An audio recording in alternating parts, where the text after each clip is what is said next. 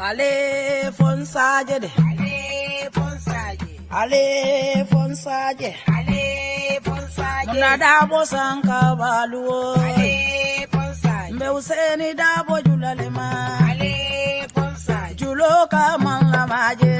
Ale fonsaje. Ni aja manla maje.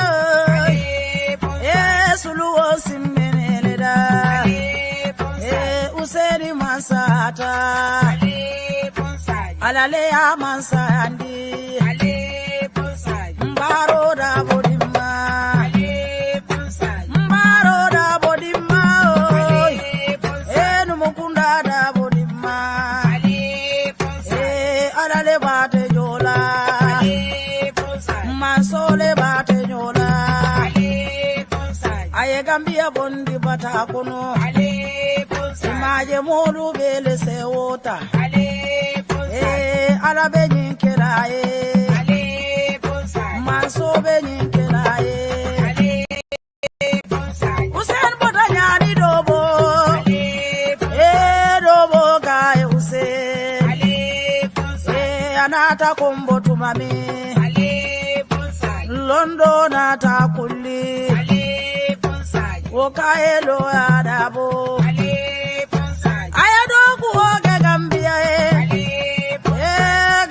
Kai Mandela ale bonsai mayinduru kema ale bonsai ala fosalida bokema ale bonsai alale bate jola ale bonsai jilansi sedima ale bonsai ganja mane dimma ale bonsai sali suare dimma dem ale bonsai jari jalo dimma ale bonsai jari fulo dimma ale bonsai tida sise dimma dem ale bonsai munani tata mailitu ale bonsai munatani kumbole mude ale bonsai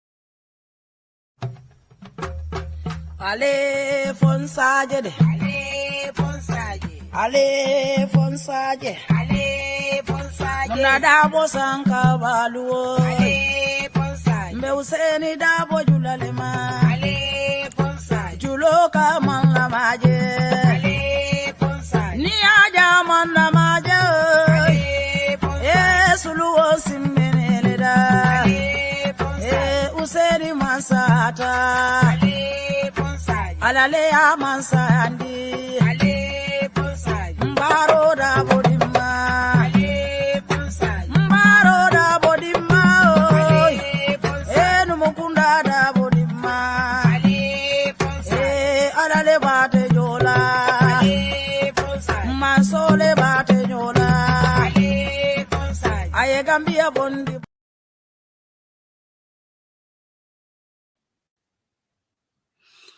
Yo, assalamualaikum baringolo bal bismillah yudi online bantaba platform auto kalbe tendu bake bi nyen talata lo ba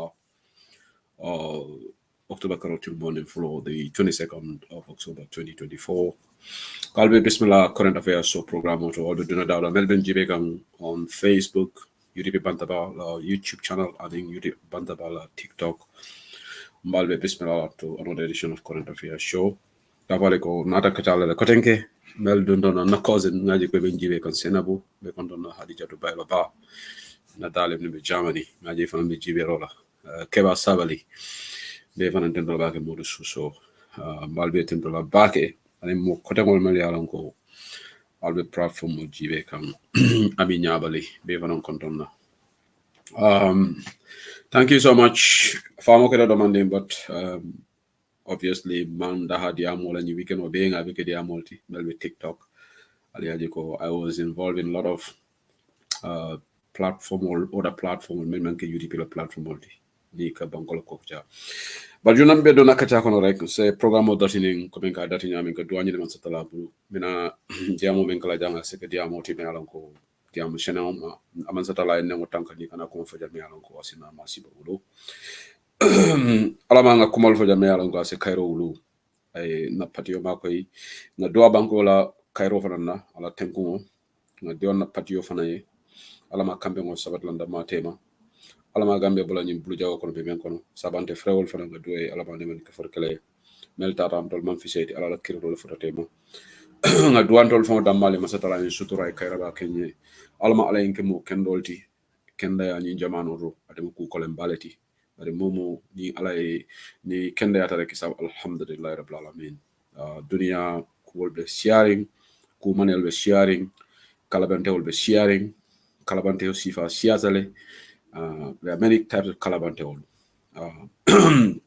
nga do amel yalan ko fane be koleyal kono fo sala be la fo dole kayti problème le soto bang problème o sifa siata bang zatala alama alay koleyal jindi bekam alama alay kayre bi ñay bokay nuy na len bu baaxa ba ci YouTube online bantaba platform bi nek YouTube Facebook ak TikTok si current affairs show bi tay talata ñaari fukki fan ak ñaar ci wéri october comme beginning bi mom de nuy ma lon tare di len gërem ci déglu bi di len santa surtout yeen platform bi du am yenata platform bi mo ngi am ba léegi ñu ngi gën a expandé léegi ñuy dem si 3 networks di am programme di santa suñu borom di ñaanal jaama ñaalante jaama yàlla suñu borom defal ñu jaama ak suñu jabooti sutura ñu bu baax a baax ma ñu wérgu yaram because wérgu yaram si lépp si loolu lépp si loolu la si wérgu yaram la affaire bi yëpp xëj because nit ki su amul wérgu yaram dara du la saf si àdduna ñu ñaalante yàlla jaama bi continuer suñu réew su biir suñu parti bi suñu jiiti suñu kilifa yi commencé ko si Alaaji Ousseynou Dabo ak executive members am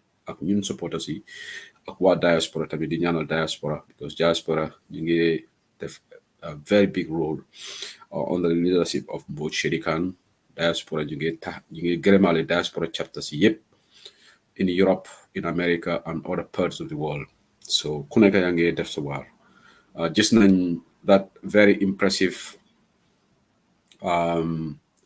okay, let me just stop this one.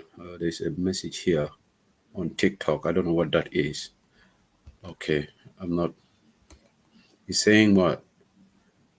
Oh, they are bringing something to my screen which I don't want. Okay, just let me just put this. I don't know.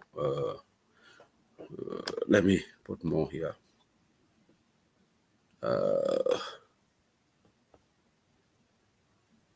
Flip the camera.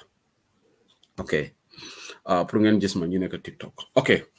I want to congratulate the humble UDP gas chapter, the chairman of Lalo Jaite, the entire executive member gas, and then gas chapter la Hamburg branch, yening massive fundraising in Hamburg, they got over 10,000 euros. The expenses all able is a welcome development. Ke tentu bake ko yimen tandiko chapter sol be bakata kanne kawre mol pata Spain to UK janga fundraising flake fundraising keta Seattle Minnesota and okay fenne kata TikTok de malo mun keta malo fo en TikTok ni ya stop leba malo okay okay okay so I think it's still there. Okay what is happening with I think I need to stop this live probably and start another live again. I'm seeing some strange movements on a TikTok video, which I don't know what is happening there. So thank you, Bob Toure. I got thank you, Sehu, for your Ndaus catering service. What is that? What is Ndaus catering service? Okay. Me mobe tento labake coming up in gas chapter yakata bake yakat kudu kata lakam ni moli yakudul fanam bondi moli ku kendol ken se tentu chapter sol bele ba kata kan diaspora kol ba kata kan melbe Gambia fane ba kata kan so ke be tentu walaikum salam jere maron be kontrolna so kamobe felicite kamobe tentu ka fa limbara fundraising ol be siala anu next year inshallah America Banco can fundraise and Kalawal the Bensiva Kala Spain on the 2nd of August. Bob Turenala committee members will be informational dealer. Ning confirmation oketa. Abe host la daming. Iba call kisikisika. But Janewo, inshallah December Bekala Gambia homecoming. Be chairman Bob Ture Sotlajang at some point later.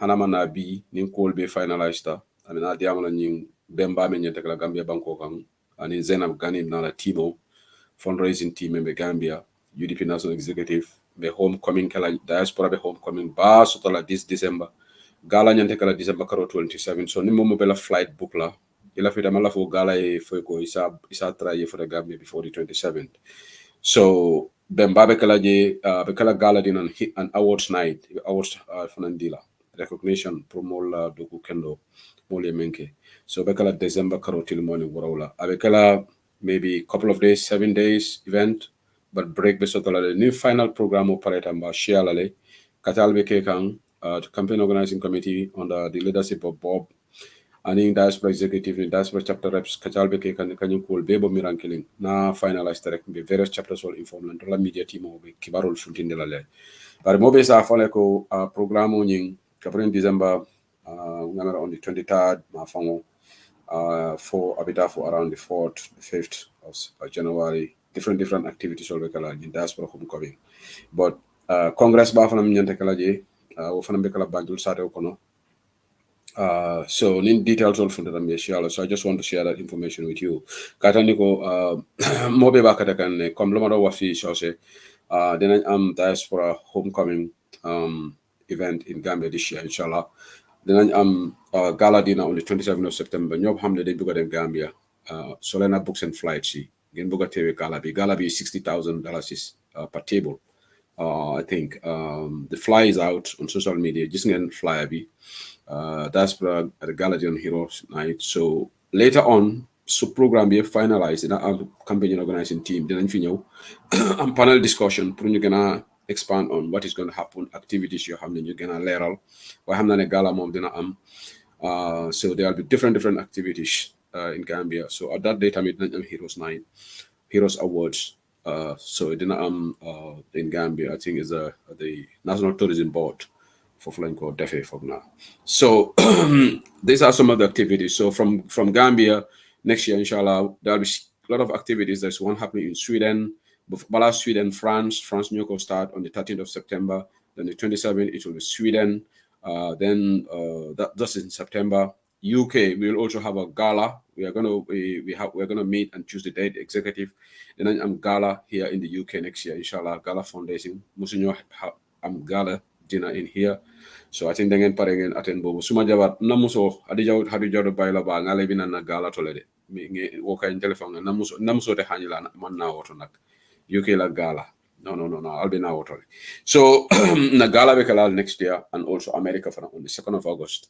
Fundraising America. So we are really very busy. There are a lot of activities happening. UDP fundraising, all geared towards 2026. So what long quality? Janimba do nakachal kono. Ngalon ko salam Princess Bintu Bama be kontona. Momo ben konton na ngamen dankum balbe tentola because sometimes content role ka kele mukadol acknowledge ntemo ignore ngalbe accept. So they are always sharing back on social media. IEC called order Commission on Local Government Commission on Fanang Abidje. So nga adama baro fana njela be train kan no barola media PR imalla fala way imalla fi barola ka baro ngay be bakele ka ngay bele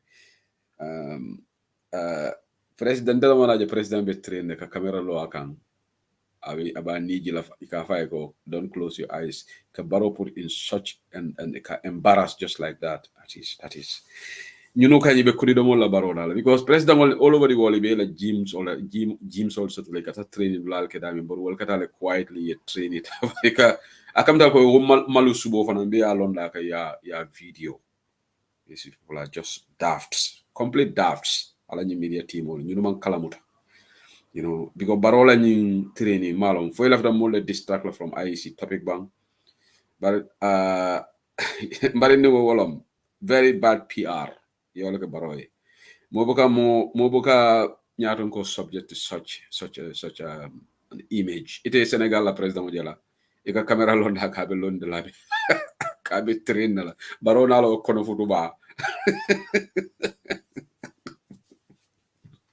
no baro la ni media team moy tol imalo what imalo fotilo ka volantilo. But that was very embarrassing ko bringo chen ko wo imba ko manasi akere ko tanki. Yeah, maro foli do ba ko man ngam molje tilo ba la foli du suba on train do ka ko man di foli du suba la manasi nyanda train na le because I allow konfutu I o tay do mandi, you know, bara yanta kala gimo tay ila ko da kono nan ka man ko nani state house kata ika train fo tara pitch mo da kala mutala bari ñu ko yefi wone wala rek wona wu rek ba ko ka kata ndi mo la kata fanan ka train nkonte a jimita da men tan o foni dam fe. Well, anyway, IEC bekala IEC finance kanalo bije so nalongo kunun juka wol for a very important program like Baramosko. I wish I had joined that program, but we didn't rerun lamai. Omar Wale Tata J, Ngaje Mojama Dunta J, they're also doing a fantastic job.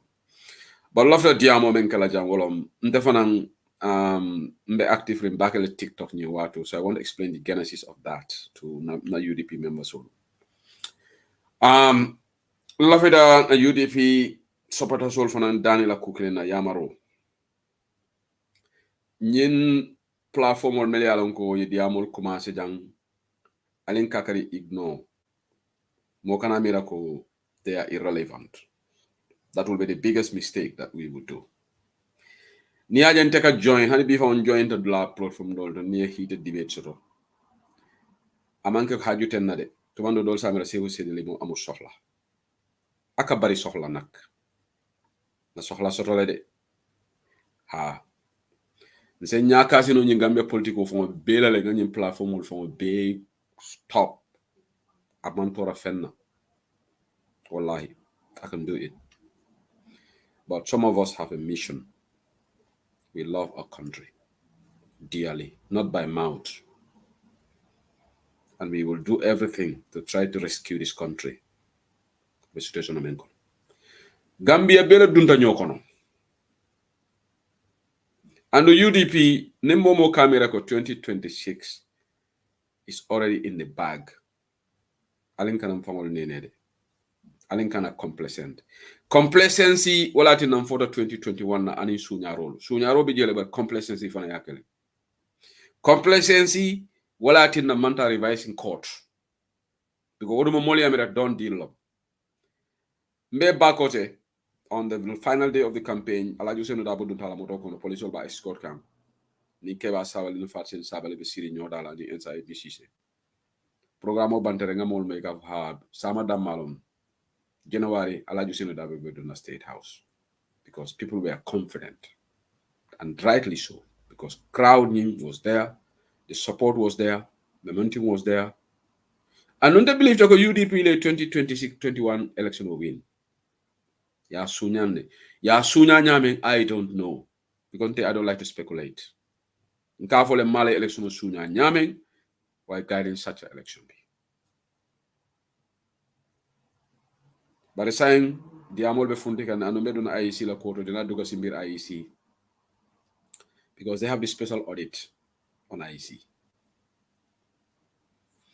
Ning alaje momor njay mo modoti by now, attention to resign nale. This is so damning.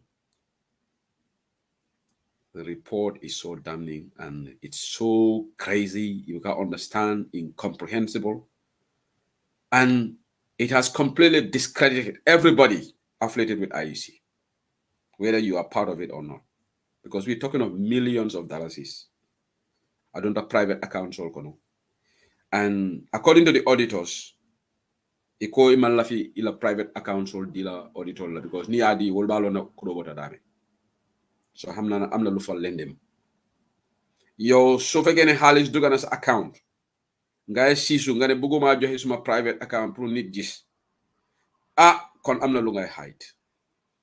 So this has completely discredited 2021. Even though degana amna ño xamne ñu ngi wax ne wow, this has nothing to do with election. That's complete naivety. This has nothing to do because it's counting on the spot. That's naivety. One na ko si ben alive. Then I stand by that. Money. When an institution is corrupt, ñooñu lu ñoo def rek naka whatever even electoral body is complicit or high level corruption. We are not talking of $1,000, $2,000 here. We are talking of millions of dollars. Baadole Gambians yi fan la ñoo jëlee 1 million di ko jox IEC returning officers. 1 + 1 is not 5. 1 + 1 is 2. ñun nekk diaspora fii ñaata nit ñoo mën a bribe those people millions of dollars bala nga la bribe IEC maybe dugal nga ko si leen nga dem sampa kër wala nga start business, right? Wala nga jox ko sa waajur yi. So common sense dictate those millions. There's only 2 sources: people in government, corridors of power, or businessmen in your family.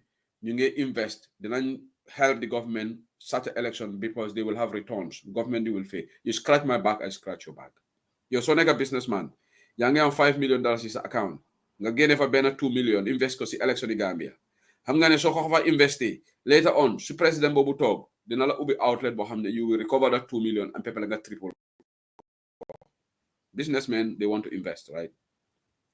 So why police you know enquête te hamnane people are skeptical about the involvement of the police because police officer bi IGP sen boss bi Goro Adama Barrow la Sidi Mutar Touré do def anything lo xamne neexut Adama Barrow.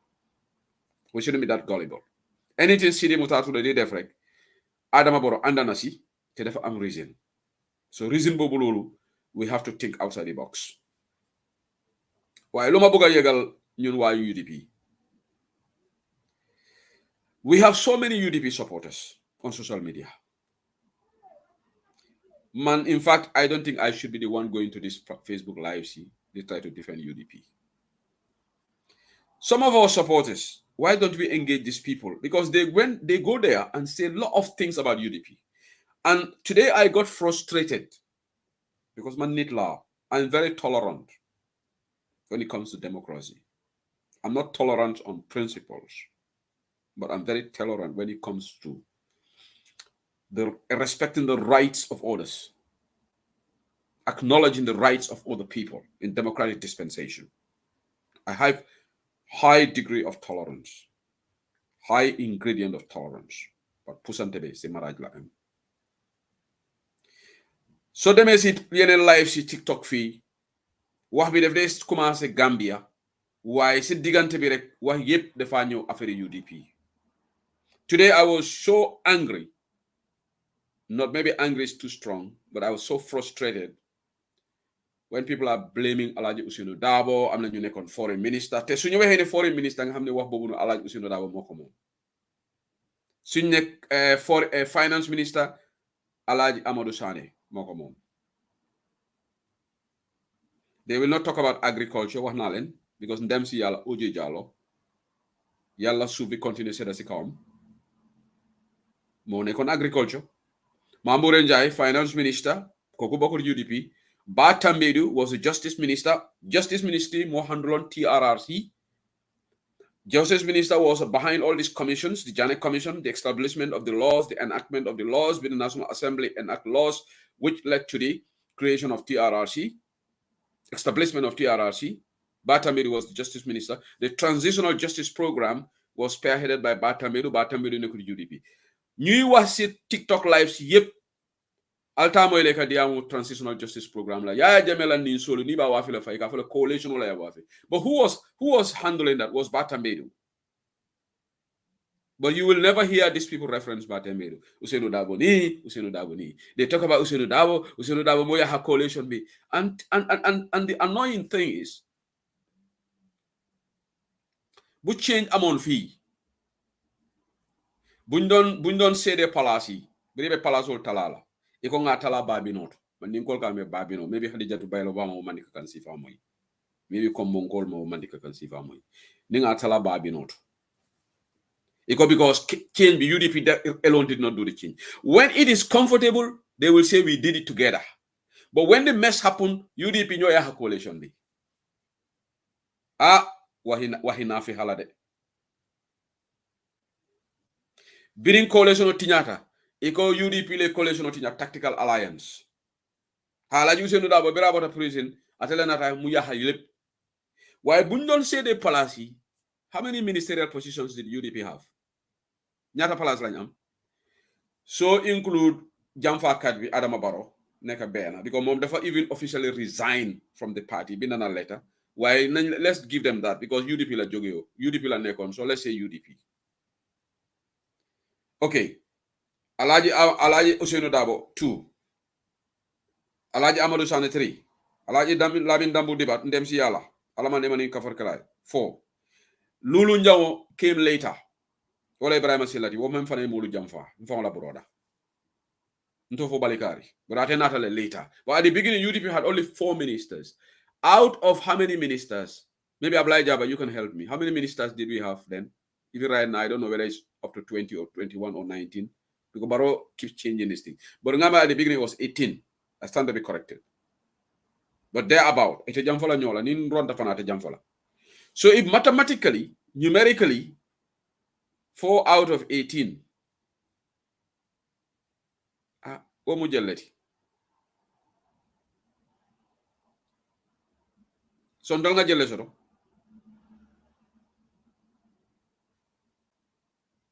About 20%. So how can you say that UDP no dominate cabinet? We only had 4 or 5 ministers. Somebody says about 21. Okay. So in fact, that makes it worst. Okay? That makes it worst. Not a 21 long. So if we got 5 out of 21, how much? That's about roughly close to 24-25%. Okay? So that 75% is they are non-UDP. So how do you blame UDP for the mess of the coalition when if we had 10 ministers? Okay, they also had this argument, which I will give it to them. If you go to the National Assembly 31, wala na ñun député wolu, ñun 31 MPs 51, ñun blame mo jama babiji aben kungula. Because that is true. You cannot defend that. We had 31 MPs.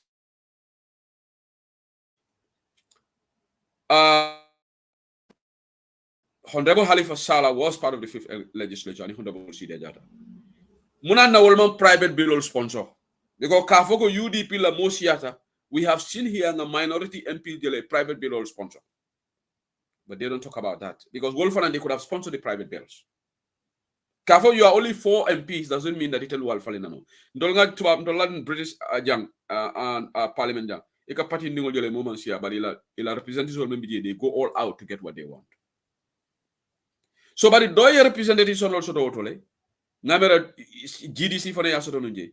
So how come all the blame is on UDP? Okay, UDP MPs all market, but just you're so honest.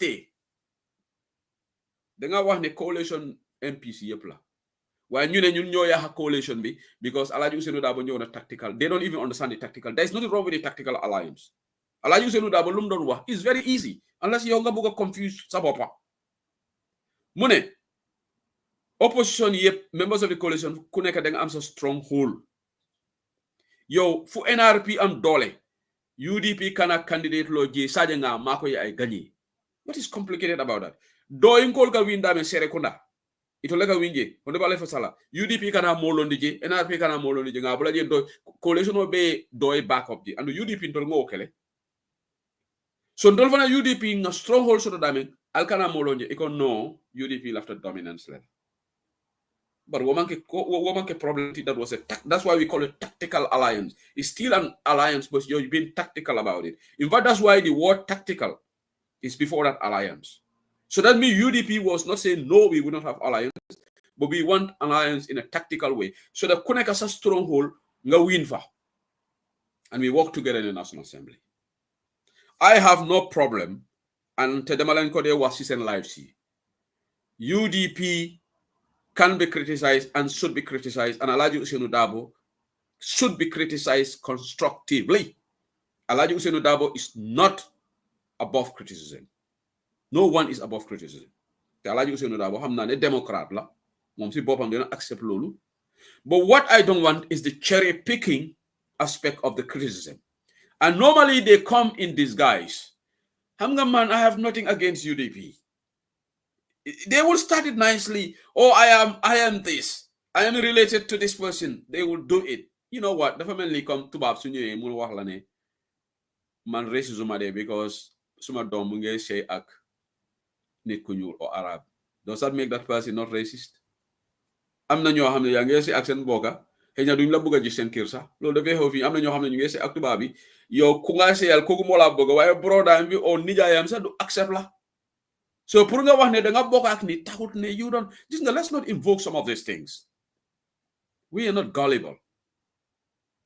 We just try to understand Nikki so wahe.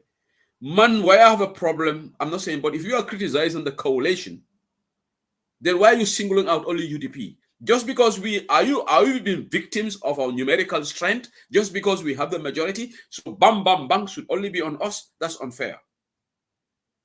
The family come Angleterre fi tuba bi ñoo fi oppo ñu weexi ñoo fi oppo waaye ñun ñu lay tamit ñu fi Arabi Asian si ñu fi so su problème ñëwee rek ndax is it fair pour ñu dof ko tuba bi la ñun nit ko ñu ak Arabi dañ war a génne suñu bopp si problème Angleterre. You have been biased. Just because UDP ñoo amee numerical strength in the coalition doesn't mean the problem coalition bi yëpp da nga ko def man ku ko def duma d'accord ak yow fii la suma werante nekk waaye man waxuma ne bul kenn criticize UDP waxuma ne UDP defuñ mistakes because that will be disingenuous on my part man suma baamel kenn duma ko tilimal o kenn duma xatal ma suma baamel bi moo tax nag kaburo dibi dina la ñede because ñun politiko man jara ñaala UDP mistake sol kele ntela jeroto na député wolu inyanta luwal fali na le kabiri duntaje bari to le moneke itara section 91D the famous section 91D yata ya fali ngoni e député wolu yowla use kan jamfa because biri section 91D fali iko niente bay na patio kono sa inte fola na sira mala mona ne koronto ko fay mona ne mantay public order act wodumo sembo membe UDP 31 MPs luwan sa fali nole bari be sirin iko ka draft constitutional batu abeke one good in between Adama Jamfala Baro ala control play utumala start ka 10,000 or taka député wol juk ka brown envelope di député wol the famous brown envelope Adama ala control be play ay député dol Seko Maro wol dol sang because wolman believe na manga kodoti ani Seko ba jaju membe hay jenen ayna na halakering Mauritania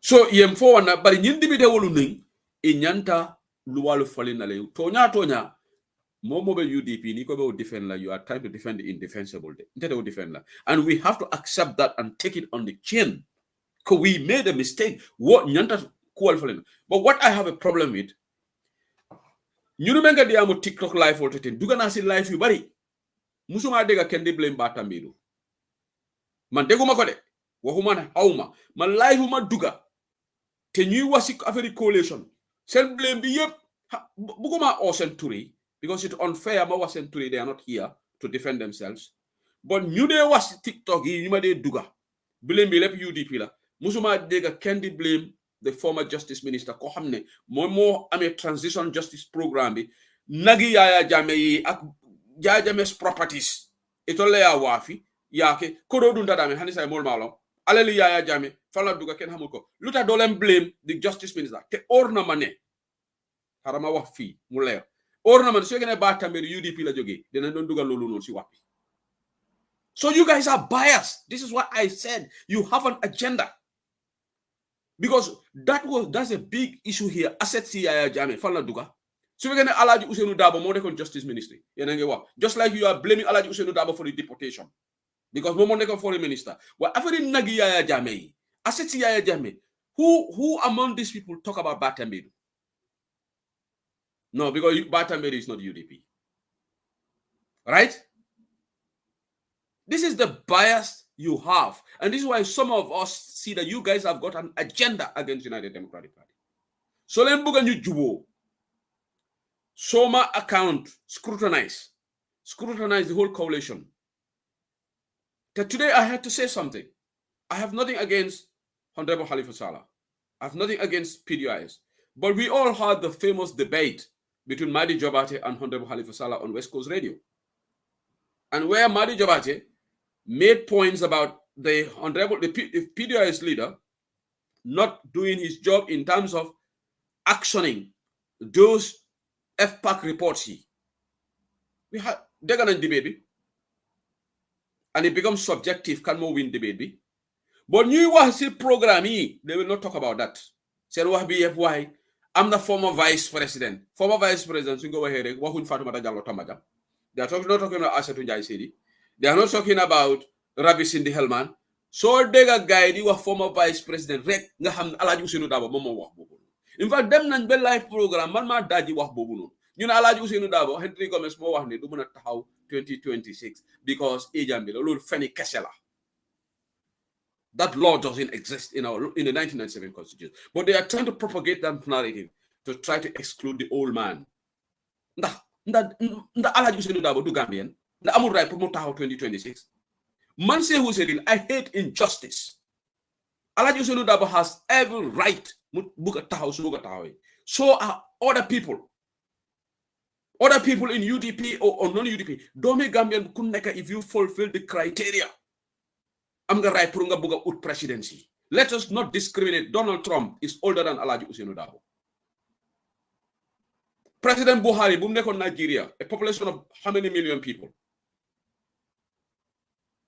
Nyata atal amon. Alaaji Ousainou Darboe mo wara hall. Okay, no, I don't want to go for the race. It's his decision and nobody else.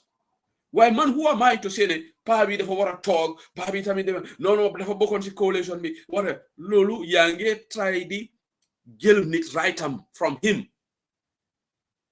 That is wrong. But I will have problem with these people. Life woman dem rek dina dem defend UDP. Waxuma ne bu ken criticize UDP de. Why lengen buga tamit. Wow, so le waxe UDP rek gaay gena. Yes, man I'm a member of the UDP media team. Suma dege yange wat dara lo xamne anduma si suma right la tamit ma engage la. What's the problem? Yow kena ya wara wax ñun waru ñu wax suñu waxe rek ñu ne wa UDP but dinde bu ka criticize them. You guys are unfair. And I want you guys, if you want to talk about this coalition, go after the justice minister who presided over the sales of Jammeh's assets. Santa na yalla ne koku jogo UDP because su fekkee ne koku ta UDP mo fa nega duñ am jama. Why luta dañoo avoid topic bobu because xam nañ ne koku du UDP. Agriculture ban change la coalition bi def fa su fekkee ne doomi UDP mo fa nekkon ken du am jama. Information DA Jao mo fa nekk. DA Jao was the first information minister on the coalition. Nekku UDP. Interior my party la woon. Internal security my party nekku UDP. Education UDP mu nekku fa. Claudiana Cole mo fa nekkon. And he's not UDP. But you are criminal. Health ministry kan mo fa nekk ndax UDP mo nekk health. Rabi Sindi Helman was there before her. There is this ambassador right now, Kuneka Morocco. She was sacked. Adam Barrow Sako. Koku tamit nekudu woman ke UDP ngod. Ni ata UDP lebe health, ibe agriculture, iba fele maje mafem. But they don't talk about health, they don't talk about agriculture. They only talk about foreign ministry and office of the vice president. Foreign ministry, and they will bring these lies that they propagate, and I say it's lies, because Alaaji Ousainou Darboe didn't sign any deportation paper here. Money. Wanalenko, Honorable Shiria Jatta went to Germany, part of the parliamentary delegation on this deportation. So Honorable Shiria Jatta just later about Hamne Ousainou Darboe moko sign. He's going to tell Gambians that Alaaji Ousainou Darboe must sign deportation bill.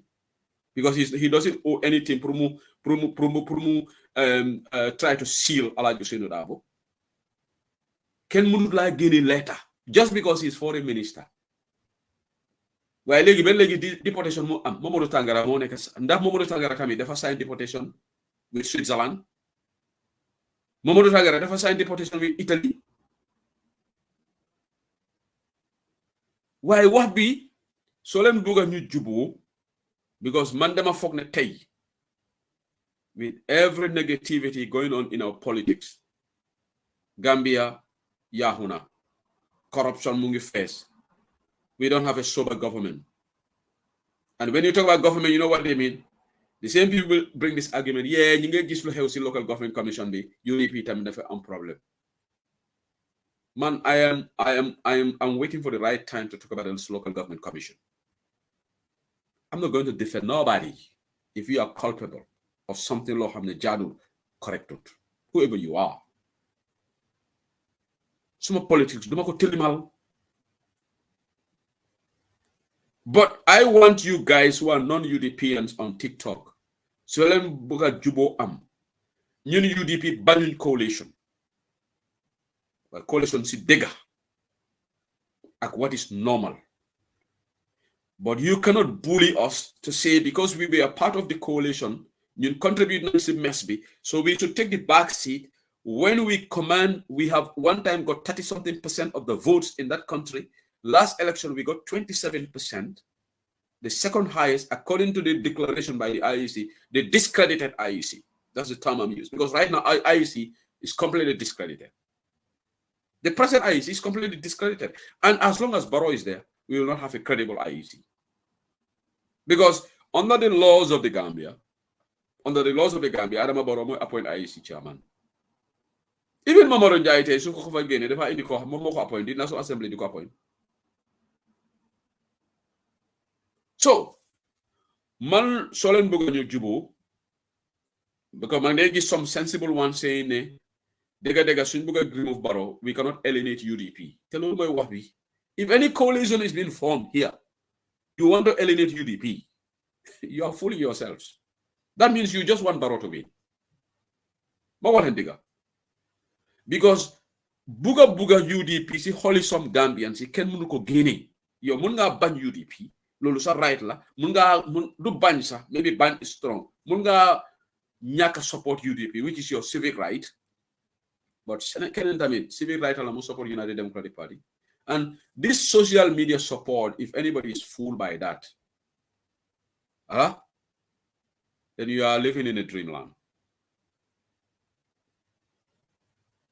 So what I'm trying to tell here is, Yandagen Wahne, you form coalition. Why? There's one NPP guy here.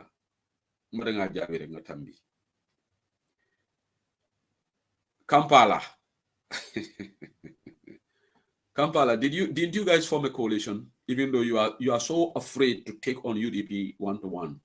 Why didn't Barrow seek APRC support to have a grand coalition?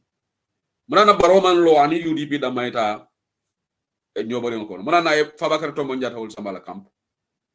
You guys did not win that. If at all you won it, you didn't win it alone. You had a grand coalition. APRC, thanks to APRC, you won that election. You know that. So we know what was happening, the maneuvering around, all these people going to endorse Bakili and others, all these small parties. And that's not LPP alone. That's NPP APRC alliance. And APRC, because that is the power, APRC was in government for 22 years. They had solid support in the country. So the swing votes, APRC decided. So it's not Barrow. If Barrow believes in himself, let him get rid of APRC. They go there on your own. UDP go down. Barrow le UDP long. Barrow le along the strength. I don't know UDP. Well, he was so desperate that he had to put on that green halftan. And if I do Barrow, duga si moto be dem kali lai. You know, they know them new family. Yaya Jame Malundi. Ako ko Yaya Jame name for use. Ako Barrow mo letting to for la jam. That led to the split of the APRC. You have a Noto Alliance and the Fabakari Tomonjat Am. So you guys did not win that election on your own. So if you are shamelessly saying here, now you know Nicola, you are incumbent and you are going for a coalition. What about us? If the incumbent is going for coalition, what about the opposition? With all the state machinery that you have the Sefolu and Alkalolu behind you, but you still cannot go on your own. The NPP let them get rid of APRC. Let them go alone. So don't talk here about coalition. We know it is difficult to remove an incumbent. All in Africa. In Europe and America, it's not difficult to remove an incumbent. You don't technically need a coalition. All right. So the coalition, we are not against it. But we want Munekasika Dega. Money. Hamnane luma wa fi do neex ñu bari. Musuma ko gis ben rew te laaj na question de. Ngeen tontuma. For democracy mature advance coalition party with the biggest number more elite coalition. Ñun duñ ko nangul ken. Man de man anduma si. Let me speak for myself. I'm not saying the party bi du ko nangu because man, when it comes to the decision, I don't take decision for UDP. The executive take decisions. Okay? But man, as a pundit on this platform, the deaf advocacy, I'll be surprised if UDP get backseat. You know, somebody with 2%, 3% na lead coalition. Sika ulan, sila lalan ko base. Falan ko base. Li la ñor wax fi parti led gañu ne du am. Parti led du am. Luñ doon daw, lu gaay doon bañ mo xew 2016. NAD came. We said we want party led. UDP ñu ñori biga bay la ñu li gañu ne du am. Werante am. Finally, UDP succumbed in 2016, delegate system. Nakala, when we went to that Jama Hall, not Jama Hall, I think it was Jama Hall. I don't know where they did the primaries. Kan Mogani, Luta Adama Barrow won the primaries. So Adama Barrow jogged on to Benin party, that did not win. So Dome Adama Loy Bandi waste time, the result will be the same. The electors soon have delegate system, UDP candidate more win. UDP candidate more win. So they're going to waste time, right? The invest hard on this delegate system because the norm is in Liberia when they went to the first round of the election. President Buffa Nekate, more the highest number of votes. Guy rally behind him. More win. More the hell. Why Gambia like this? They did. Lulu iko wote kela. Iko UDP. Because we were part of the mess, that's in their words, you then want to talk, can more want to lead. Lord, before I go here. And today there is somebody who is saying UDP leadership is not talking, UDP leader. And I said to myself, look, Barrow even came out and said, Alaju Senu Daboka press conferences all men saying, because of the number. And Alaju Senu Dabo did a press conference on the 17th of March, 2024, and also his latest press conference was on the 4th of June 2024. And he's talking about issues. So let's deal with facts. Let's not just come out and speculate. It's your right to criticize UDP. And it's your right to say, I don't want UDP government in Gambia. Well, every day, don't say who said it. I'm not even going to lose my state if my just name UDP must na teso la Gambia. Ala you senu dabo na de president bes bu nek ma dega ko. Way ñu ko wax sen opinion la. Ñu ma la ñanta kam fala wala. Ni momo la fi da sa fala you senu dabo te man say ala ja UDP man sa ko na teso la jam. Mo ma ñana kam fala wala. Ka mari bala foko wala foka mari manke alati te se wu le manke alati. Man luma wa fi suma inte luma buga luma gënal nga am UDP government in 2026. Why it's left to the Gambian people. Why Solen Buga nak new arm coalition? They're gonna buy this targeted criticism, constant barrage of criticism on UDP on every Facebook live. Money. So them ut jabar. I'm gonna yen jigeni ñu ñolen de ut. Yen do len ñew ut jabar. Do la ka kurwoki. Ibe muso ñu la bari ikata muso ñu ko rame ngono. Every be ko mano fala suti yoye be ko mano fala abadi ngo dile la ba na moy ko ha ka rek la fran ni mo la bara kon te bu tenin la me ka kuma di marif e sila nya don ko kiji foy som bari da fera mo so ñu la so men ko ne te ka wol criticize ha ñu fo manke mo keneti ñu manke mo keneti wol yo di am moy be la kurwoy ba accept la ba so atol la fera nga coalition okay fanatal man la fi nga coalition every day al ko UDP naka la jubo bu wala am. We are not criticizing none of these candidates. Man, I don't use my airtime to criticize none of these candidates because Gambia regular gis. Oppositional damma kanyo attack. Man, Gambian politics regular gis. And they want to hide behind this to invoke. Hamga for you dig into the past to know where we are going. While all the time, therefore, I'm for more best bonek. Yes, we need to dig into the past so that we learn the lessons of the past. We learn from the lessons of the past, rather, to map out our future. There's nothing wrong with that. But when you do it constantly, then you have an agenda. When it becomes so emphatic all the time, life bomo duga rek ñin TikTok live hol dini kacha commencer den kata sometimes ci palanter bi la de nek nak every time la ma lay duga dama leen nekk si palanteer bi dañ am nice conversation waaye Gambia moom Barrow moom dafa war a dem. In fact, I have heard some people. I'm not going to mention their names here because, like, I'm not scared to mention their names, but because they are not here, I want to be unfair to them. They said if certain coalition the AMAC UDP, they will prefer to Barrow to be there. They will not like their candidates to have coalition with UDP. You see some of this rhetoric. You said Barrow Munut, Barrow Yahana Dekabi. You want Barrow to go. In fact, what I would expect from these people to say, okay, man mom, coalition so amut, I would rather go and vote for Honorable Halifa Sallah. And I asked myself this question. Honorable Halifa Sallah. You don't want to vote for UDP, but what is stopping you from voting for PDIS? PDIS, they are constantly stagnant at 5%, covering 19 ho. And 7% in Amanasoto. 7% of the votes in Amanasoto. Why? Because I'm not Yulende nah. Because so buga nitki, ngane Honorable Halifa Sallah moy waji, sanel ko karta. Why are you not giving votes to him? Ndax yeen sen buga si lamen bi la. Why do si hall bi? Because most of the thing, even Rohi John Manjang, Adama Barrow Barinding, Rohi John Manjang. Alo famous audio, bila akralo interview, ako ate Halifa Sallah wala tela role model, even though Bokufa. Why nakala nidi wara neka sa role model, te you are not supporting the person. So lulu yefin nahantela. And doi jama ikatara nying ika doi nene nyinela. Nitata every life to no Halifa mo wara neka president. Halifa is good. So malakje why Halifa PDIS constantly they are stuck to this 5%. Why are their numbers not going up? Doi amul problem de. The leadership amul problem de. You don't work those comments nyoy nak doi.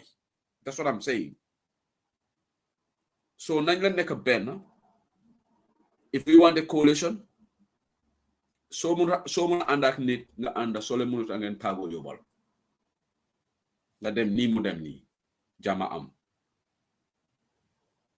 We are not desperate to say coalition therefore what am. But UDP, we love our country. There is nobody in the ranks of the United Democratic Party who would say, no, we don't want to partner with others. And we have demonstrated that in 2021, Marisol joined United Democratic Party, endorsed UDP, and Bibi Dabo, former Vice President of the Gambia, and former Finance Minister, also endorsed UDP. And we work with them, we campaign with them. So we are not against coalition. But how coalition to it? You cannot go and handpick somebody and go lead coalition. And you know what? I said something on the live. I'm going to repeat it here. Hamga sone ñu nekk ci coalition ñoo yaha. Waaye lu bon ñoom participate nañ ci coalition bi pour ñu génnee fa Jammeh. Yes? Is that not a credit? Tey dafa mel ni xeex bu nekk Middle East. Am na ñoo xam ne ñu ngi def seen life pour defend seen land. So bugga sa réew den ko wone in crisis situation, not in during comfort. Man se said li duma tok Angleterre man waaw ma ngi lekk suma boga. Mané waaw dama xaar ñi ñu liggéeyal Gambia ñu def xeex bi yépp su change amé man ma ñëw mané ma wara lekk ci cere bi. Fuma ko wër. UDP, with all this negativity you are saying about us, but we were part of the coalition. The UDP got the biggest victim. So waxe lolu duñ ko bëgga dégga moy dégga. TRRC revelations wala te lu dañu am victims because ñun ñoo doon xeex ak Jammeh when it was difficult. So yow nga toog you def xeex bi yépp. I'm bringing the argument because you are saying we messed up the coalition. Yeah? You said we promised Gambian we messed up. But mama tane ko xamne bu xeex amoon bokku fa. Am nga ku bokka mooy yaxa. So bokkul ci coalition doy dafa mel ni sooy tooga kat léegi ak loxom bi saf léegi mu mistake waaye ku toogul nag kooku naka la moo mistake liggéey kat mooy mistake. That's why even in our various places of work that we call human error. Jërëjëf Mamad nuyu naa la human error si biir liggéeykaay léegi nga def mistake sa manager na xay li human error la because doomi adama we are not robots, we are human beings. Man duma toog li ma ne UDP jumun Zainab Gane nuyu naa la bu baax a baax, head of the fundraising team in the UDP National Executive.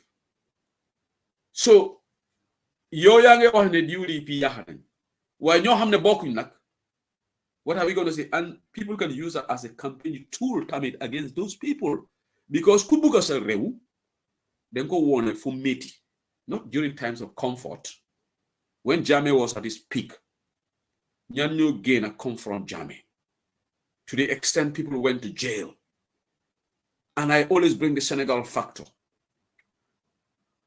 President Diomaye Faye and Prime Minister Ousmane Sonko, they didn't win the hearts and the minds of the Senegalese voters just like that. So Ousmane Sonko talk on France. Diomaye Faye talk fully. Macky Sall, with all this nonsense that Macky Sall was doing, why they stayed put in Gambia to the extent. How many days was Prime Minister Sonko on hunger strike when you bari foog ne they've done there? You tuumal ko fi rape. Yoonu jigéen si moom. Buga ya haturam. He went through all that. Hey, presidency ak leadership in Africa. Doo ko amee si silver platter de. Ku la wax de ku ko xelaat da nga ful sa bopp. Even Yaya Jammeh dafa sacrifice life am. Yes. Lum def man anduma corruption. Okay. Okay. In TikTok live ñu non problem oti nak. Ifele ben fenke kanjang. Okay. Ika ñu nekk la ñu games olte. So Yaya Jammeh president yaboni dimbale kono de. Ye kilo leta ye barakso tay ni wo kude da fel danu jawara boka mo execute barabe sambala life in prison ibita life in prison court martial la no. So ñing coalition of an Adama Barrow atele coalition ñato ngaya bar molle campaign kayri molli ya metata to kabango be yay wado dol je Adama Barrow ni frata bla dol to fa ka ake mabole moto ko na kal akatara jara kam because sabuka hani sayne Barrow kada molli jatoti because bawo Senegalo la gatsol na la body gatsol baba ante se usid livon ndala jote yalla mo be ba defana ni gatsol be ndala me fat yalla di ibe 24 hours security di lan all year round security ngang ton dawda nyabe gatsol mfara me fat yalla di ba Adama Barrow mo ke kulale mo be yolon wo coalition wato ko no fon talini wod la dol bi je ngamera fengal na aka ku fon jimita aka trasilarene. But president ya ibuka soto just like that day. So president ya Africa kuko bugo am ikatala on the ground, you go into the trenches, you for people to know why ndenga taraja mbele la TikTok ngo ha inyanta coalition dirantella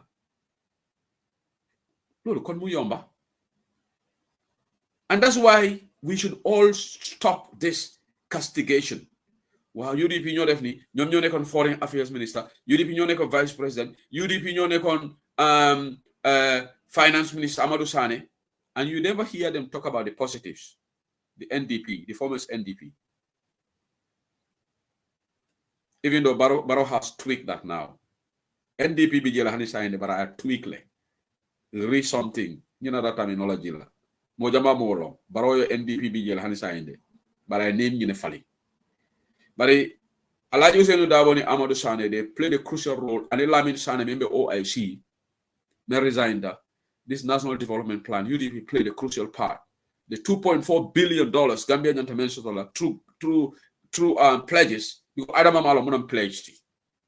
Yalong ntol Gambia ma sibole ntol ma.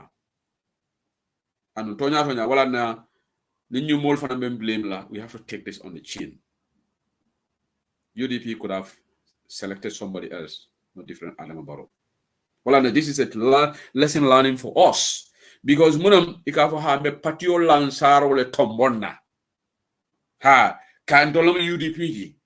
Just because Barrow UDP, le Barrow from Mundu Malajenta UDP 1987. Namira. Barrow manke originality de. So near modo to no alinga UDP molta alinga na molta but alinga jibe me ya no fanan Gambia be o ma sibole ko no ten president me ala la karamu manjamfa ama bulubara na mara bondi nyoto abuka cabinet paper sol fon karamu abuke understand be whatever he's presiding over the economy of the Gambia, presiding over the national security of the Gambia. So wala na bring tata Belgium atenata rek akoni wo corona ta nyankumo liñ sa jol ni balbe bal corona mo jumala fon ko kuma sifal ka be mu kala muta baliyality dogo 2011 the baro joined the UDP maybe 1987 sorry astaghfirullah ndefon ba 1987 1987 for UDP ma exist sorry I take that back. Yeah, UDP was formed in 1996. So like no long also a mistake. I misspoke there. Because UDP 1987, but PDIS left formed in 1987. So Barrow maybe in 2011 they're about maybe or tomorrow. So yeah, Lamin Bojati, you are right. 1987 after UDP form. Malon definitely. What am I saying there? Apologize. So UDP was formed on the 23rd of August 1996. So but in loving a more narrative membula ngir yalla ñaan na len tay ma ngi yuri online banta baax te xamna yeneen ma degul amna ñoo xamne nek ci palanteer bi suñ fekkee ne coalition lañ bëgga dañu focus on Barrow waxuma ne bu len criticize yu di de waaye if you want to revisit the past and be too much you want to be emphatic on those things, they elaborate on those things, well, then we will go into the ring, and Lolo is not going to serve our interests. We go into the media war between us and you, because we will not be here. People are forming lives. They constantly attack UDP. We have our platforms here. We have the biggest platforms in the diaspora, UDP. This Bantaba is just one, but we have many UDP platforms here. We have a lot of UDP platforms here. If we want to go to media war, it's not going to be good for us. Barrow would just win. So Lolo is not necessary. But we cannot sit down here. You guys are every day, Alhaji Ousainou Darboe, and you don't want to talk about Batambedu, who presided over the Transitional Justice Program. Batambedu was like, why are you not mentioning his name? TikTok. Why are you not talking about Mambure Njai? Today I asked that question. Mambure Njai, ko xamne mo yaxa suñ économie bi. Di jël ay bor, be Gambia tay ñu ngi am 110 billion. Mambure played a crucial role in bor yoyu non ci. Why kenn du wax turam ci live ci? Do dega turi Mambure. Why are you not talking about Mambure? So feel like wax ne bias bi fi la nekk. You have something against Alhaji Ousainou Darboe. So suñu waxe ñu ne waaw ku wax li ngeen ne waaw UDP da ngeen hate. It shouldn't push people too much to the wall. We would invoke some of these terminologies. Because lu nekk dafa am limit. Because so far your coalition guy criticize. Go after my party. Go after Batambedu. Batambedu was not part of the coalition, but he was the minister under the coalition. He was not part of the coalition. We don't have campaign. Batambedu was abroad. Not really international tribunal, I think, in Rwanda. But when the government came, new by the justice minister, that bonus. Jangana, Munako, there's nothing wrong with you. Why Malaglen, Luther Dolan, they were affair assets Yaya Jame, but you want to talk about the deportation. Because deportation, UDP leader more for Nekon. So UDP leader more Nekon justice minister, then they're going, wow, mom, some more assets. You guys are inherently biased. And it's so obvious, it's so glaring. That's why some UDP members cannot take it. Who was the works minister? By Lamin Job. Who presided over the Banjul Development Project, $40 million. Luther Dolan was the Banjul Development Project because UDP minister Nekova. You knew was the Facebook Live, the TikTok Live, you're like, why don't you talk about the Banjul Development Project? Kan mo fa nekon? Nda koku tamit UDP la. Bay Lamin Job mo fa nekon. Bay Lamin Job mo def das bemu amé dat werante ak Rohim Malik Lo suma jabar. Why you don't hear By Lamin Job is now right eating munge enjoy alelam. But the minister alone, Luther, you are not mentioning By Lamin Job's name. Why you are always mentioning about Amadou Sane? Why? This is targeting UDP, systematically targeting us, discriminate, selective justice, and we will not sit down on our laurels, rest on our laurels, and allow this constant barrage of criticisms, unfair criticisms. One can say it because criticism should be across the board. Lii mooy problème yi politique Gambia tey because lu nekk dañ ko junj ci kaw UDP. And you want us to have a coalition with you? Why are you not talking about Baye Lamin Jobe? Xam naa ne yéen a ngi dégg suma wax bi mun nga naa dem ci seen TikTok ngeen tontu ma.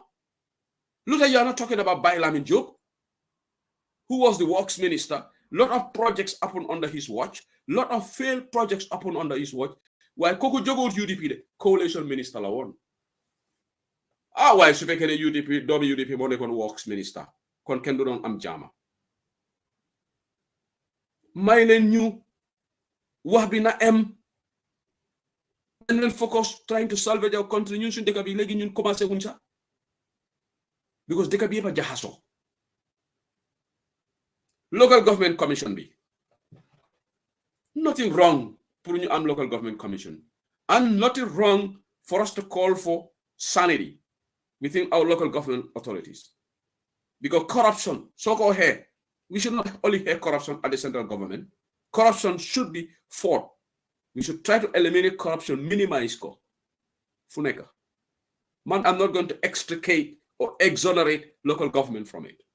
But again, you see, today I am trying to expose the bias, the inherent bias within some of these commentators. Because here we deal with facts. I don't want to speculate. If you go to the live, I told you the people, when I take a live photo, Nimbuka dunje nta moy le ka memfo. Ite mo challenge la no nibuka moy ka memfo. Mo ni lafta engage la foye la moya be memfo la wala tin molu Sering Keita and others humble bambas wall alikari dunyu la live solto alikiri engage constructively. Ni mo moy wato soro ni dunde la live al dunje. Ko ni mu Gambe kachalati. Gambe kachalonde. Because itolka diamo startle inyanta memfola ike diamo be samba direction kilingol.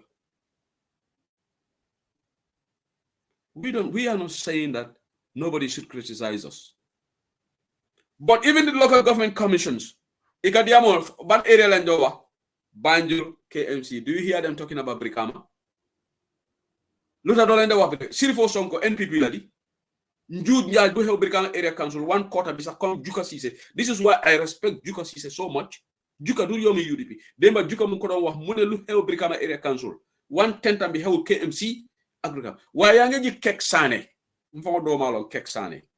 Aboga Brikama area council la kumafo. And some of these livers here on TikTok, you will not hear them when they say local government. Wow, Banjul. Lu ngeen dega lu hew Banjul. De ngeen dega lu hew Roy ki Taliban Suda never hire the PR. He didn't go to the nepotism la. Never hire it. Why are you ignoring Brikama? Jonga and Jeng.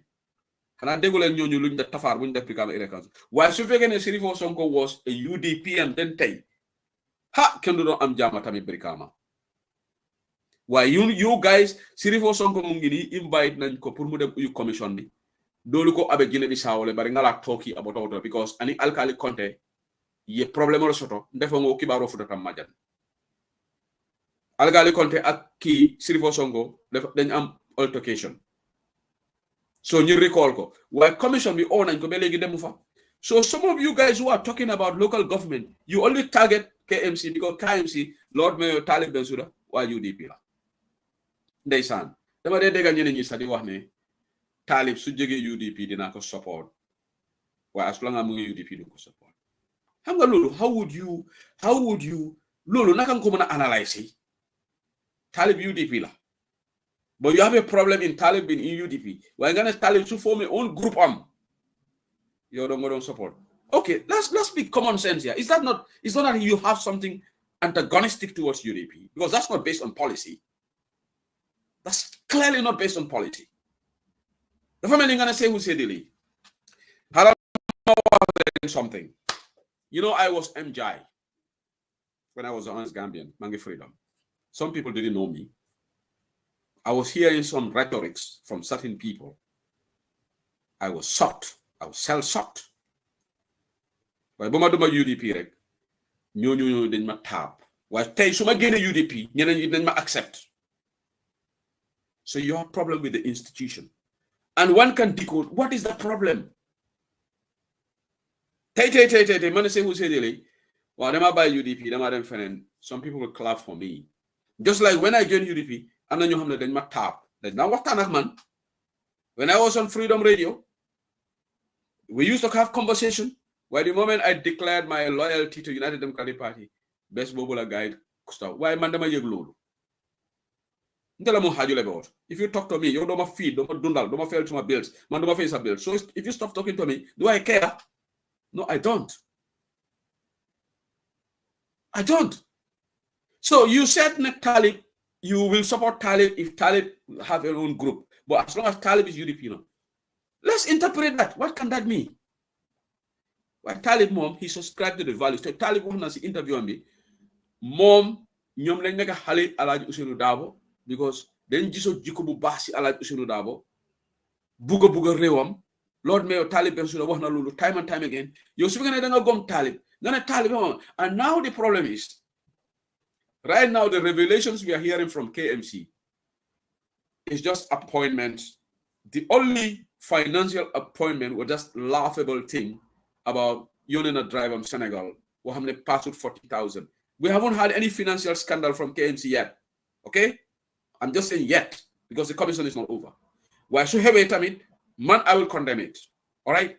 Right now, problems in your KMC, moi, you know, dafa appoint that lady as Pierre Aisha and something, while Kogu, follow Kogu, I'm a degree, whatever. Just like Seydou Barrow said, here in Europe, da nga am liggéey boo xam ne degree moo ko war a am yow nga am ko. Contracts yi ñoo joxe nii it's not the mayors yi ñoo dee joxe contracts. But financial scandal dégga guñ ko de déglu leen ma waxuma ne xewut. Don't misconstrue my word. These are maybe comme Omar Wale, if they're going to found KMC, comme lu ko waxe, maybe nepotism la ñoo wax lola. That's the possible thing that they can get on KMC. Why financial embezzlement of funds? Bobo Mungi Brikama Area Council under Sirifo Songo. Why you don't hear these people talking about Brikama? When they are referencing the local government, they want a KMC at Banjul because they have no Brikama Kufa Nekon. Si fe genen juuj njaaj bi lu ñoo reporté ni time Yankuba Dabo la xew, they will be talking about Brikama because they know Keman Yankuba Dabo UDP la. Today I am exposing to some of our critics your inherent bias. And Manse Husedili, I challenge anybody to a debate on this platform today. Mange have debate with any of you. If you guys are not inherently biased towards UDP. That should be the topic. Let's have debate. That's the purpose why they want to do a live sheet. Time bu mané gon freedom. Am na ñu xamné dama da am conversation ak ñu wax remani nopi. They will say this. Some of those words, I'm not going to repeat them here because that will be very unethical on my part. I'm private conversation and let me report. But nañ la def ndanka. Deka bi ñun ñoko bokka. Man se wu sédili so lay criticize UDP. Ñu bokkon ci coalition yépp ngeen criticize ñun yépp fair and square wallahi dina nopi. Te dina la gërëm sax. Dina la wax ne yow da nga bëgg Gambia. Because fee they know what they got buy law, spare law can. Well, I will have a problem if you are selectively targeting United Democratic Party and you get def more than UDP. Banjul Development Project over $40 million. Can mock Nekon Minister of Works. Eventually he endorsed NPP by Lamin Joe, but Jogo was UDP. And even the ambassadors, appointment of ambassadors. I am going to debunk that one here as well. Because tay de gana si ben live, you know, Alhaji Ousainou Dabo mo appoint domi UDP in embassies. Okay, look, sometimes these people, I don't know what planet they are living on. Man, them are on the bank planet. Money, new Labour Party, bu ñëw fi tay one election. Ambassadors, they recall them party supporters, ñoo de nek ambassadors. America, so Republicans win. Ambassador supporters of the Republican Party, ñoo nek send ambassador. That's normal in a democracy. So what's wrong with you upon you? And UDP, Alhaji Ousainou Dabo, there's sometimes mbahambi, ala betea. Wale ka do li trouble okono. Yes, medali lo for a while. Alhaji Ousainou Dabo sita janne, ay 9 ambassadors will appoint. Sadio Sissoko Hobel Lamoykan, abenu former staff law at the Gambia High Commission of South Africa. Apply Bojang, about a party Jumale to. Jumala I recommend private ambassador. Allah you say no double appoint I recommend. Because foreign minister's job is to recommend. The foreign minister's job, in fact, the foreign minister doesn't appoint ambassadors, the president appoints. You see, these people they don't understand issues. This nga nit ki so xamul dara da nga lacc. Foreign minister liggéeyam rek moy recommend. Why mom do appoint. Ku dee def signature si appointment moy president bi. So Ablai Bojang, thank you Sadio Suso. Ablai Bojang was South Africa, Gambia, Alhaji Ousainou Darboe moko recommend. APR si la won. He used to be former speaker of APR. APR si Alhaji Ousainou Darboe appoint ko. Why critics si suñu wax du ñoo wax lolu. 9 ambassadors that came from Banjul. That's the famous 9 ambassadors. Are they UDP members? I think apart from Ibrahim Amani, the others, I don't think they are from UDP. There's some UDP members are mercy lulu. You know, Alhaji Ousainou Darboe, why is he going to take all the ambassadors from Banjul? But these people who are criticizing Alhaji Ousainou Darboe on TikTok, you will never hear him critic. They don't want to talk about those 9 ambassadors. He did it. Why here, Sufegan Alhaji Ousainou Darboe, they found 9 ambassadors from Kiang, Labadibu, Mota Kaira Soklanji TikTok. Tay nak dega lay wax fi kuma bëgg challenge newal fi ñu debate wala nga invite ma ci sa plateforme su fekkee ne ambassadeurs yooyu noonu Alhaji Ousainou Darboe def ko jëloon Kiyang wala Jaara wala Basse wala Foni kenn du am jaama. Well, we had 9 ambassadors that Alhaji Ousainou Darboe recommended because he looked at their competence mun nañu def liggéey bi. He didn't look at ndax kii parti la. And the ambassador UDP members here are protocol officers, first secretaries. They are not even ambassadors. Sundu Ture was what? Sundu Ture, what was his position? Councillor, Fogna. Bamba Mas was protocol officer. Ibrahim Adiba was what? Protocol or whatever. They did not even high profile. Alkani appointment you def Alhaji Ousainou Darboe ban doomi UDP la appoint ko ambassador. Apart from Uncle Kemesen Jame, te koku mun nako amna qualification am talkie. So you don't have problem with the 9 ambassadors from Banjul. You didn't have problem with appointment of Ablai Bojang. You remember that lady in the UN? Obaji Kundango. Ofana UDP forum ol kana keta problem oti. Alhaji Ousainou Darboe recommended the lady to work at Gambia diplomatic mission in New York. Something baji. Negur UDP. Alhaji Ousainou Darboe, sorry, why don't you see the good side of this man? Why bad side am rek? So let them see TikTok. Jigen bobu nonu mu appoint in Gambia's diplomatic phone. Bum neka wax bobu nonu chow bobu nonu ni si UDP media, UDP WhatsApp group all kono mol fam ba foga man na Alhaji Ousainou Darboe ma UDP member appoint akata wo muso appoint because Alhaji Ousainou Darboe thinks outside the box. Gambia du pour UDP rek. Ko xamne da nga mëna def liggéey bi mom dina la recommend. Why these guys don't give him the pat on the back? Come on, let's be fair in our criticisms, man, if we want Gambia to go forward. And let me repeat, I don't have a problem in anybody criticizing UDP because UDP is an institution. Alhaji Ousainou Darboe is a public figure and he should be criticized. If anybody thinks that you have something to criticize him on, Femi Peters, the late Femi Peters was UDP. I can tell. That one is okay. Kokudam definitely go ambassador, Sierra Leone.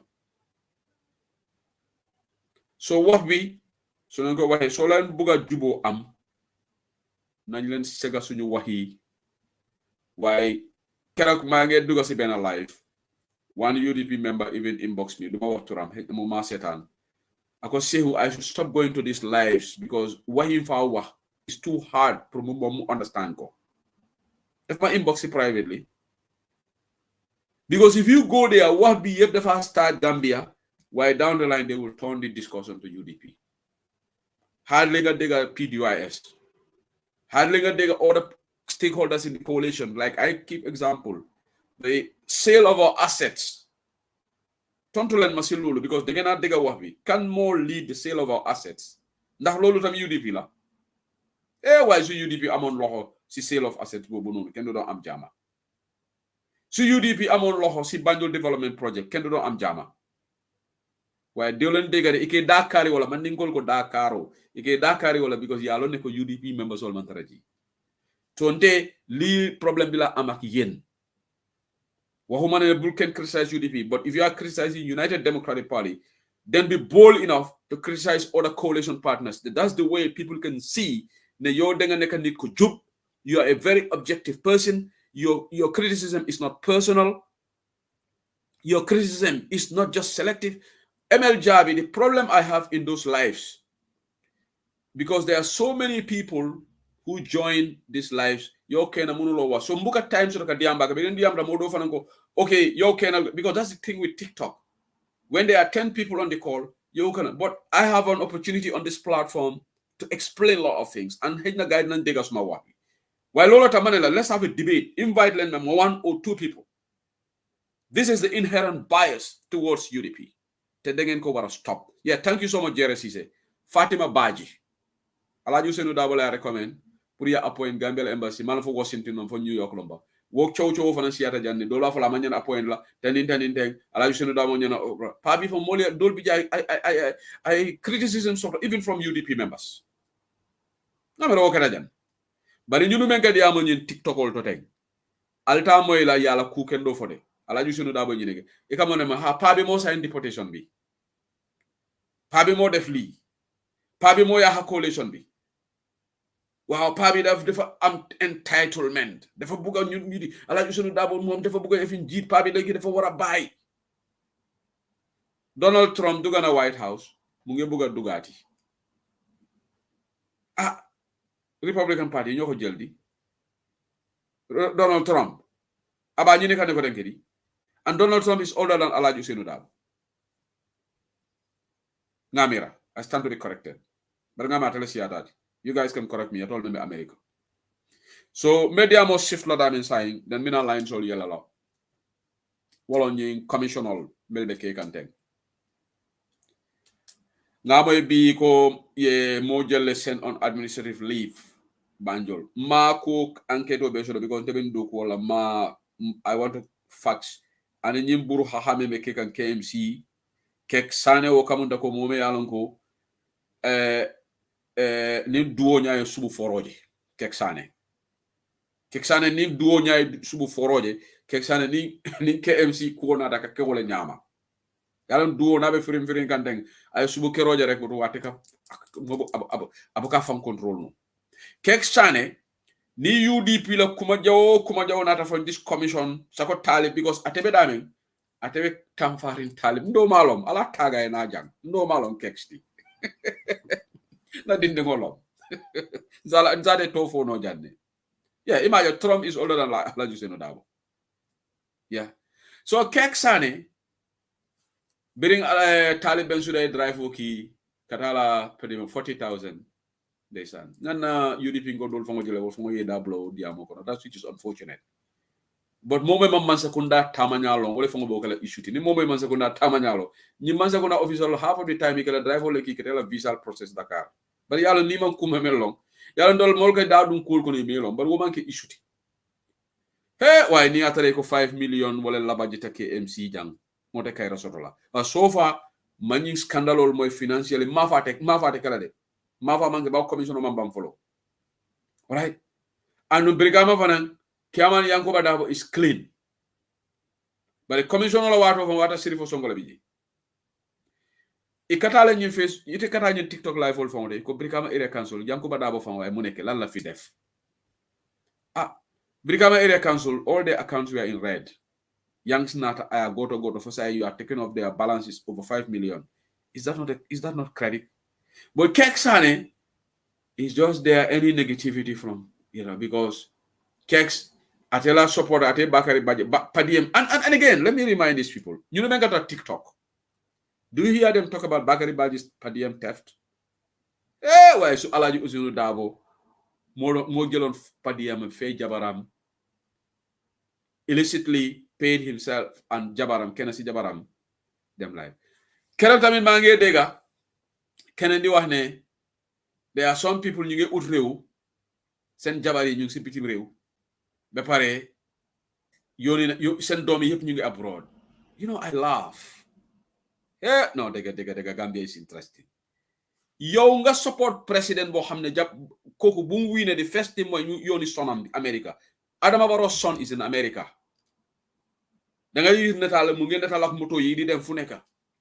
You don't have a problem with that.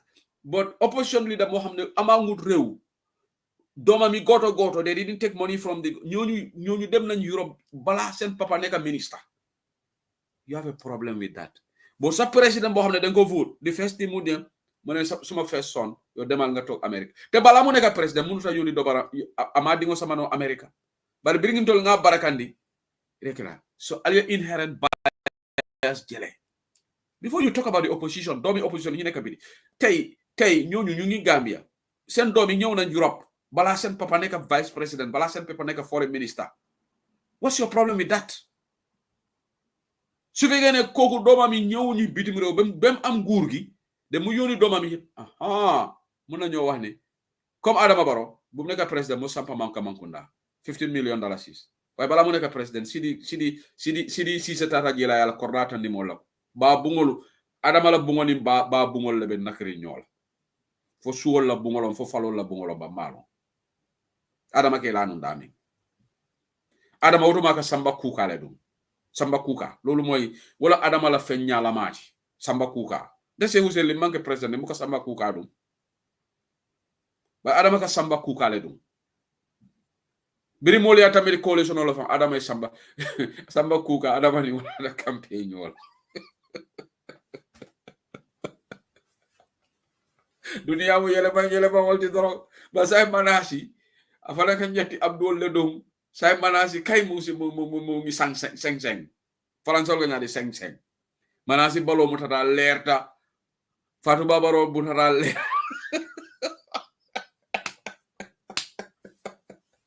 president ya Africa nak dafa neex nak let's not blame wala ne ko manasi bra fa state house ako mol ka boy ako mol ka boy ya jamme kanne ako ñindula be diari ñame mol ka fa jamme bojang because manasi wotumo manasi ni tele kanyanda manasi ñin dima do mo wotuma def na man fenkala mu do you understand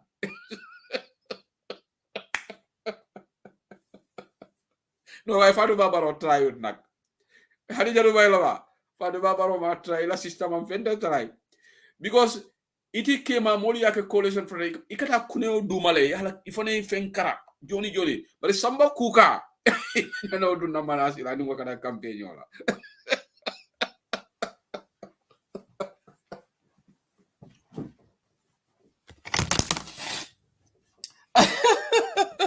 afele na device all for bébé kaput kan balal be jele kam manasi la for na device all be stop ta bari ngal be make yudi for line banda wala sami manasi Fatou Babaro ma try at all right so somebody will mbota ni dia moto local government commission oning alinga doucement ngalon ne ko ya wulile anu Adama Barrow acted very unethically daba Adama mum presidency valeti no Gambian tol nga problème o sotole ite commissioner men londi wo commissioner be on ite dum ni wala report o parete ba president ni tele alena white paper dada ite kana you should not speak on that Adama birata rabe ala jusunu da ha yala ni commissioner mala fi diam lale ba corruption me ni commissioner kunu kanta la bukaya Adama fo ya hani report of fundina sain gebu na la mo le report funde mo ba fula de compromise Adama man nyana diam la commissioner la kola bigo ngalo ne ko political witch hunt lom aya tandile okay ha yalon corruption be tela man secondary Adama sonda ko corruption bala man secondary bar corruption be local government fanani bar KMC so far man financial fenko je njuuj njaaj mo je folo de ma moy Banjul folo financial njuuj njaaj ngo moy damen woketa kota hog kota hog sirfo songo e masibo men ke brigame area council ni ñu fo mo modoti fe manyana brigame area council fo la fam e manyana KMC fo la fam corruption men be brigame area council sirfo songo auto blab. So, but in UDP Ngolu, let's not defend anything that is indefensible. Ha. Andung, Commissioner Maladogo Bamfolo, na londe ko ye Lord Mayor Talib Bensouda bela reda kono le pour ka target no kalamta no information no soto ñi mo kulete me yalan ko ya kacale pour ka ñin commission use pour ka come out with crazy things me yalan ko pour ka Talib dal ka te dabo ndi kul kono ndol ngo credible information no soto le me yalan ko ya kacale bari alabetiat because Gambian all they are watching. Adama baro corruption me la banse ko na o régler folo. Because Bakari Badji padiye mo sunya janne ite minister me padiye mo sunya ite obula ministerial job. Ite mu lex sort of anga UDP point. You have a minister who illegally paid his wife per diem only for Shehu Sedili to expose that. Ninde Shehu Sedili mo expose Bakari Badji to per diem mo sa indela. Why ñu dé wasi TikTok yi le ñu dé nekk bes bu nekk alaaju sunu daabo UDP musuma dégg ñu wax per diem te next time suma fa demee dina leen challenge on this per diem mo wax la lan mooy seen opinion because doo leen wasi per diem mi Bakari Badji mukk Bakari Badji dafa sàcc suñu pa waaye su fekkee ne doomi UDP member moo sàcc per diem ñu jàppa ko kenn du am jaama ni yaata no UDP Bakari Badji bono UDP lenu te Bakari also was one Bakari nearly joined UDP Bakari wanted to join UDP ala fida Bakari la fida non pour UDP atele londi non KMC so biri UDP ma londi Bakari dog ticket dem America mom tamit mu ñew bokk ci struggle bi birajo aboynda struggle ko no falindro keda Bakari mantra cabinet so Bakari tata team Bakari londi atara KMC birin talibi ya bosandi je signa fula ñaw Bakari tata America so anina system may mona sise dabo wolu wala ya engage prina NPP kay ko ni natam be minister dile la ando I said it on Bantaba because dem mori baleti manya wona nga morodo ngo Bakari Badji le wekla next sports minister even before ya appoint because nga kibaro so ngo ya Bakari promise ko na join tam NPP barola kamba barola mol endorse be sports minister dilala ntengo credible information so wala na Bakari na la team wata state house it had a baro endorse because Bakari was eyeing for the sports minister but nga am sports minister bo xamne mom mu ngi Gambia di ñëw Angleterre fi Birmingham Fat Ndiaye wala Birmingham Commonwealth Games jabarami fenke ñing atondi awa jobate baji dunda ay tiketo juwatata Bakari Badji tara toki ay padiemo me alonko amannan to la Angleterre bari ya jo padiemo la ñin TikTok asolu ibugo diamo ba bari Fat sen sabali duntale mbatinga bla fane diam time Fatsan Sabal bismillah binin TikTok ani bala ni na TikTok asol lebe nola ni TikTok asol ni wolle be nyola melka to UDP la ko mol fala teng dron bim fanan live ke TikTok le ay live ke le live ke jere bari yalo kumu dun kuto mon ko kala ngolo hi dol kananan nen te kawol ni ngay accept no yala adol nyomin ko man technology understand ibida bamba mas ye karandi TikTok la ni Serigne Keita wala ngante karandi ale alo nyanta o kelale kantu se ku kana janta fana nimbe nyin TikTok ko no do bi jembe taman na je ten kaben doli fe non ka fala ko nyili Gambia je nyili konnante yale be nyili siso wala be la kodo jama babi je wolom wala la problem ika Gambia je mo jamal bi je woli Gambia je konnante yale be woli siso kono andum ikana je Usain Dabo be daminto nimma bin kuno way bar horomanta ya ka wotilingale nyante fonyola wolal tonya nyante fonyola wolal tonya bi famon punta dolle la live photo bar wol koy ka esa pahalle support yalo momo la right le nyanta min support la ya o mange problem ti pour esa support so it's okay do ngado je waka foko ako ha UDP na la platform auto ntol natol bebe ku kilinde be lafta adam barole boje ako bar UDP manyan na sonna mol ka dum na platform auto ka esa to tenke je ka kuma fo esa bare mo boga esa attack jande mo boga esa yo ateko ako ka aya fatenne da ako Bakari fenke nyali fa ko esa fal nenne ay Bagari Juma ako fenke ka fa nyaadi le fa bakar tarawalle ako bakar tarawalle ako mu UDP ko to e sa fal nenne ako imam dole o fana e sa fal nenne ata fa audio sikale ay woki UDP la mo dole and wo mu alifalti UDP kono pour o la mo o man na te jabi fenna fo ka fa ha wala opinion wala woto bari ila o fenke kilimo to je do bi je o kay ko je ite wolien esa fal nen ite woki moye UDP ko nando alifale woti wo ma wo kondem fo ka fayte ko ala opinion lo ka yaki jumale o ma ri fanya yaki miye ntabe o kumandla ka ko no ntaman na jam pour ka mo tofo ngo dula to mbeda min ton ko no because nin to nyamu muna tinne ite woki miye muna nema o yanda to fola ni hanyita kada TikTok ko siva fo yanda hanyila ka mari to fola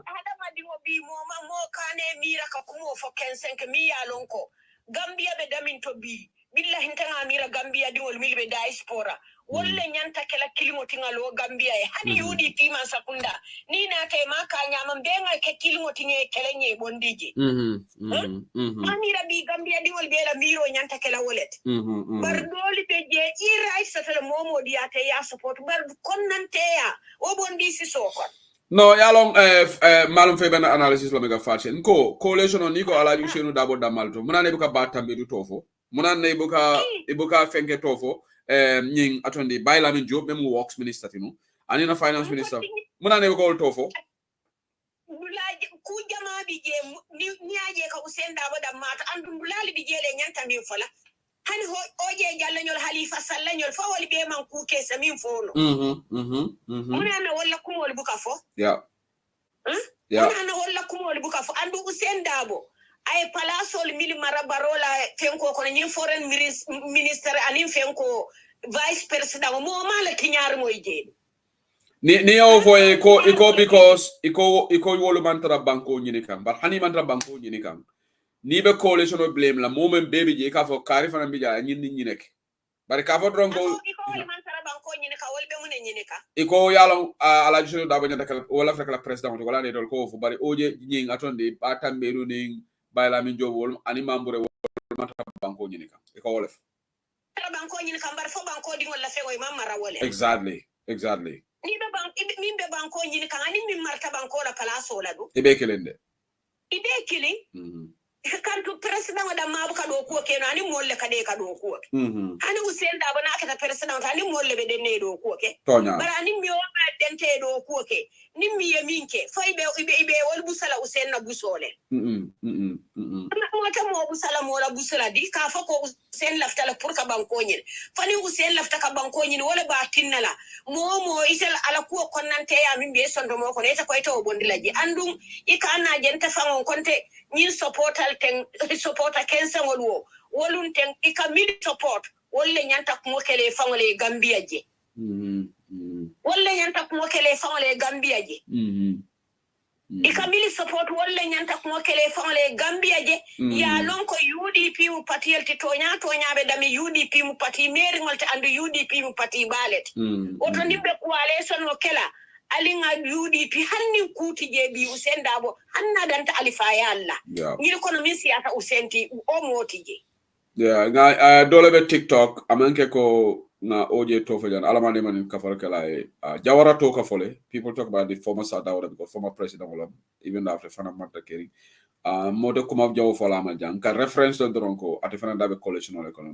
ya understand but mode kuma jaw fola ja be arrest so because tala le badi alamane man ko fal kala okay yeah fashion o mari ka TikTok akon kana oje to ako mutala le tin kana o dabla diamu kono okay tala da mala mo buka ba jawara nga former president Sadawara la kumo fole you know lamin ngalamin dambo diba to fo janne tala le mari UDP la minister na to fo janne ni mo fata to nyala la kuma jawo ite wo fola bari mo hanni be balwole baraka min na moli wolo na fonde in kanda karindi ni mo tekeri mol ke da karindi ku jara ku ali ba la kumo fola la ku nyima fo banko kay momo ni marta palaso la je hanni tekeri moli ke to fola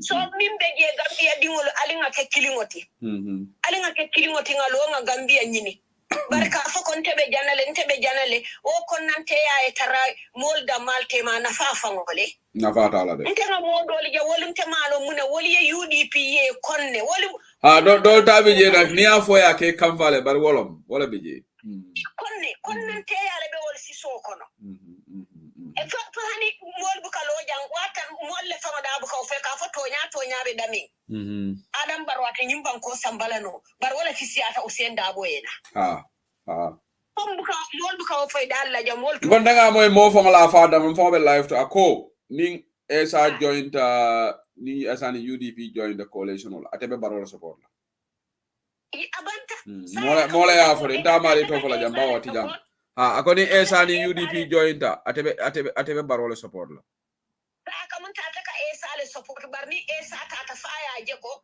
ani UDP e ke kiliotin dan ko ngabo nyim marali jaw kono ngatu nyim marali jaw kono wala be fisiala ate na UDP kanto hanna tara esa na ka UDP ita sanan na ta je ita coalition wala ka man ke ko esa mu UDP tide hanna tara join ka nyoka UDP party obe tarala UDP yalale esa la party be tarala party yal sai bele be kala kilingoti ngamo kilin stambindi ndan kombe nyin kola yamin kono mbe ngabo akon o kola momo e muri la party to andu hani coalition o keta wido keta esa se do ko keno palaso to ba dilala modo se do bari kamim mira wala takela ko ka fako UDP le burukala ye modo ka o takeno la ay ngo o fongo men sen so me kan o takeno la bari kumo be sifa be fala ni dun tanyin TikTok to billa wallahi se kumo do bije ka fala ko fo wol nena man finti Gambia fa ya faten jani ge bla rek nga modol be TikTok ngo fananta jani be bla rek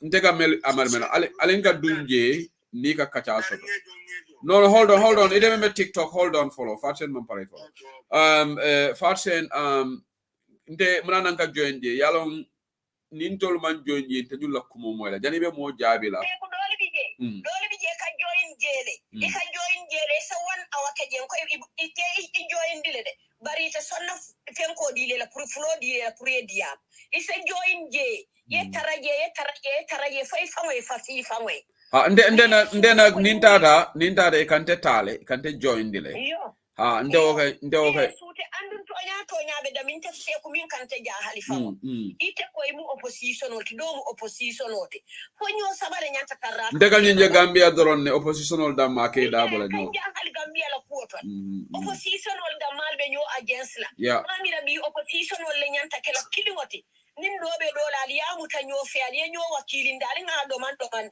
ntor fanan be kar tole de barbitu won dal be ku kilin net ali nga do man ni ala sonta ngadi ni ku tata fambe diam lan na nyaton koli ne ke kilingoti be nga ke kilingoti ndan ko do nyumaral jaw nga bo ko par opposition wal da maka taranyo against la akante jahalil opposition wal da malbe nyone na opposition wal da malbe bulari nyono ma kanyola leader tinya kanyola leader kumo sifa be fanyola leader atol dun kalbe mu opposition ore akante jahalle tamaro Gambia no be kunin na politiko la wa Gambia ko eka ko bele je farsen eka ko bele je Gambia te fadi ya ti nyimu ba kilin fa kili ya le ti nyimu Gambia ko okay baby M father please man of is mute no bang noise canal ila TikTok baby M immanke opposition wal da mate ma fitina manya na taraje son ka manya na taraje kele manya na taraje nyo konnantea o manya na tarra opposition wal da mate opposition wal da manya ta kala bakilin fakilin nete ali bela miro mumuneti wala makam mo bondi mimbe sirinje andum bi Gambia be min kono seku illa han min nyamaaje baritulo ka moy tonyalom Gambia be batani toro ni ngaibo ni yankan kato ni bono ni kasaro min kono hani min nyama je tulo ka moy o ton tanga mira bina tara Gambia tol bebe lori wole fontel opposition wala nyanta nyo karkachola ni media kono opposition abanya na kala ndolo opposition dama nyanta nyo karkachola ni media kono dukarali sabari ali sabari nga nyo konante ya bondi nyo sondo mo kono moli ba fala ko hani baro e tuje wala fi sa UDP ko UDP ti wol na fe be go farjen yalo ngamen foye jani me blala rek farjen ndega men foye ni mukulu kan sumuna ti be ko kan ni baro tuje vasen be ko kan dukare mo kana o manjere ne la fam be ko ko ha baro kan UDP da mala problem ot bari ngata fo baro e tambi ko teke alaman tangala wa abaraka alaman tankala ala kanake nim baro tambi ta ko teke bata biji hanna tarabuke to lullipa abuke to soron abuka kuke tolla bari gambia la koleya mbe ibadi wol be tarawo konal ngandira janni wobe kela alinga kengani ya kilingoti ntolle mira kilingoti ntol be ka mune kumbo wala koleya min be bankoka tonya o to alinga o koleya nga nyalo wo kan opposition o be ke bakilin fakilin okay be nga ke bakilin fakilin kan nyin choko ni nyin konnante ya bondi sisoli ko abaraka faten sabali na college member Helsinki Finland adol me TikTok me dani rokra ni men nata noise bila karola if I'm on mute because otherwise multi diamo moila please momo be jang ni noise bila ma fonla ye famit bari wol sa intengana analysis bande so nga line ol yele pro atol fanela ali join kata ko me momo botum ila diamo mbe mbukala fika more stop bari ni be diamo le fana yaje ko idiam da bagale fa on say fan stop because I think I've got 1 2 3 4 5 6 5 people on the call and also model the call kicking on the telephone so mobile after diamna ndingo jariya to sedi ba mbe kontana Spain inimbara welcome to the show so the first caller men dun tajang wolon Demba something I don't know Demba Kamara yeah bismillah Demba jo subhanallah baro ni kan daga di amon ko lo nga subhanallah baro ay kuma ba men do la moy kan ni men bota jay data so kono banko le ko li ambe ya lonne you understand me banko le ko li ya lonne bari ya lon man ko na di amon ko nga ko al mas kata la ka haraba do jo tingani yol ngani yo sondo mo min bete ngani yo kono ala le da adu ala lo kije wala no masalla ka da do asondo wol ya understand ngani sunga ni dol bu ka pare ka bondi da ko da wala ba keri kuma ko na bota de na te kidi keso la na ta mol ka keso nun kurmo bondi nodo yin pa do ni ma nyaajo fita alla yan kan ka do be bolam fo wal kanne e yamin fo wala ni ko medel ko ma ko la ma skandalol mil kara sirgo songa na la mol milia ko yow min ke birikama wo be ka fon bu ko ban tikko ko ko don abu loya da ba be kal kuma ken da kuma jawo doro kon den ya man raja su ngani ay mola ba wala dula te du nodo da ko na ma ay san du del ko wala ma fa da fa jeur ali gan ban ko je kon nde ko ba ali dandal mo fon ni ke le ngandi wala sama sam ngandi wala sama sam ko ga ni me du way ba bata ko dula wula ba bata mi ngoy bu kala fi di way taraw kono diga ba yo bata mi ngoy di way na enjoy mo be la du aka fa da ñu nodo ndelam fon ni ngedi milika dia mu jang ndeb ka mo be dia kuma la moy milimeta politique kuma ko na bodo milika mi foren kan kilo du wol be ala gambela bata bi abantara moy findo ni min dar man bo wala ni be kuma buda responsibility te kan so ko nyaaje mam banko la batalo bari yalla ni bari mu no ngani yolo mo ngani lo na toli da abaka fintino ni ngani funka da nyanda ka ku da gambe no anu ngani sunka o yo no buka pare to na minga to nyabo akulu wala da amam fuka ni kuma kawala ka fo ibe bi ala kan hey bila durun nung ndeko ko eni pagi bam na ku ya rabbi wala mu bari ndaka min fo wala bi bila da duru lu di pinda banda ka ko be ndel mbulu rabbi ka mala jida ndaba ka manda ma wala mo ko mbani faala bi je ani mba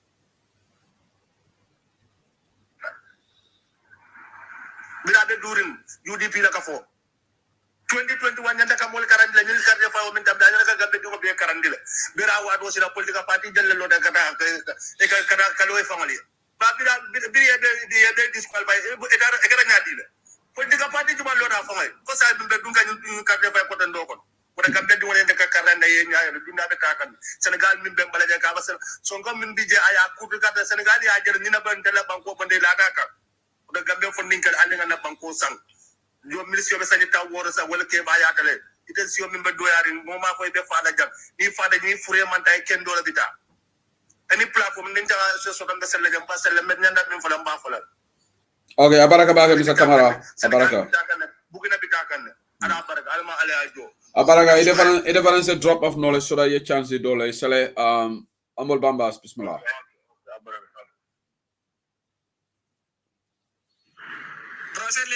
sorry, Monday chance the model maybe nyaro do manesina.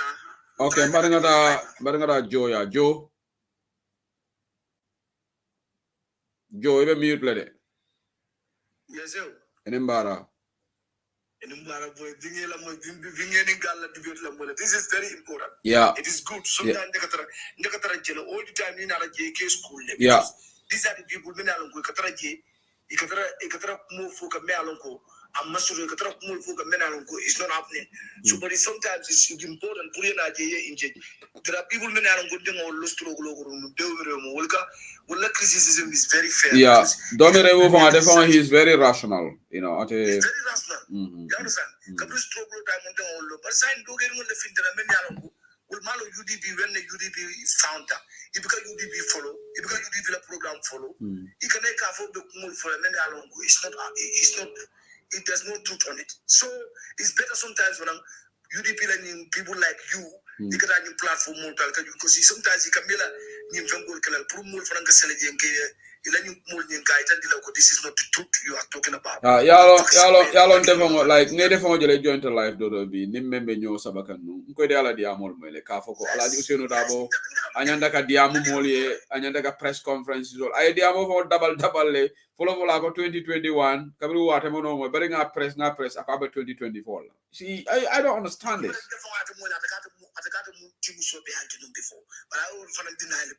Because but I don't understand.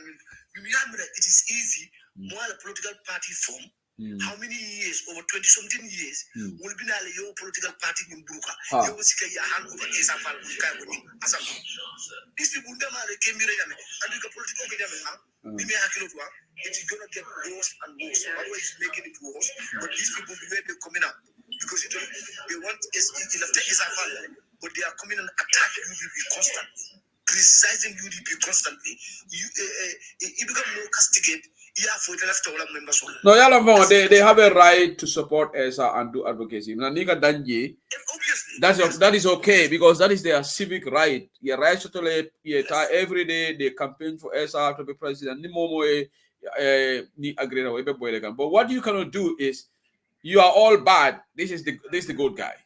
That is gonna be you're gonna get challenged on that. I cannot say today Alaju Senudabo, every opposition leader is bad, Alaju Senudabo is the good guy. Then I'm open the Pandora box for people to come after UDP. Inyanda Mengala, Sebafula, Alangafa you the Bandemalola Manyanara Ngafa, Mama Kandema Betea, Mama Kande is not good. Now for then Kariman Betea, Alafailo, Nibela campaign you can just campaign for your candidate, but don't try to discredit other people. You know, that's wrong. You know. And Bamba Farankatara all the time because Anika to Afranika to support Bamba, you could give me line of the test. Oh, yeah, humble Baba, yeah, and Kajal, yeah. Afrankatara all the time. It is good sometimes, you know. I know sometimes Macau Bulkafa because at the Diala Mall, but I can better engage for long what they want to long what they up to because I can better new engine, them can be anyway. But mom understand. It is that formula okay, they rational like any political party criticize. But the more people start talking about you, you become sensitive. No, Gambian, let me tell you one thing. Gambian malavi criticism la. Gambian men kafoko is my opinion. I have right to say it, but immediately you have to marry Chris Akafanje jele. So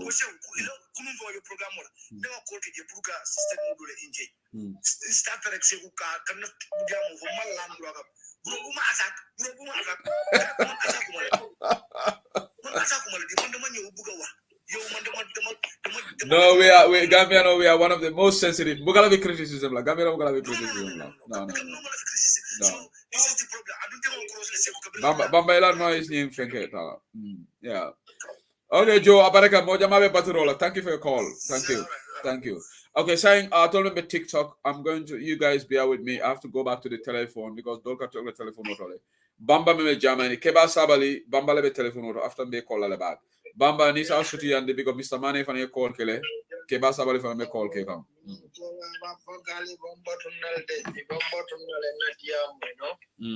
Because the platform you never Wow, you talk about it. Yo, she original colors in a boca. Market be multi-jam. So what the amount is here. Keba brother Keba contra na back and you brother man a packet of farm. Yo, yala nimbeje seku. alkana song UDP mulka fion school samana e kalaf ka UDP non dala ka ko tapu UDP tol mummin e ka fe bola tapu la UDP bala yalon platform olam ntol manke party sound we are patriotic but alla platform olam jan kuma be kuma ba control la jan nim ba fola barin ka diamu hakkil malle nyum mol mummin nte waya lon nanda khadim so alkana song bang UDP ngol banko dingol witol minti ikafe bo tampula la pati wala kana song wala na boroda ndalo nan kam men foide billahi wallahi talla nalo nan kam men foide nyim min be be kerunko yalo na fo janko ko hadamadun UDP bi atol be nyame banko ka UDP pati o be nyame bi banko ka ni modo lel mo bo patriote bi sembo mimbe UDP la gambe dion mimbe ba UDP normal west coast fokko ina fokkaton it's a biggest party in the Gambia so nyimo man ite party olo ite ko nyim banko lati mina neke lala UDP kali nyim banko bondi man se ko do sutiya da dala abeta fola you understand ni ko ba UDP kala mande ka patriot ntol milyalon ko wiya patriotic mbeba lala UDP kan najelo ko sa bari wonam bari ya kelto ko mande ka patriot sa ba folo mande ka dube na ke yande ka UDP alu ala fo daji ka sifal bula mo jellel ba banjun satol kon ye tiñarol ka je misal fe kama ito mo jelle tarfe may muke moy ba hani UDP gambela transpilling ala do kula wala tiñata boy señu mo kuntamal moy ibe diamula tiñar jelle ketaja aduna kuma kilen fala mbakko mo kum fala damel yalo ba individual ko na dunto wala alla damma la problemul misal fe kam mulda mal individual problemul al kanaw samba mulda banku ko do ko ni min individual problemo soto al ka banta bata le nyomara muta al kanaw samba na mulda politiko ngol bede ni gambelen politiko na rete ba ben sude la ko la man je ba kelekan ta inen talbe ben Westfield Brikama Pako Dalia no Maramuta, Alcanol Sambo Mulla Politico Kono. Understand? I didn't mean Fanam Kumo Kumfalaja because into Kumajamal Bembul Baramba Kumfalaja left them in Falwala. Individual problem Nali Nola Kodo Sunya. Ni fata molto barbanco bela kodo momo kasar ni fata molbo folal al so koina bakaro fulo bela mom porande bankola kodo tinya ni fata mbo folale ha mbo folal ka foko ha sai me kila ko ni mo fata alalo fol on malon kila o fol so mina ne bo banko bela fontala Abaraka Karim ala baraka bake mo jamale call ke on telephone do jani me mula TikTok na telephone call so nga second call of mentaje fanan nisamane fane call ke le call so siata so mo fula be batro la TikTok ki jara fanan ngajele be call ba nyomen go bismillah Seli ene mbala korona de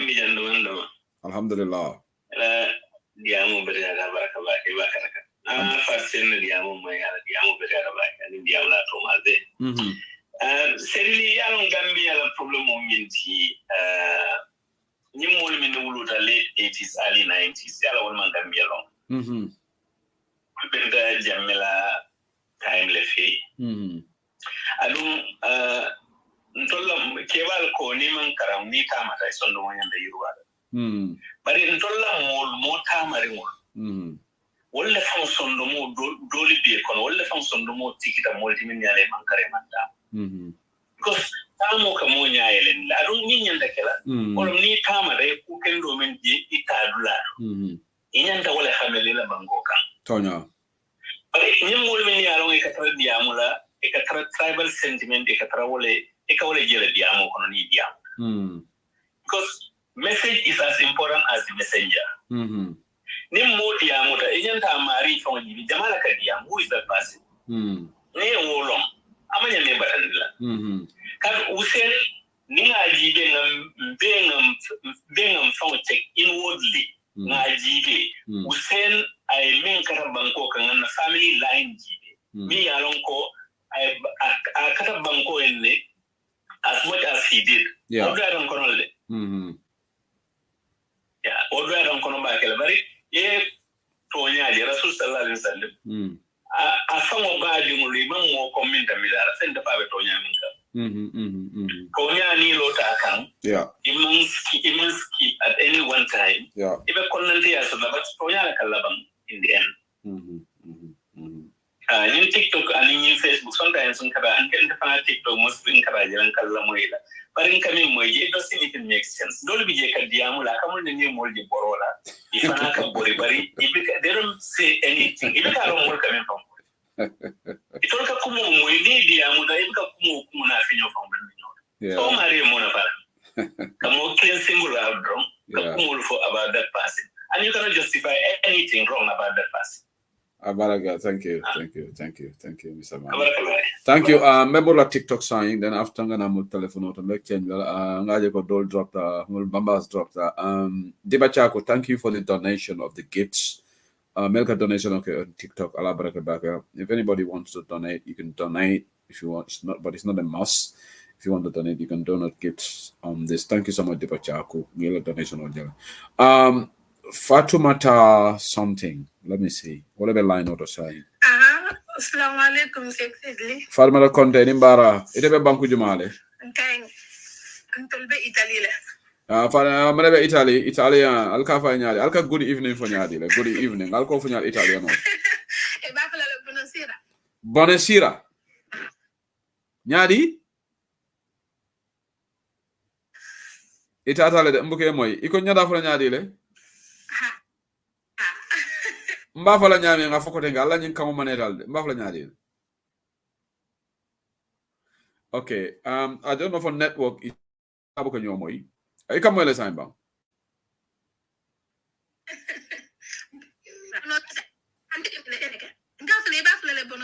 Oh, buonasera. Okay, welcome. Sign go ahead. Yalla position over. Thank you. Buonasera.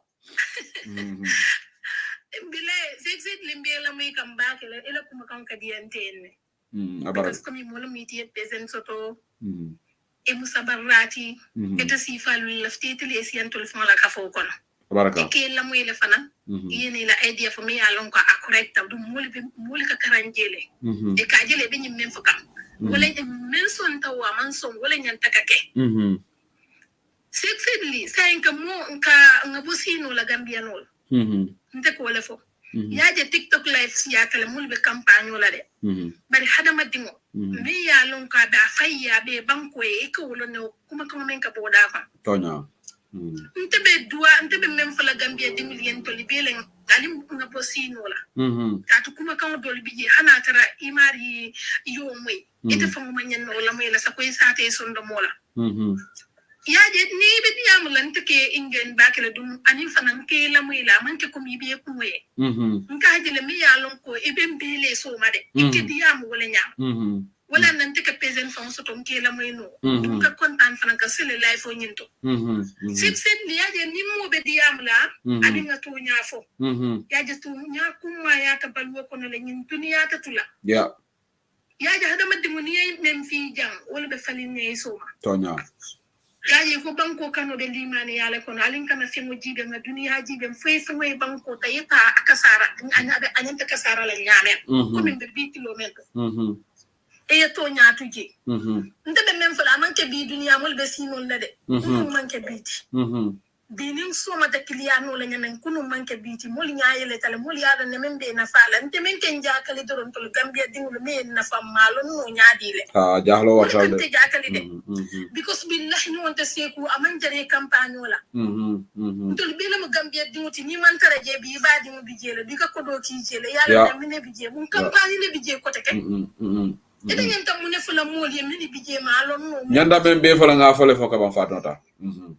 ka wala foye tatu bidi bala fi ngol fam fala xam ni dum fay ni na talo wax buluri wala alo wax buluri mo oh aka wax so fanan dunne no tumoda na ku to dum tumoda den ke tense mo xam tan fene de mun ko wax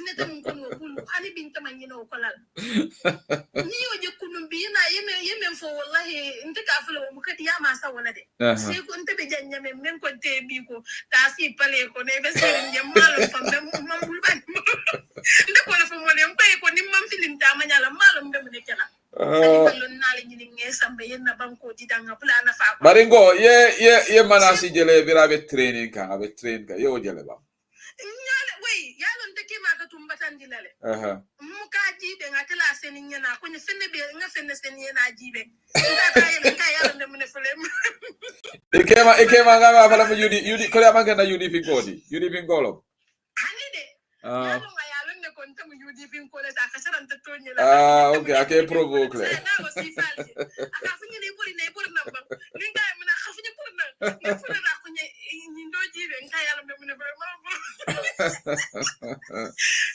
Sego nyina mfa bitaka ngambia aninna leader tentas ngai ko akunyi ko he bi ni bi je kontan ngai mun nekeda akunyi mselentin din da bare bulo du nyobul ngai mun ne ma fay ko nom so be faale la ko no bari ma fala afay mba fala sambala na UDP ma sambala na UDP sayamra UDP ko lende katan tabatan de kan betin tam kan na telefon wuli nyin kamma okay tele ji do wala ya fali ngai tate mutaka fa yalo ko nyin lamne tumo ngai he Okay,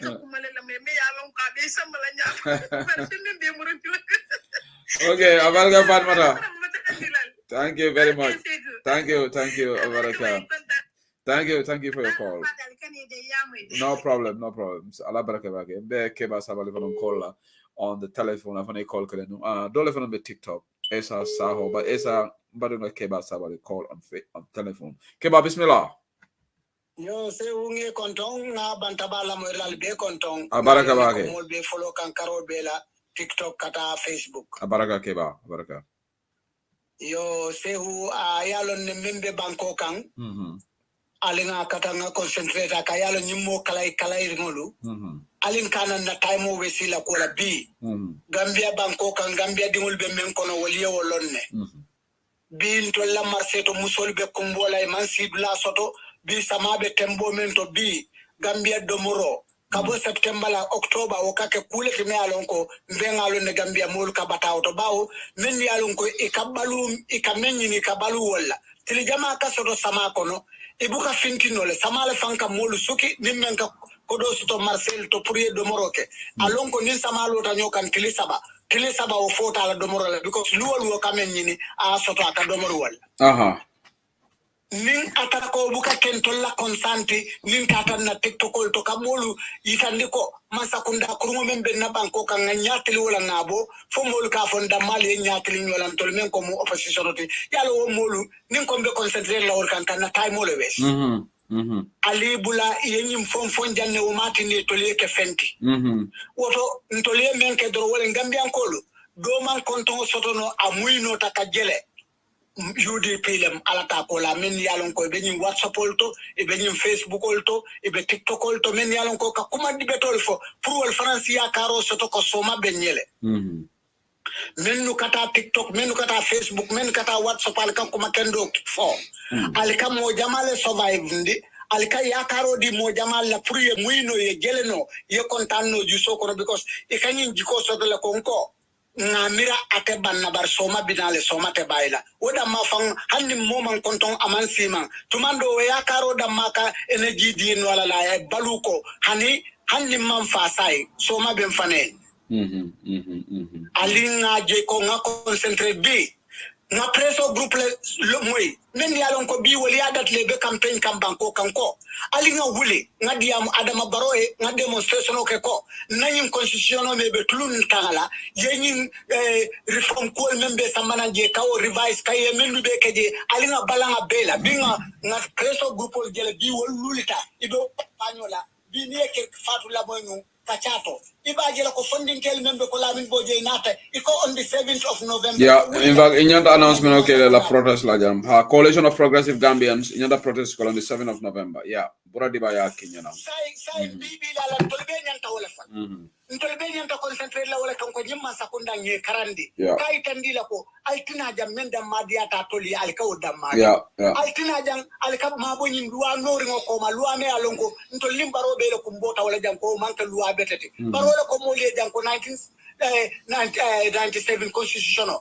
ako manke luwa barakamati ala do ko folo be kala wolte prokaje ko kaw luwa bondi banko kam bi sanji sey barobe o banko kan muka fem moyala fo kata bambo luwa ko ma fengo fen ha luwa manyin fo na tebe men kala ako luwa yo kel fo luwa ya fo ko nin ban sakunda amoy ko me banko molu la tax ko do ta kasuna ka tinya andu wori poto bota reliable mol le kam mendu be ko audito sol fo man sakunda nyanta fo ko mu opinion tiba hani ngamira baron ala man sakunda la soron tati na tara ko luati nyala be banko ka wolel mu luati nyati luato nimman sakunda yo kala mute man fenke je luale tinya woto to mu luati nyala ti banko ka baro ka luati nya banko kan men diata ka ke baro le lota jako aye kale ako atele do ko be tara nyin kono kaji be ko tam limit yeso sewu wo tam limit hanna tara akafo mo le men na man tara constitution kono fo ntoile maje jan CRC imam banko be mini jam banko la tax kodola men tata 116 million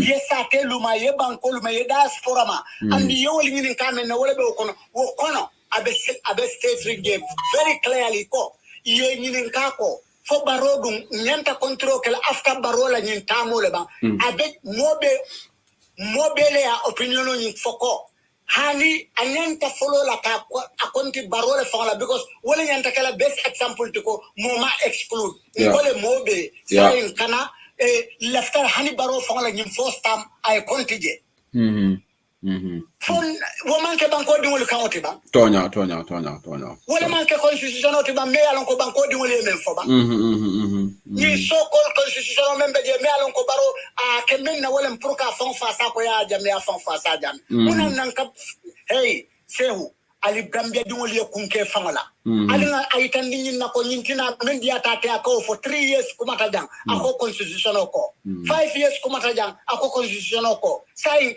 mbe time limit kumo fokam aka fanya constitution ko ni fanya mbetula banguri ni ku furin si falle ko ma bang all the time ni banko dingol ko kan memu fango bambundi ni constitution manelu koma halika bi banko kan kanyante reform menkela ay kol men lahid ko men nube kala nya kasol bela banko kan purka loi do londe loi beto nim korta wala sangi sey to ni natale bam purka serious banko kan corruption be karo bela alinga wuli nganyunu fasa ki manke political party kuti banko la kolam ali mobe ila moli membe sokono ali ngari tandila ko ye pare ni on the 7 seater hanni momo be dal la korda dal to mente tamanole ila bidon ano nationwide protection coalition of protects the Gambia be kirlo kala nationwide protects pro banko be kam ya parola nyin ta not ta tan for baro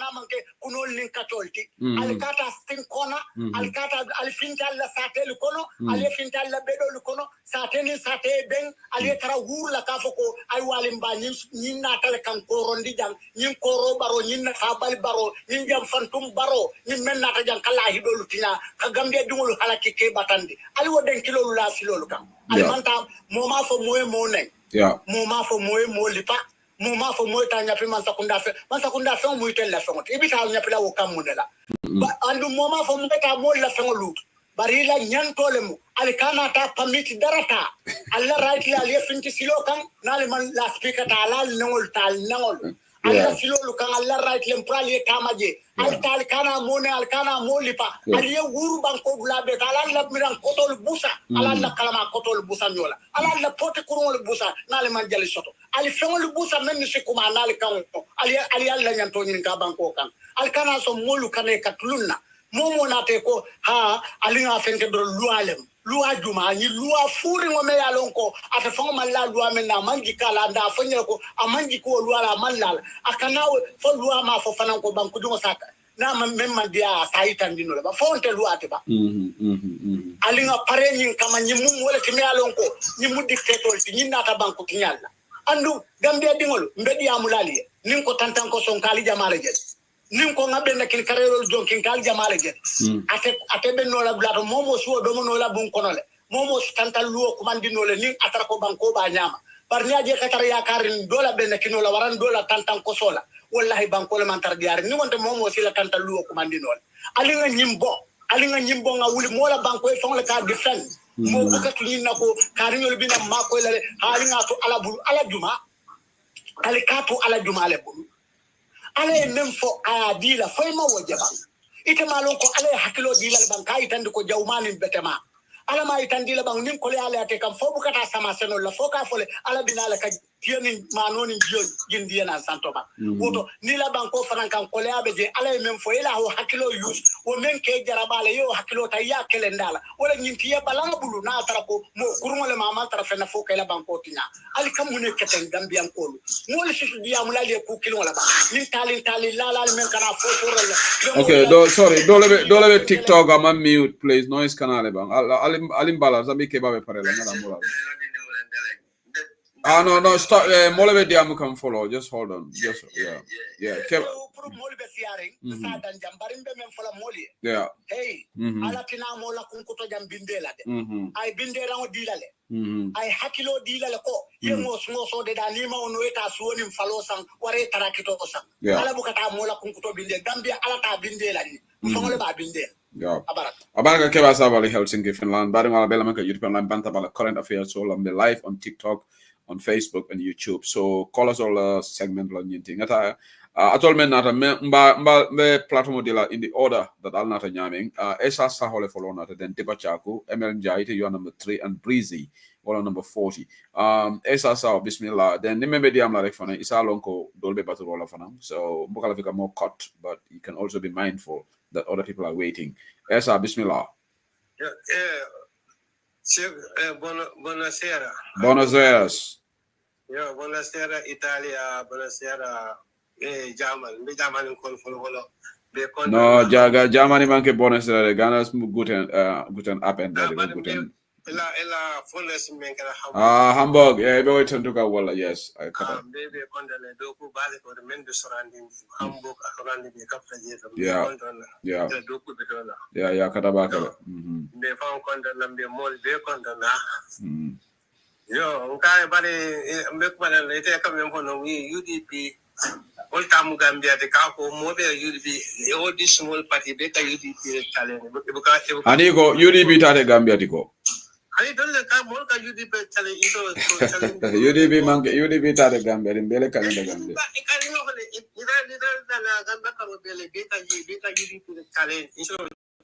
In the ruling government. Okay. Idara doila Carola will be UDP challenge instead of the ruling government. Yeah. Idara new other small party the same thing. That when this UDP challenge opposition only came from but then they all be cardun. Yeah, me my gane. Yeah. No. But UDP go and control it Gambia ti han baro bi da kan UDP tole alla ka wa dialogo UDP be standard mento. Kan be ko bakan. Alo ne kamo ko ba ni mo liro mo eti lola ejel lola bi gawla betul wo du me UDP bare ba ki saiba. Be mini da ni ko murindo ko ba ya ko nin men coalition wato an jama be jeto bi may ñoli extra la ñu oda small party member UDP le mo di la pour que mo sorno mention no e coalition to le ala mo li o lo njan parce que kana lo e kana but dole be do morola de and there is noise coming through. Okay, maybe that. No, don't have a dollar. Kojaro be kola kala. Yeah, o manke drama kundan ko di bang. Anyway, go ahead. Yes, sir.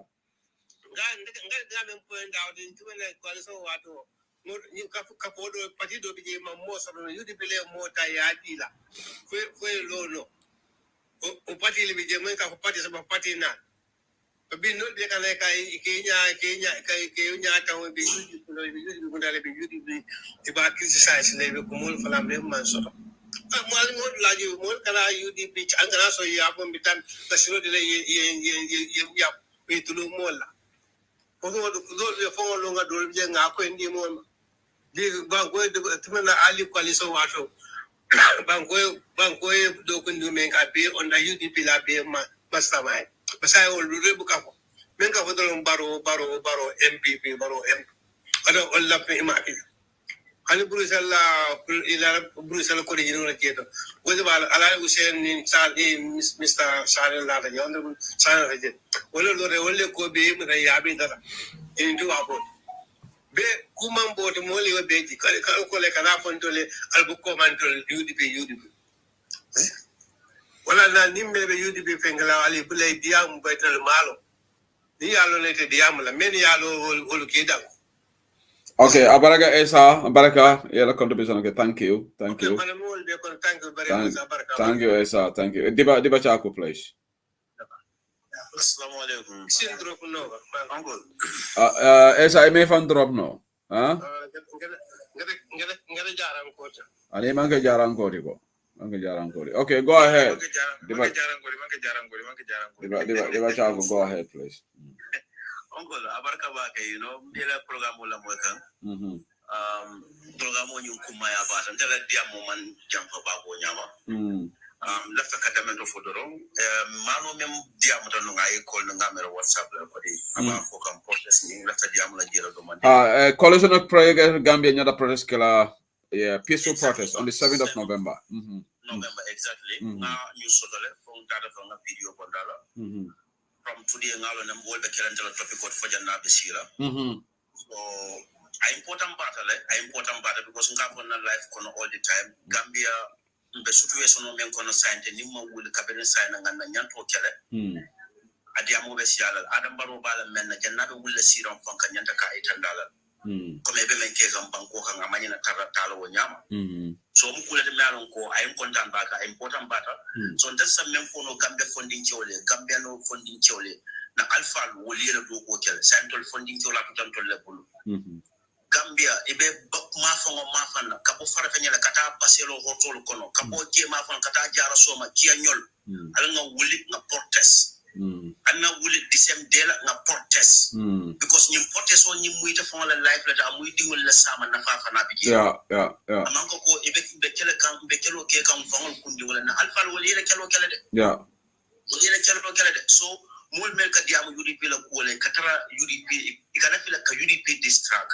So but we focus be kelo menna UDP focus be kelo mena Gambia banko dingo ani mantara UDP ye wuli ye kelo ke la nyantola because ibe men kele kan ele right la madama dingo kana foko me political kono opposition oni mam menke ntakela kana o bire ni o mire la banko kan don ibe fella yeah because banko baka tawo nyama banko kan yemmen jeje nani silo manta do wuli ya fight wala mutem nyaaje Europe tan tubabu du bekel tubabu du demonstration la katet wala na bi yekelo ke elode mo fula singal muna na Gambia no kata sire mba floko ala ba bon lanka mano min be diam kan aya kumu bela banta da kon because kaben nga news ni sort of protest ni na news sort of nga video bon dala nga post na TikTok nga lo from today jani ba flo on the 7th November better mo da mala better la ide protest o ma ko Allah defaran ibin nga jele nga be da ker fatule bin ala banta ba fana ni ni be conversation sort la jam inshallah program yeah ngama dole ka fo idiam da ker fatu le bang I don't know so yeah no itante ngama lamin bojan ne diam ta I think okay so tabe na kumo dan na jalle na diam do fengel ba because la fa kamen ko exactly mano nya bela sata yeah keba baraka ba na modul so abaraka de bachako thank you next person menyanta diam la wala ML Jaid. Yes, no, and then I'm going to get thanks like the smartness, get me to a platform, na brother, the UDP Bodela, mana keda ni benda platform jumale do. No, man of the guy to for you. Okay. Man of the guy to get la mo kanjele, But come here, I understand it. Now, so no one said I understand it. Because we'll want to will be killing Kelola. You understand? Against another tribe. Yeah. One want to bankula will be tribe Kelola. Will be tribe Kelola. Ida la gero to gal be tribe. Definitely, say, you know, it kind of like nice, you know, yeah, we kind of things really rough, you know. But sometimes fast and rough for now because you need to kind of personal, you can directly. You understand? You have to come in for Yafu, because don't they move you understand? No, you they censor on your opinion. Nearly opinion is our phone. I'm not going to censor you. You have right to say what you want as long as you man okay. You know,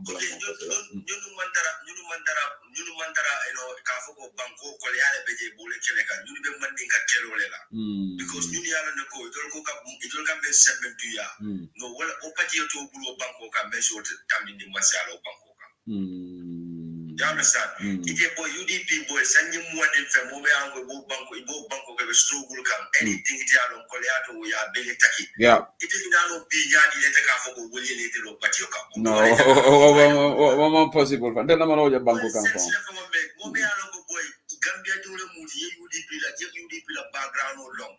You understand? Momo you for momo you understand that. You understand no it about you no go in cool board but UDP fight come. It will matter of fight come. It need a move flying up with the content la mota later. No woman sense make. What sense make? What sense make no like woman sense make. But it all for alone e be tawol la rek. E tawol la rek ya lon ne de. Ya lon ne de. Is really no I'm going with it. Well, like be like because you told them that coming from Kata because Kata only UDP. ML Jai de banku jumale. I have Germany. Okay, good. Yeah. So always in the platform or on the Facebook, you know. Yeah. Right. Abaraka.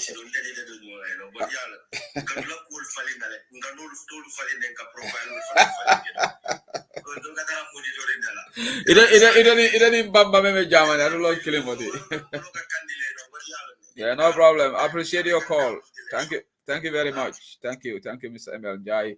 Afana contribution. Okay, but I'll be Lamakan Bantabala. So the next person mentioned the Diamla Wolum Breezy. Yeah, Mr. Seri Inimbara Coronate. So now can I take Bangudin Kendole Muti, Mete follow line Oh, Baraka. Baraka.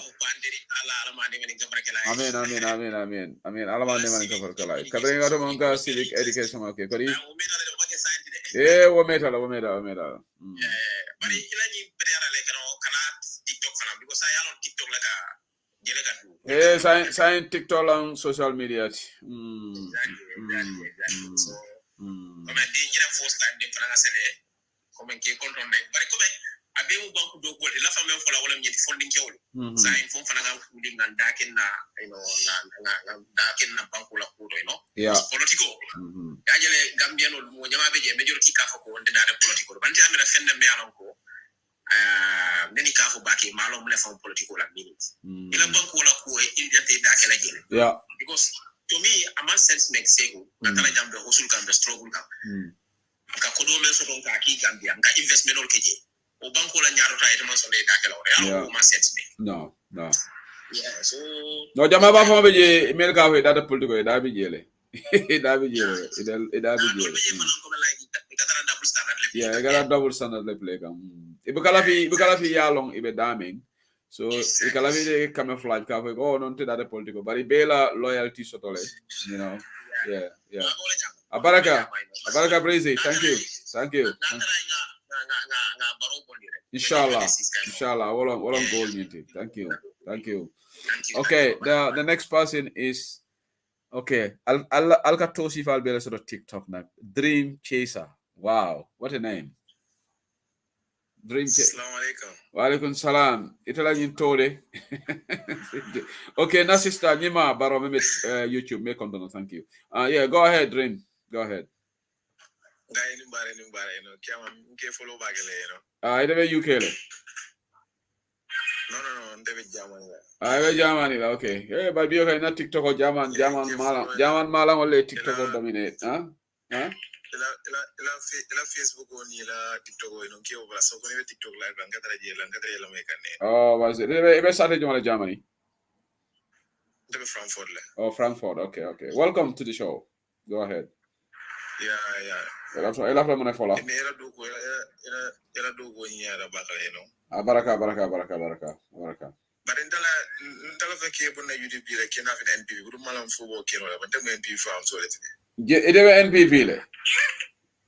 Ndebe NPP le dem NPP sam. Mone sama NPP. Ina fenyama ba fenyi aji dandan fonye rek dandan fula kuma dandan fonye rek. No, siada. Ide mantra NPP. No. Ina ndebe NPP le ndolni ndena membership card kunun ko fula su le ndena NPP membership card so jamba. So Allah keba ngaje train kane so yo je nyaadi. Bari adulla baba do kene la boy. Fe man do la baba jabe press upload no fe ma wojenu. Go. Ni adama fo da baba le e jamra wa singo fon kuruntulo no. No, wunda be baro fala. In serious no, ndebe NPP fam so late. But nge follow back le because nge follow me no ko mi ka kumo mi fo ino ite kelo kumo la ani silo la kam. Yeah. Thank you. Kelo kumo la ani silo la ka anu ino ite ka kumo fo le ibuka mo banning ino. No. Ani mo comment section ni golu. Ani la don't know sometimes ani posting ke Facebook la comment section na golu ni golu ka jele. But ko mo manyinya ino e ka wona sane. Ite na UDP ni Gambia soto be min kala Gambia ino. Yeah. Political manjare sonkala. Imagine ite mo NPP, but you can call in here and we will speak to you. What make a problem, you know? So. Kukilim fana ngino ko moto tano UDP bul wala mino don't fang. Kafuniyo Tonya imagine ni party ndingol me baro endorse te mana na wol ma foko to lebe college no lead le APRC ni baro kafula ngamba baro le ya lead kodi no don't fang my father no tale ni ba fala no be mo bo tale ko baro na uncle kara NPP le no abina NPP le ani I don't know fang go NPP ngadola mbijang atemon na fane da ka inte like le ako onte intelligent akalla mo le baraka la fana la dibe la jana ko banana ta amala fi ngamodo join the platform to tena damma no obviously I really like you and I'm careful with the platform will be there because you come with a sense me le buka ika mi info ino buka boy mo ka membe kirita ko la fekele opinion yeah and obviously we have to respect your opinion ka understand nda fana ino nda family mu mebe UDP le but nda ka nda mandra UDP so ide kilina be NPP family be ela musodum fo musotebulu no Muslimbul ndi ani bi ni election o gede ko na kadro fo la barole e ka understand no my brother ite mala fi bankola ite mala fi bankola no left bankola la kay so ni scandal ni corruption mebe banko kan wol be dew no I in bari ni wadi fo bi ni wadi mo be gere ko ni kunungo be min do ma fa to ni wadi min do KMC ni dlaldo ni wadi barole la ma fo la ane nga jele explain wo no ikadaming for atol ma understand yalo NPP atol fo man corruption understand ya ni corruption be mun pali be CEO lom jomala ka CEO appoint CEO jomala ka appoint CEO ba fo ko legi appoint nyamira local government minister okay minister of local government so problem about la carola la man ken tolti de okay yalo nde problem mo sura damen because before ning fengere diam Ahmad Jide na voice mi so sena na njab ya nam na fay ngai nde ko gina kan jahare ngai nde yenin do ay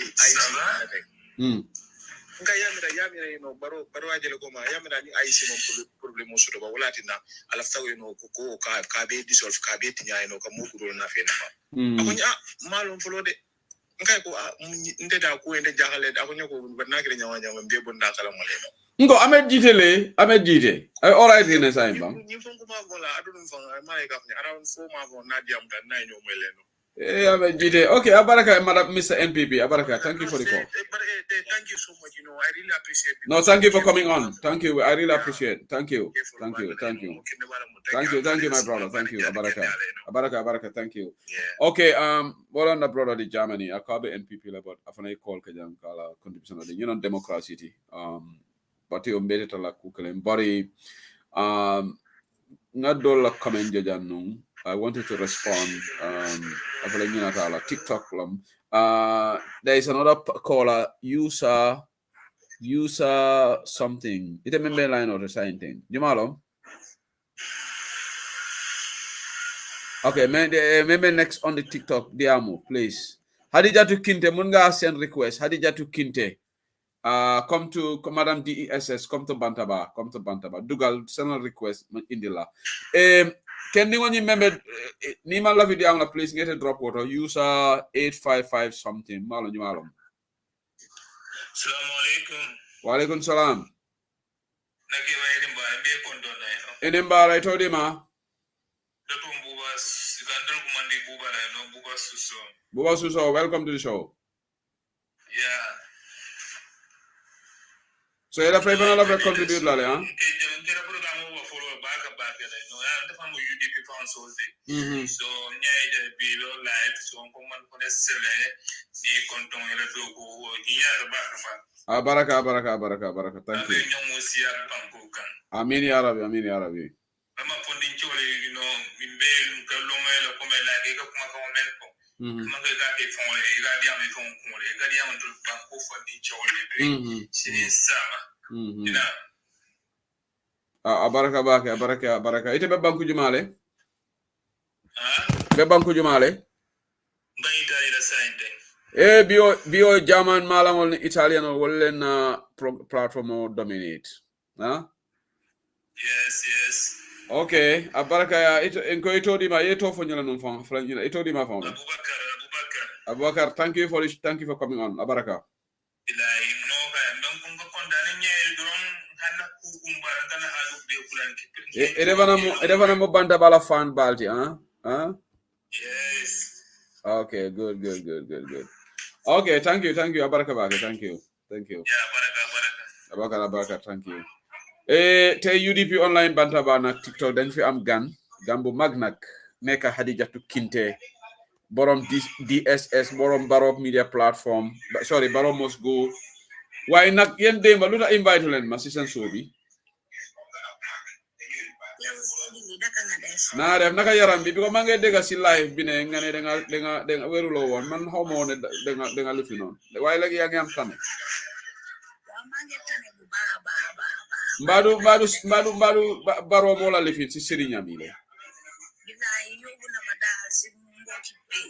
te xam nga moo dafa boye fi sëriñtu manaas yi dafa gom sëriñtu de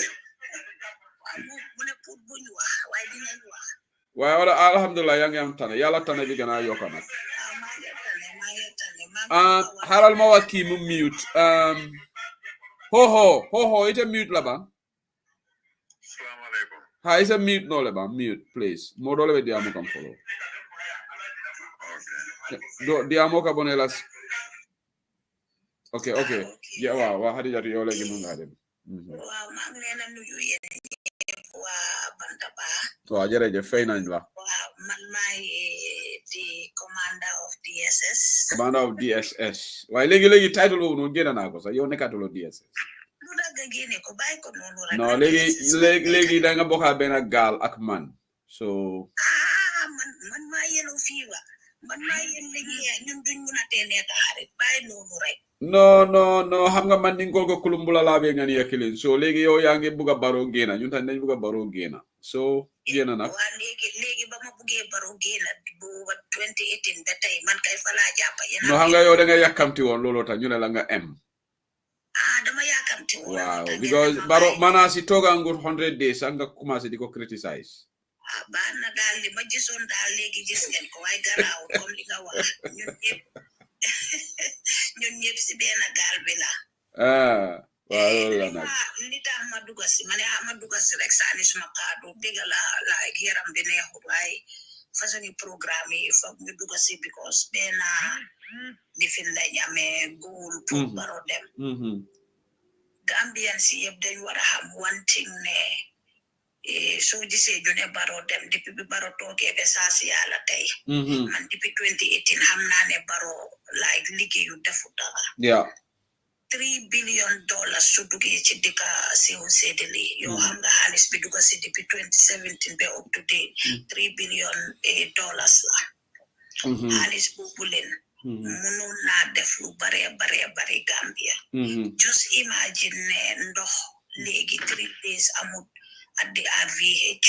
Waaw loolu laa dégg ñu ne fire service ñoo fa dee yóbbu ndox. Waaw fire service ñoo fa dee yóbbu ndox te xaalis bi nga xam ne dugg na si health care suñ ko waxee Gambian si. Pour yow xam nga sa si Hussein lim loolu niitu pour ma dem into details.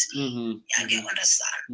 More than $500 million dollars moo dugga foofu leen pour Gambia pour health care center bi rek la ñoo waxuñ si yeneen yi. So xaalis boobu ñu jël ko tasaare ko. En maa ngi gis Barrow fi moo jëm te Gambia ni gisuñ ko. Barrow soo gisee muy def all this commission si nii di cof fii. Barrow want to confuse the Gambian people. Yeah, daf ñoo jaxase rek. Pour nit ñi ne léegi waa gis ngeen ko mu ngi liggéey Barrow liggéeyut xam na ne 1.5 years a jot. yaa ngi understand. Pour election ñëw so he want to confuse the Gambian people pour ñu joxaat ko boppa. yaa ngi understand. Barrow liggéeyut agriculture xaalis bi dugga si kenn gisu ko health care system bi xaalis bi dugga si kenn gisu ko education system bi dara ñëwut.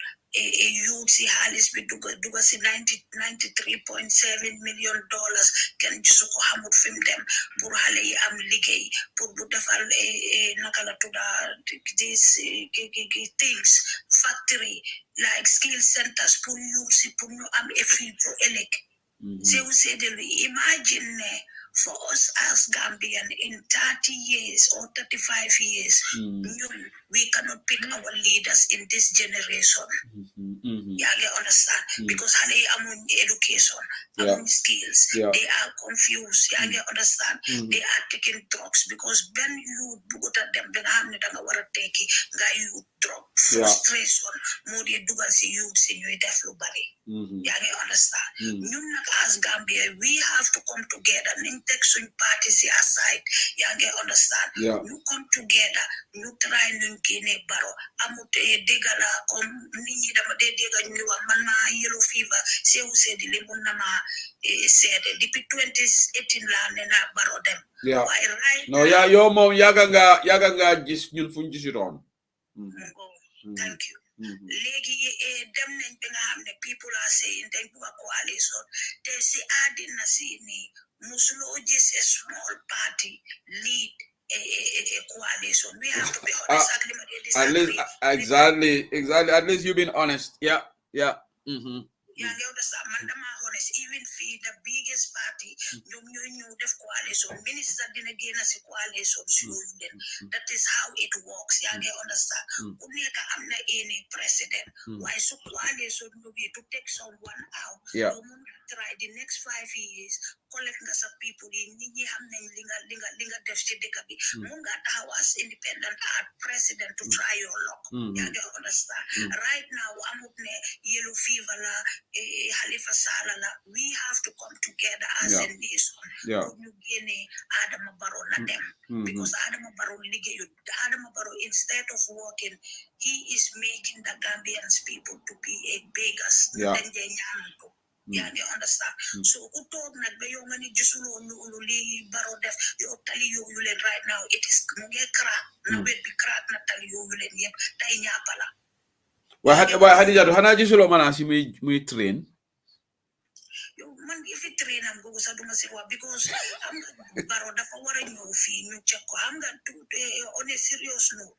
Barrow have to come to Europe for them see real doctor ñu check ko. This is sickness. Let's be honest. Am na yena leka yo xamne do ko de leka da dafa wara watch diet am bi mom dafa wara watch. You understand?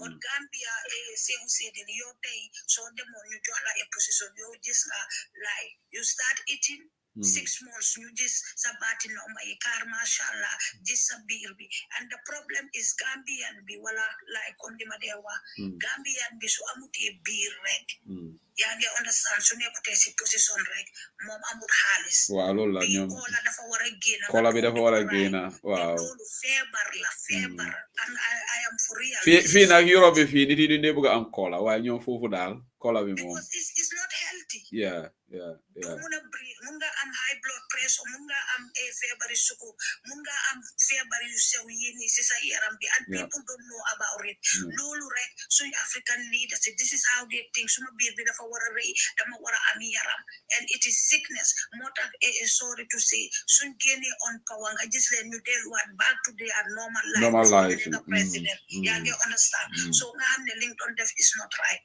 So you have this biduka foflen Gambians in you, then you are to them latest you have this baro. Commission more definitely let not allow Baro to fool us. You understand? Because it is targeted. Say who said the commission sabopa. Wow, Lola Banjul Development Project, $40 million. Baro Lota settled for commission B. Understand? Soon loan say soon granting have ne duka na chideka popule. You small institutions see the hold accountable. You hold yourself accountable. 66 halal dening for the wrong medicine. Can go hold accountable and as minister. AKI settled commission on that. How are you there? Yeah, you understand. Did he set commission on the medical health? Living dead,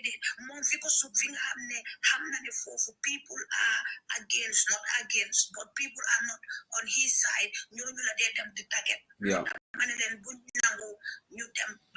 ICB ni Halis Piduka, no Ben political party, UDP to def so they are to def PPOI to see pocketing on the NPP like Jogi. Wow. So we have to be very careful. You jubilate detachunan, okay, whole IEC accountable.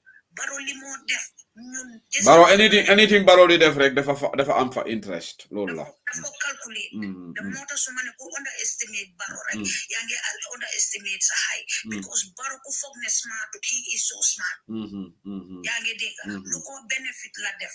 Ñun nañ tok fi mu nekk ni as Gambia ñu sensitize comme ñun dañoo def we do videos like di ko yoni considerably about the money coming in Baro must go BMG, we are doing our best. Why yen tamit mam gana wajere je sew sedili yo tamit amulo morom. Why yen hangala xew say time ngeen def sen programme ban time la day nek Europe bi fi demba programme kan ngeen ko start on demba fanane it was late because they contact on kini why amut on time after you contact kini nuy ma ñoom Mama Lisa tukulóoru si seen team bi yéen tamit am na ku fi comment Lamine Boja mu ngi leen a gërëm bu baax a baax mu ne you guys are doing a great job when I really have high regard for these people Baro must go platform bi people appreciate lu ngeen a def jërëjëf nga nuy ma seen boss tukulóor waaw but a lot of people fall out so we have to continue the fight deka bi ñun ñoko mom for real ken mom ko am president we employ those president ñu leen a pay tax so when I see people man waxuma ne ken amu right pour support someone we all have our choices but the fam deka bo xamne so gisee European deka si move forward they fought for this corruption fi Europe yo xam nga ne daf da am corruption but we dañ dem kaso dañ ko dey investigate comme li ma dee wax ma ne leen tubaab du sàcca million billions la sàcca suñ ko yóbbu kaso 5-10 years mu génna yaa ngi understand but still they develop the country yaa ngi understand li nit ñi li nga xam ne we deserve it dañu ko dee jox xam nga lim fi ma waxee soo liggéeyu tey sax ñu ngi laa fayal ne ñu ngi laa jox loo lekka Gambia amuñ ko ñoom kese ñi nga xam ne ñoom ñooy liggéey si government they are those people ñoom rek a dee nekk di lekk xaalis boobu and it's not fair on us so ñun ñëpp nañ taxaw nekk benn I don't care whether ñëpp xam nañ ma ak yellow fever moo tax dañ dee tooñante because bàyyi di ñu oo yellow fever nag bàyyi di ñu oo waaw jërëjëf Hadijatu Kinte thank you Baro must go platform jërëjëf thank you for joining thank you léegi maa ngi am keneen tamit ho thank you for giving us the gifts ho I saw you giving out gifts on the platform ho if you can take the floor now Assalamu alaikum enen bara kam de te noise bi jere de okay so cool ñaari alhamdulillah ebe min tole Madrid Spain okay go ahead welcome Serin Keita wala Madrid mbota basere Okay. Basse, mo Basse College. Okay, go ahead. If another contribute, lol. Yeah, so always give follow Facebook, YouTube, give follow back, because I told you Mansia Gambia. So until we men follow Allah drone, Nimbara drone, Baraka. So because he gira time of Bula, Bambo Menna, Jolbet and Tajella, Etiga time Membulala. So yeah, you only Jarita, Uri time water, Lolakua. So then they remember that Gambiano Nantanya Yella Bagele, Uruni Kendimo, Naulindi. Yeah. So Baroma Fin, Nafa Gambia Yamaki Kasaroti. It about a Basse Mafang, Baro is support to the Bakele. So if we can more contact the Kafo, we can support. Me Adamabaruma Fenneke.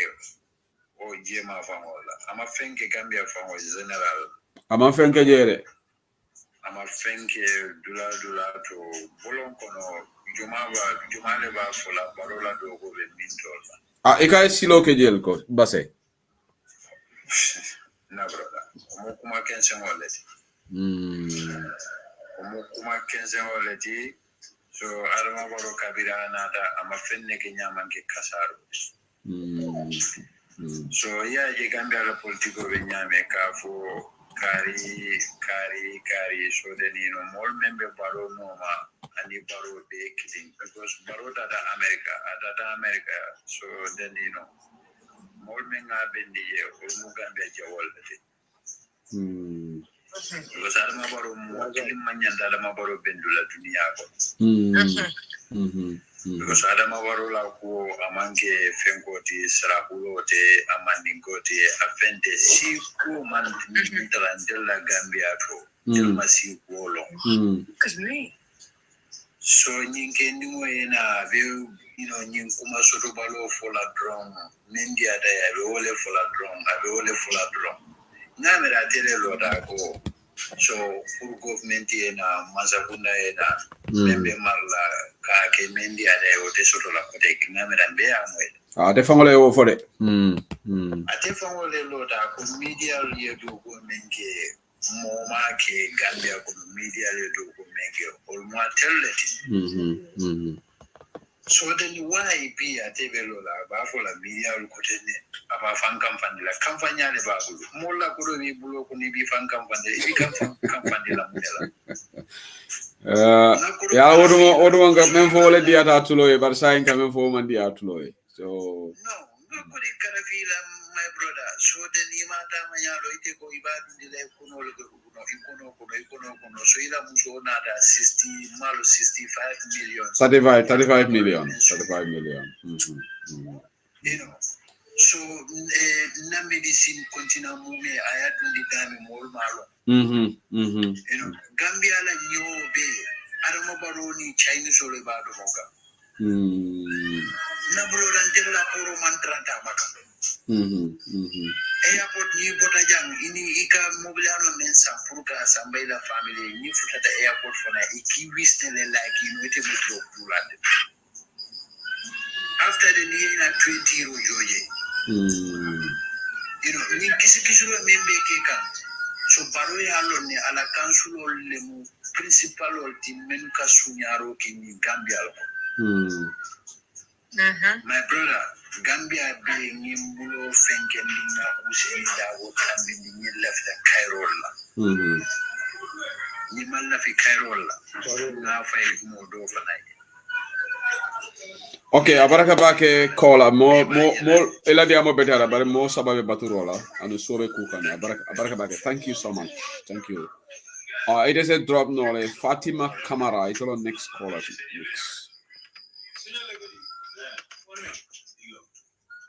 Fatima. Okay. Mbari name jibe for my pronouns kukarba. Fatima Kamara 4491. It'll on the next quality.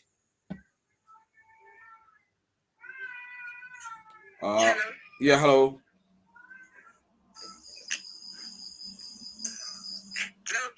Hello, mbe mo ikane ikamoyle. Okay, Fatima Malon for ila network Colombang. It looks like ila network or ila bar is very low. Ebe mintole? Okay. Ne Fatima Mandiamo. Lamin Damfa. Ite kamoyle bang. Yeah, assalamu alaikum. Alaikum salam, Lamin. Go ahead, please. Yeah, I say come all in another money, Mr. Damfa. Yeah, Nabenyola, yes.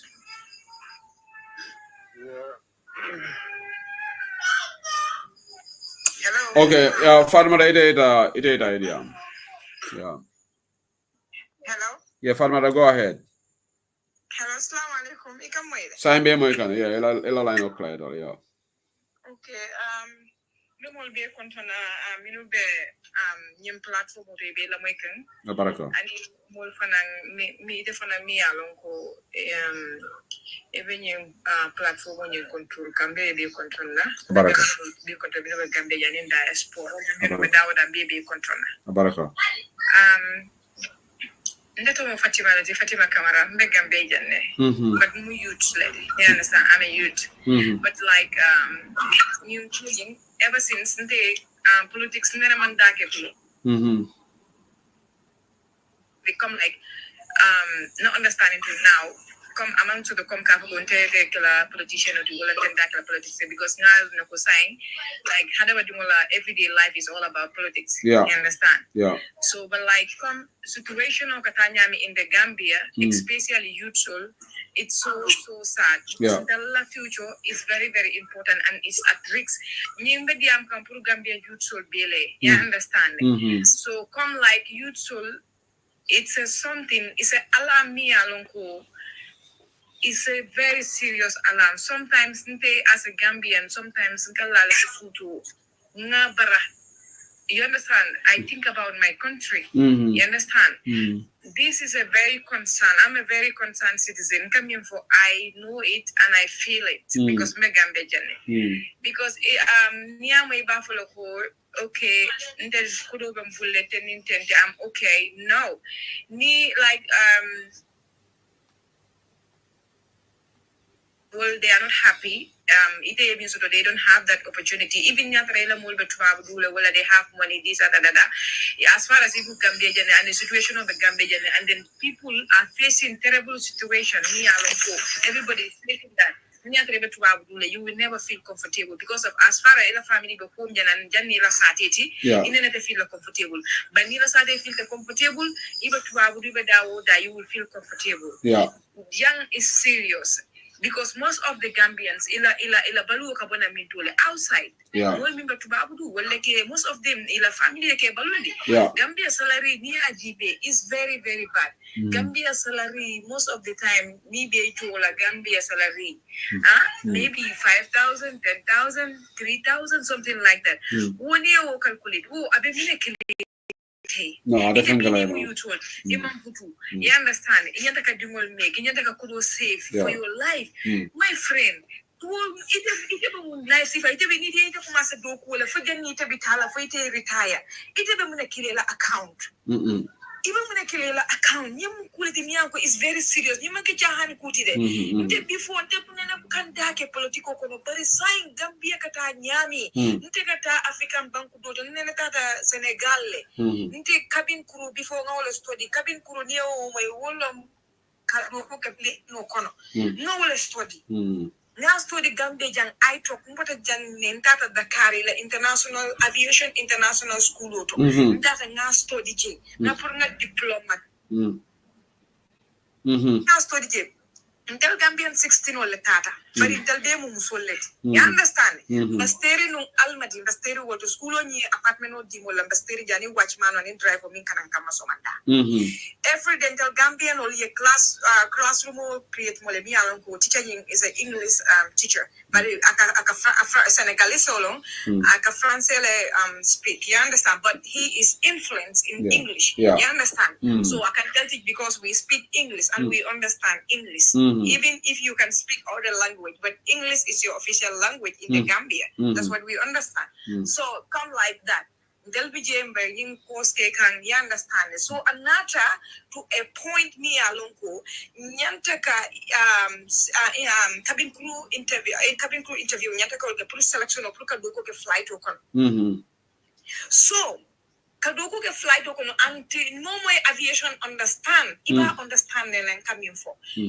Kake cabin crew ti ala interviewing is very challenging. Wow. Because one inyantaka swimming nole, two ila makeup in nyantaka posture, ila face, ila appearance, and everything has to be intact. You understand? So I'm fan questionable because your first priority is not to serve the food on board, but is for you to making sure your passengers on board are safe. You understand? So one of the number one thing. So there are a lot of things me and Kabin you understand? When you interview, we passed all those stages and it was very tough, very tough, very challenging. Until Gambian and in Senegalese sol fanam bigele interview you wolu Gambian long and in Senegalese because was school on into a pilot in Karanjela and you know like a pilot in Karanje Senegalese dimol bigele all the African countries dimol bigele yeah understand because international school me aviation school and it's a very standard school in Dakar you understand so Kabri Nato up to a point me alonko in Yantaka Taro Kelly Senegalese soul, you mean consider a citizen of course, yes. I was angry, I was mad, but Yaminke is the fact. Because Nyata Fanagamba Geneva another citizen consider a force, yellow own citizen you consider follow well again important. Because Dawada, Niman Bankudinga priority dealer. Anytime Banko conflicts or what I problem was you know, man can bank with Vitale Banco Blege, you Naja State of Banco to Cairo Lebije, you Fenege me and Yabo, back in the Lebasil and Obanco. You want to Bajale, citizen, I told about challenge your face, I told about conflicts face, I told about everything face. So that's why you should not compromise your citizens with anything. Not for a foreign allied in a bad way. They should have the humanitarian gesture, but at least illa citizen making sure that you give them the priority that they deserve. But Gambia ja woman tarajan. Bijele after cabin selection of the Senegalese Senegalese dimol select after nata say nang cabin nata say nang apartment or nyata say Gambia because ntal igomale ko ha balkumantile you know be on standby ni nanana but after see the form bata dangala moy Dakar ya mamfe moy so sign principal nata ka fo mole ko sign utal bitala no Gambia wolum Gambian di wante ni mino dana wasu kutu ni wana friendol iba kumboka I was very angry I was very mad me from gena mako because go time I atara ni Senegalese di no student ol mantara nyoka nyatara ni wolbe nyoka ni embarrassment of Italian yeah but ni mako ni principal of the malebe rumo ni kon principal of the amta mole Gambian ko kumbo because of what they want to fly, they want to work as other countries how they work, but they don't have the chance. My friend, this is painful.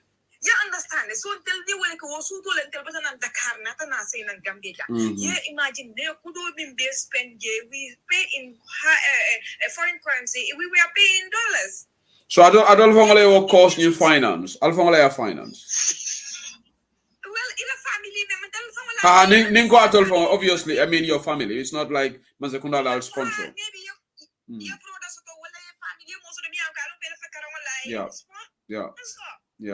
Yeah. So after from all that, in order to say in Gambia with all your diploma and this it becomes zero because even job is zero. What not to say na kabiri say no friend told you world cup no ngafole because even job sort of because Gambia airline industry sort of or something. So okay. Gambia man coming for airline or me along because everybody has to work in office. Yeah. It has to be development has to be in different categories. Yes. You understand? Yeah. You know the aviation, you know the but you create facilities. Yeah. But facility you come in a Karajan law, journalism, law, journalism. Can everybody be a lawyer and a journalist? No. In the whole entire country? No. Or doctor or nurse? No. In fact, none of the nurse named doctor in Tempola. What? Facility also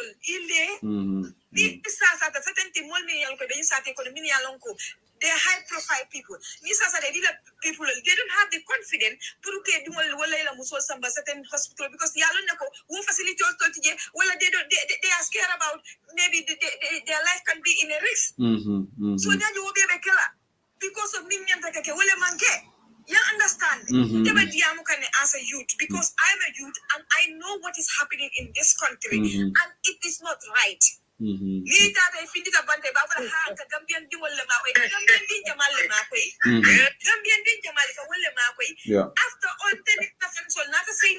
we have to change our course to study another course again. It was not your first choice. Because there is no choice. You need to change your course again to study another thing again. So don't go so Gambia, I don't take a silly proof. Certain thing I challenging teacher. Okay, hold on, Fatima. Fatima, hold on, please. Fatima, hold on. Fatima, Fatty boy, it a meet labang. Fatty boy, it a maybe platform or it a mute labang, please. Okay, I'm sorry, Nima mute. I will drop you, okay, because you are bringing noise to the platform. Okay. No. Jani Kanarek, mute. Can you mute, please? Okay. Mute Fatty boy. Mute bang, please. You la diamo noise like an amole bediamka, yatra mole bediamka. Fatima la diamo complete.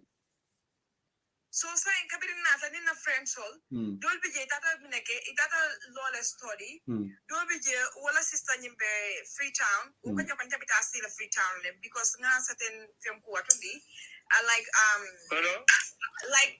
Fatty boy, hold on. Molebe diamukang, please. Yeah. You understand? Hanisa and Kanika Diam, Hanisa no friend on your Freetown analysis, Abestera sister Yaje, Abadokula in Freetown. Because of that, no friend will be young, will Hanisa will form and because this is their choice. Yeah. But because of imam opportunities, because they can't like I deal on citizen. Yeah. So now again, Nyantaka watch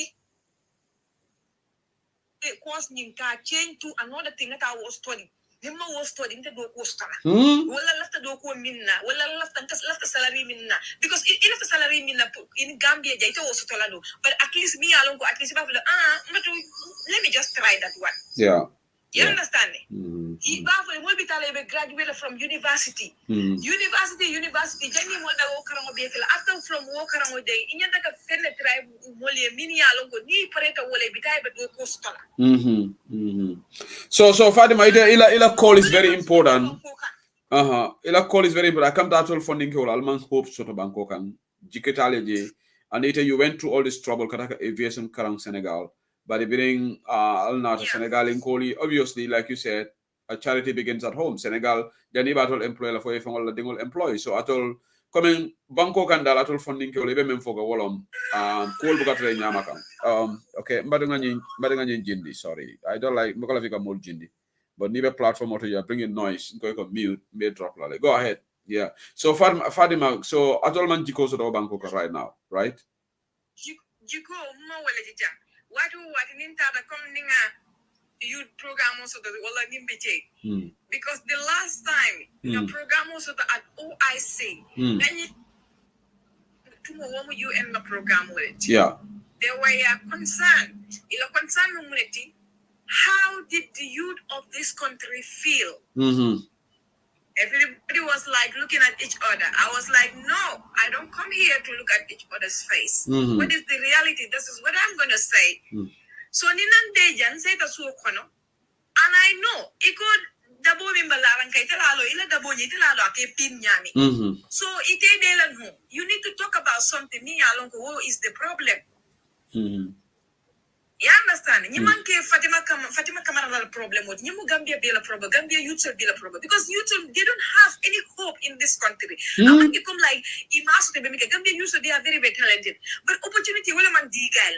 Mere opportunity come in a certain opportunity and maybe you are talking about millions of youth and you give opportunity to maybe two youth or 500. Even if you said like 20,000 youth, still now you don't recover. We are talking about millions. And you can't in how many? 1,000. Yeah. Come along lack of skill centers for Gambia, because you must have skill centers local, because and also your investment opportunities all yeah one the back for private sector. So any company will starter because manza kunda from okay Gambia la government private sector led grow level Bangkok, but niaji business environment is not conducive. Taxes are so high, lack of kurang, lack of energy. Bangkok me along kamala kurang problem solve no motivator invest for Bangkok. So the stakes are pretty much against the investors, so they cannot invest in the country. So wala na tol do ko be solar wala na molkata ni back way la wala na fondike maybe it mala fitala to the back way, but there are a lot of hanisa musol fonka that back way. It's very sad, Fatima. Musol fonka that the back way la the sign. Jani ba fula kurang, jani ba kurang fon fula. Waya tere kono la ba faring. Wow, we tonya lo wo. Jani ba kurang fula. Waya tere kono ba faring. Coming for it. I am not here.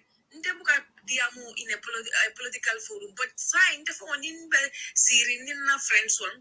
Look, Gambia Katanyami is so crazy. Yeah. We need to be at alert. Yeah. Most of the time I listen to these politicians, their manifesto. Yeah. What they have to say and what they have.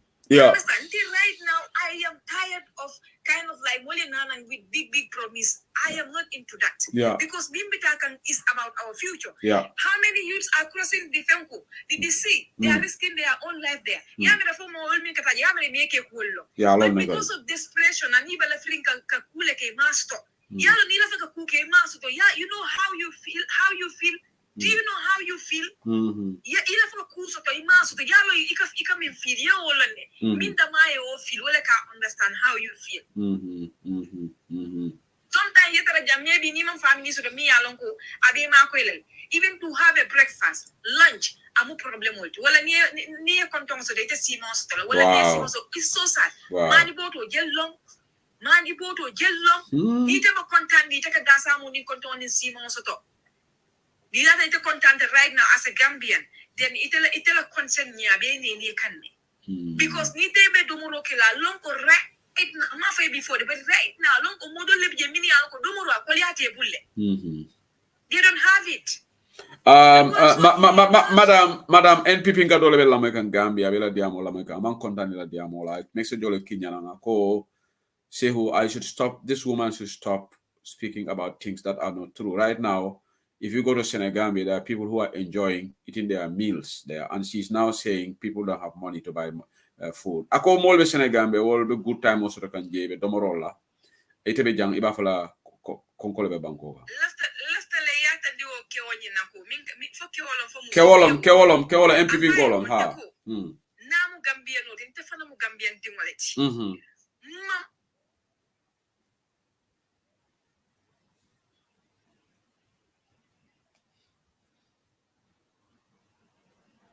Okay, Malum Fontela Enlom, Fatela Enlom, but Malum Falcante Moilebang, but it looks like our internet was gonna let Ngamala Enlom because of the Gambia internet connections has a lot to be desired in that country. Lack of internet, but coming back muso afanyami jani mo be kurang fola domoro from Konko Monsoto. And when lady ni me call can appreciate back atemo youth lady funding ke olom I hamo soto poka karang atata for Senegal ka aviation karanje aviation ka cabin crew member it requires a lot of effort and highly commendable. But I thought exam okay Senegal will not la Malta and ata muta na Gambia ko tenge am opportunity sort ala friend obi je wotata free time wotata badi ngolia. So real life experiences and many most if I encourage ni wala na a lot of time dia apply diam. Ni NPP ko ngalal balon nale temo kilin wala ka kalanta yake. Ate ni molbe jang ate trajang ako molbe Senegambia molbe domorolati. Okay, fair enough. Maybe ate from Senegambia right now because yalon ni ngatol ka kodolu sunya albe kodolu labajila yalon sana dahaba wosa afford no ka mo 10 fonds samba sene jana bawa kodo me ngaka ta man ka fansu kodita man ka ko mo be ta ka wole labaji so du sano fanansa afford no la ta Senegambi ay mo 10 samba jay si mo dira ko du sano poso kono wakatu fare ne ni kodolu dol setrajan kodolu dol setrajan but before du sano do man sekunda fo du sano ka fan si ma fan afford no le hani ni kay sawar ma fa san non Senegambi ata sanaji so you know isuti lafta molie menki jam batu ngete la call deny ni ndana fenko deny decline because item malong ni multiple. So mbari muso Fatima Kamara ngalong ko la internet ole tata but nga appreciate back al kar call and it's time for the youths pour yediam. Gambia funding ko mo kana fondade politiko kono. Batame mi jatol le ka dal. Ntolo mange youth solti. Ndola time bandale ntolo ndol mange Kijera sorry may call back. Kijera may call back ñina sala ñante call back la bari ni nga Kijera tare gana programme kumfa. Alunga ñu sifa appreciate la ñi ñu mol nga call from Gambia car real life experience. Kijera bismillah. Assalamu alaikum Seku. Ene mbara kotonate. Seku ile urare indi la moer lal be. Malam foye ñi mbare muso moyle memba me call ke from Gambia about situation explain. Ntulo bala Gambia. Ntulo bala Gambia dinul le ñanta lola. Follow NPP nko me membe diam kan mbar muso la ko wala. Ali NPP ko hakilo dan bulaje. Yeah. Ali hakilo dan bulaje mo jelle be Gambia kono me ya lon ko la dépense ila kondo ni fi me malo. Mo jelle ka tasile Gambia mo ni liya de xere Gambia sunku tundu la musuto ni me ke ko abe suto faliyal. Ni abo so la men ka taje abe to mon dimbe la difo ko wala ne ka ta nganya. E ka domro ko ko Gambia dinjelle be sirin suko.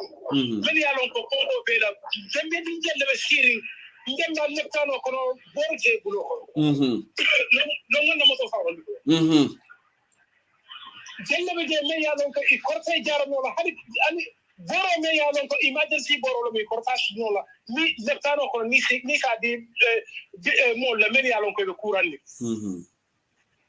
NPP ko la hakilo danga aliyaje. Mana ni mo fa men sondo mo be ten noto. Molbe bankola kola afre te ka Senegambia.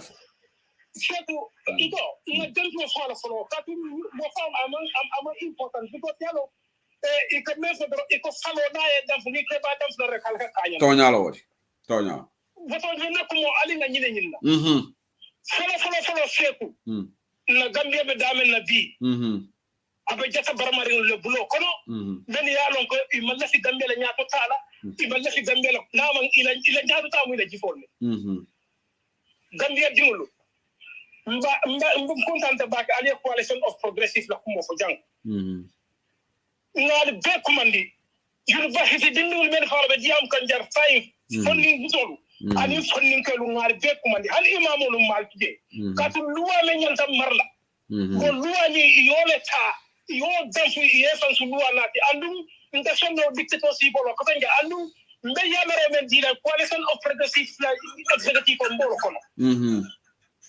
ita tala ko madi ita tala ko basama on the 7 ndelo sino kanne ngana yanto kanne yeah ngala announcement on moyle Kijera anu alla banku di nyanto lan ka fonti bare ali pamito apply right na tadi intelligence be betela na betela update lebu vital me take intelligence take la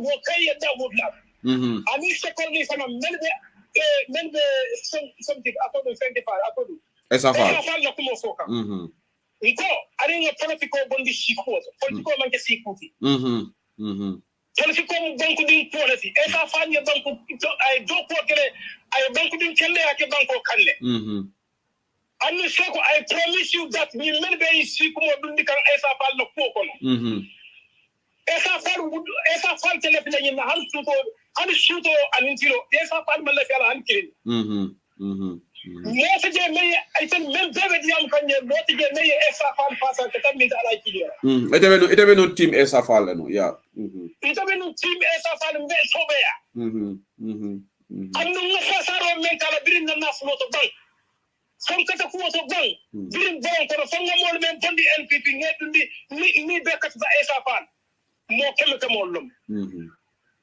so ndina fasaro men kala ni tiktok diam nyaadu ani kirinde de me yakala sa jama ba fon bi je sa ne tot sata diam wala fon ya so say men men karina esa fal bulu na bi de ala sopota dala men al hadi Kijera ti banko ya tinga aya don ko banko be da men na abe kalkali jiyolo kono nda ala Kijera ko ay fero beke ay na ko binin candidate ol la wo winning candidate ko Usain Dabo la ni banko no besula dar na ya kari ko amanna kafu wolma ndala ki jere be winning candidate de support wo mo Usain Dabo anu be ado ne dambe taw Usain Dabo is the winning candidate yeah wala so ni jamu mesol bebe findi kanal this is the time wala me yaro ko Usain Dabo la tilo le malata andu shenta fano jita fano la Divata faro kadu amalata jio le tema. Voli keno yom. Voli keno me yalo ko abe jio tema. Voli divasho fano le bang. Ani ado fala no. Woton ko yena kafu winning candidate o manin ko damya de sula. Ni pasidi ya teje kutum kan ya teje tantan teje banko be dame na abe kantan jio ko banko be tolinde ado baro yenna banko samba nyamo no kono.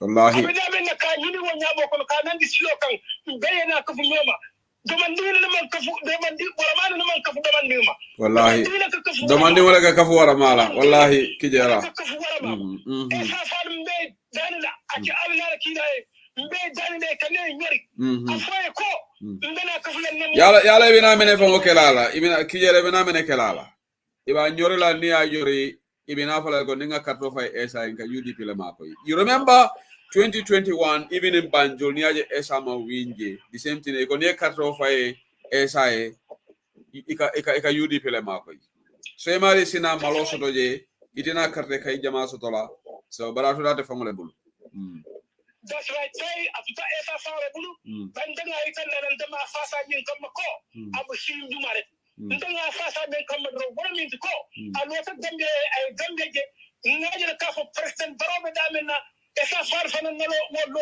abbe fiatalo wato konna da sembo sala yana kuma moy so this is the case so debe daniro kala esa fal nalo mo de na ya tari be banko ko to vinin candidato feja bala vinin candidato benya bara akabunta de Usman Sonko na parti o kenya me Senegal Senegal du kendo bena tala kam fuko gambi ka Senegal bondi wallahi dum bo tembo no to ni manke parti puti amanke santi ka gambi bon nyum vinin candidato Usain Dabo na la mo neti yubi pilati gambi de ka finoma na ya tan tonya bo fasa kan te sinaya ite sinaya la manta traveling ko manta songo fen Sariante kering foto nyale be kering doman dinne ne buka warmane ne buka kafu doman dinne ma doman dinne kana ka kafu warmama albe ngane kili so dinne be sular ne bi na ya tar mun esas albi wallahi amun te sonati in kono wala be yare ya ke minister of justice ya ke minister of justice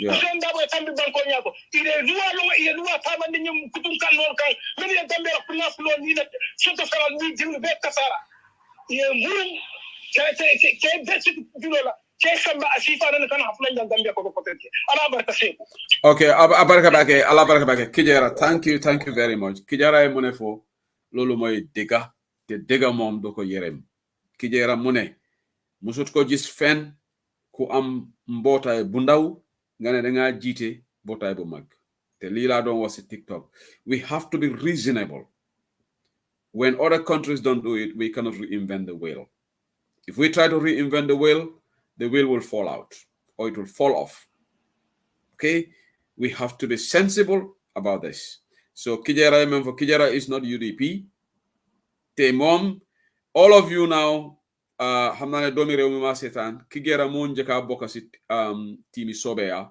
even in 2021 Kijera endorsed Esa Fall 2021 but he has now come out to say it's time the appeal Esa and his team to join UDP because mune mbotay bu mag aduna lu nga lay gis yow so amé mbotay bu ndaw yow yaay top mbotay bu mag Kijera lu wax ni moy dega waye duma fi giagaati nak legi amna 2 callers Cissé Fana Mbijang aning Algiers Jara. Walum Cissé, go ahead, please. Assalamu alaikum warahmatullahi wabarakatuh. Wa alaikum salam warahmatullahi wabarakatuh. Sehu ne kondom bake ni la morlal be. Ya, inembara. Yo ndam kemo Cissé Fana be joinda na umye baka be la moy kampwa. Yeah, inembara mbato jomi rew mun nga yonat sa request because I thought I saw you. Okay, harama invite la. Domi rew mun nga ñew your teamy esanga. So okay, go ahead Cissé. Yo, come la femme for wala mo. Yo, mbari mawada mo fala. Yo, kaje ko Gambia ken nin man ken fanja wolti. Mo man be bango Kenya jibe ka. Yalla ka amantata ka nyama. Bango sulara le ka fali. Abulo men kono. Amanya taro bulo kono bi.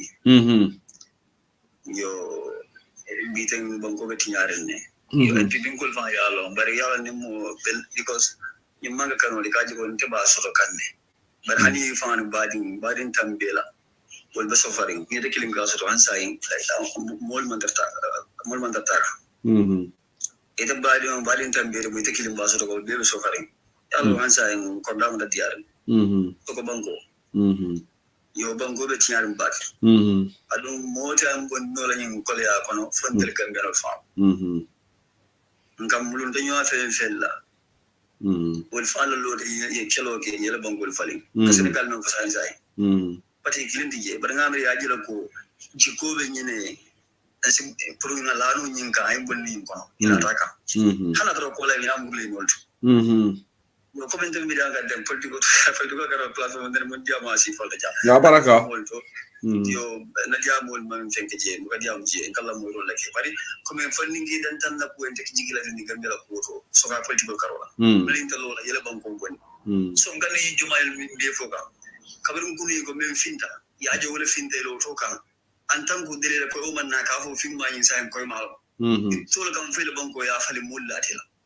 bari fanningi o sanyi tan zaman bu ita ko yin finta tilma kun der do no yalo wo fanningi wolu na fulu nyinole kodo ni palaso le wol dundi politiko kono so because I did jato from because more than them bije ngaje wala firku fala ko nyinga nan den na informal member ko yidi bi laban jimbote jamala kono because wala ndiki jo bandi politiko ka because ntay mi je so nyaati mi ilo tay ko men kan en tant ko yaaje ko nyin ko mon fali ngam ay mento nan tan ko mon fali yenda ko le lotole parce ite ko yi diam banko karo bele ko nyim bankati adu be menki kan ko katirinde tilma ko ni mo kiru green dole falen dal to ko no ite diam la ko rek because mami ko mo do fula mo si be mo wondo no because mami ko be sikende flati wati yeah ngamira ko bala fandi adu ngamme don dama ko mo so kam fala mbaram so mo de sansa meme Gambia billahi ako funding ko man tra contane ko tole ko dunya bandela ka fa mo la ya marso ko mo kime hena marso yiba kam ko mo ko be dele ta mo le go Senegal be mo do ngoroji okay wo no NPP ngollo mi to la mira nyalbe wala nyama ira nyaabe dame banko mo le kay tege mira Senegal Gambia mo jelle ka afford no fam pour kada si mo la Senegal mani mo fula sabata je yalla ko dole ko do jubra ta mari ma ko no mo jelle be je yalla ko ni kon donta e be da sama wonde be sima okay abaraka bake my brother I'm batting modo fananta because I'm in Bejila sign abaraka bake thank you meta janne sign okay Algiers jara ito London domi rewle kala final ngodi dem na program suma Algiers is it Algiers jara yeah Assalamu alaikum. Wa alaikum salam. Enembara bismillah. E kan wole ndo mandi. Fo so ko dal ma fa wala. Allah ka cha be jar wala so ko dal bal folo kanne. Baraka. Ado waten ke folo la.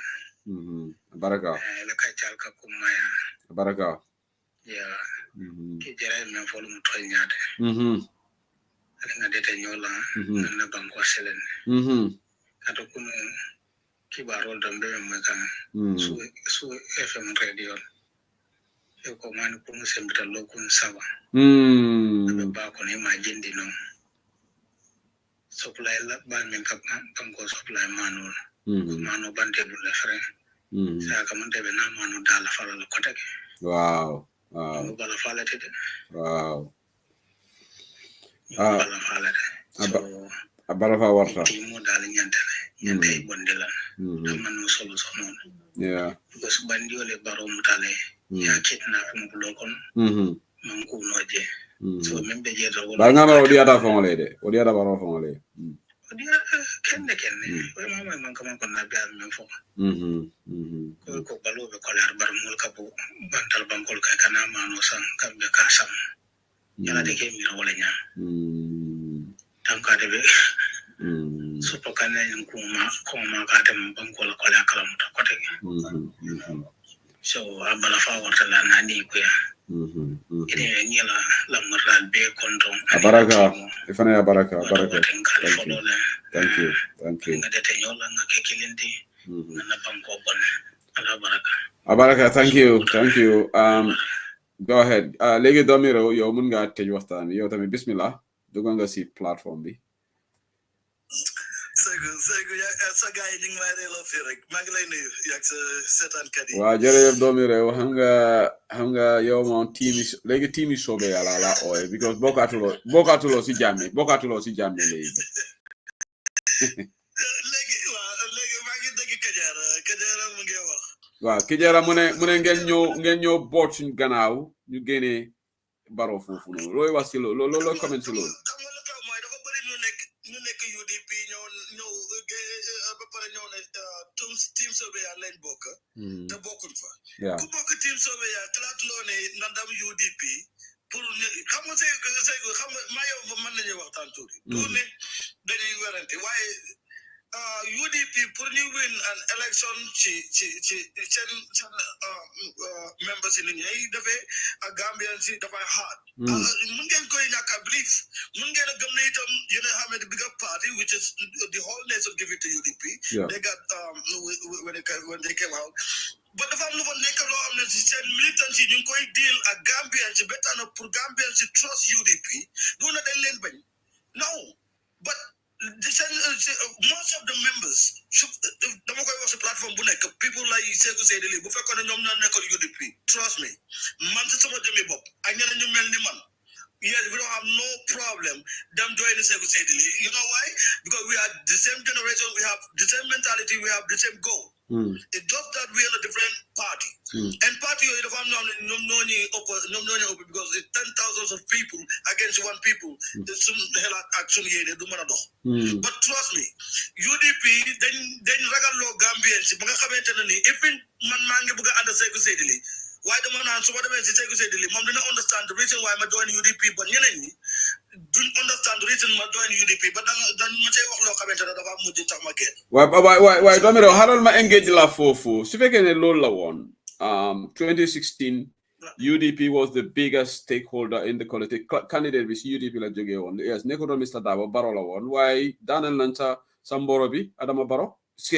Yaya Jammeh okay what happened bañ daaneel la Yaya Jammeh what happened li ñu focus ci UDP exactly moom la UDP deliver everything mess okay yaa ngi ubbiyaati debate bi te gis nga xëj na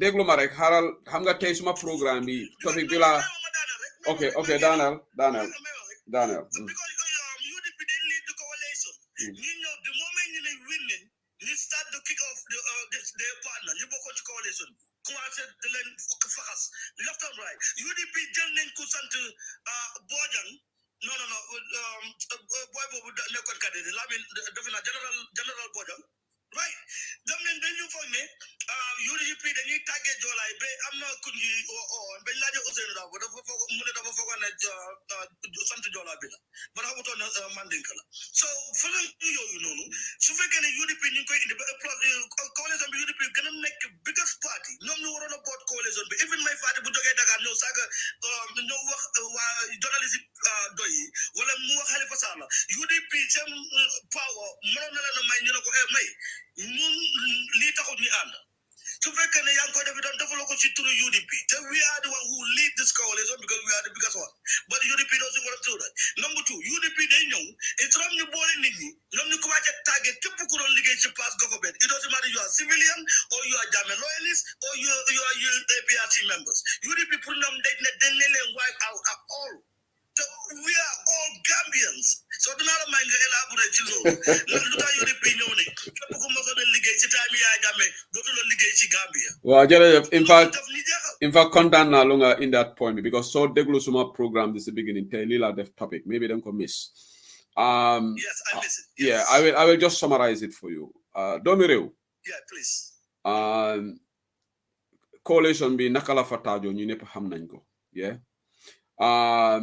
coalition was 7 political parties and 1 independent. Yeah. So when we removed Jammeh, there was what Jammeh dafa accept on, and there was money after mo turn around. Umpers hamna money do them. Okay, so no, he turned around because because IEC declared the results and they started making another declaration. So he started having two minds. These people are not even credible. Okay, so he turned around. But okay, fast forward. You know what I don't really understand? Man ko don what analysis fi tay. Out of 21 ministers or 18 ministers, because man from 18 la, I'm not could be in the comment section, it's 21 ministers, which I think at the time of the coalition, Nicoron 21. Why? It doesn't matter. UDP got 4 or 5 ministers, which is just about 25% of the ministerial positions. Batambedu was the justice minister, more spearhead the transitional justice program, Jai Assets Yaya Jammeh. Can look at it to the season Wahis and platform begin at Defni. All the platforms I go, Musuma Dega Turi Batambedu, who was the justice minister, he spearheaded the sale of Jammeh's. No, Degloma. No, Batambedu UDP. Batambedu the UDP. Dinga finger neton, Batambedu was the ministers that they appointed, technocrat ministers. He's not from UDP. It's just like D.A. Jao. Okay? And okay, Batambedu more had the sale of Jammeh's assets. Okay? Then you then Santa Yalane, Minister Bobo no jogo to UDP because otherwise send platform.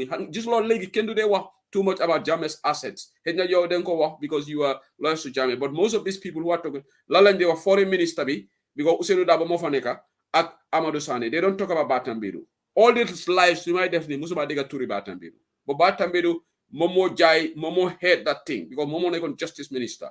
Okay, by Lamin Job, Monekon works minister. Banjul development project, Momo ko mess up. Momo ko def. Koku jego UDP. Ken do ko tuda. Sisen platforms imade def ni yep musuma dega Turi by Lamin Job. Because by Lamin Job is not from UDP.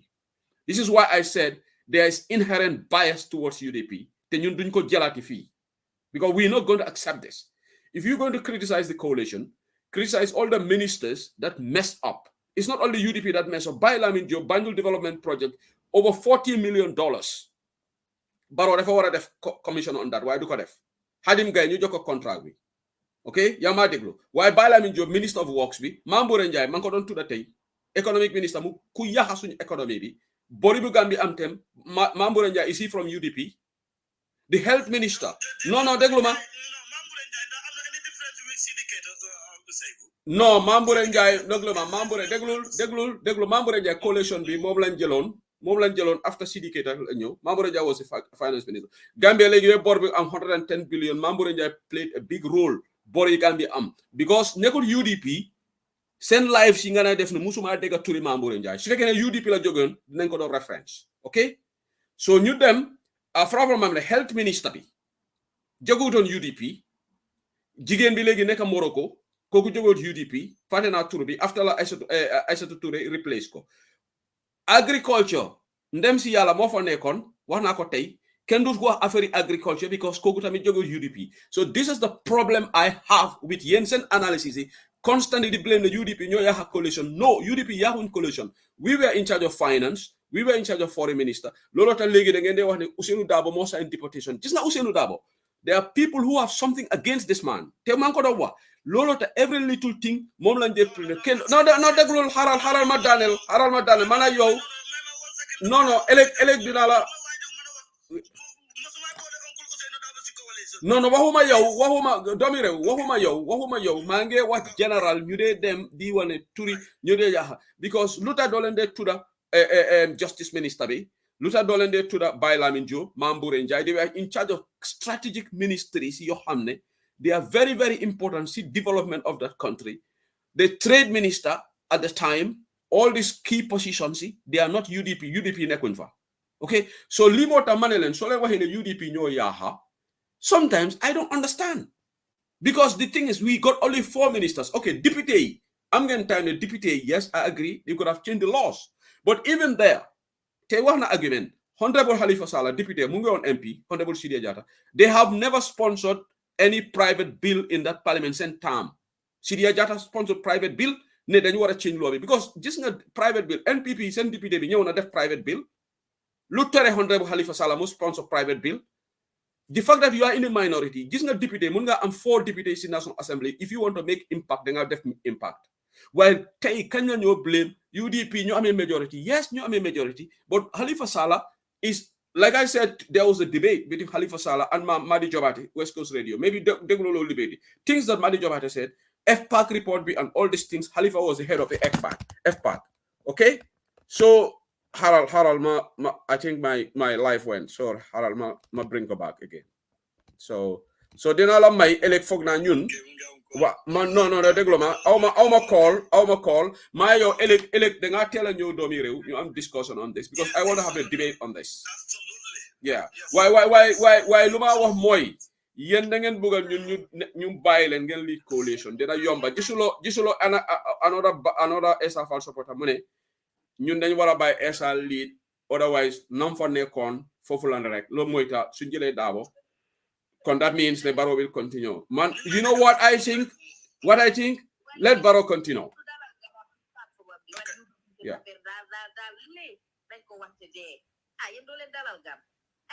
Well, no. Dina ñew Bapulo dina ñew ke domi rew su paré rek Bapulo ñu may ko.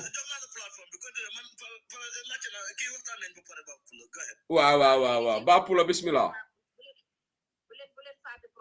Sunday ñu ngi am li xam nga dañ bëgg comme man I like the way the politics is going right now. Dañoo xuloo di mbokante di ñëwaat because all of us want the same thing. Man li ma laajte man ko naa is more about question lu ma fi indi mooy because most of the time comme buñ dee wax we don't have opportunity to speak to UDP militants pour laaj la ñu leen bëgg a laaj because people take this personal ne ko ne attaque la man li ma laajte mooy you people has been in the field for years. Lan ngeen foog ne 2026 you guys are going to come different pour ngeen mën a am pour ngeen mën a convince the electorate how to call it the electorate ñi nga xam ne for all these years they've not been voting.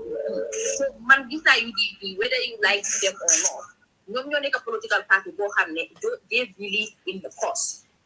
You can make from 1996 they're there and they believe the cause. Whether they've won election or they've not won election, they still believe the cause.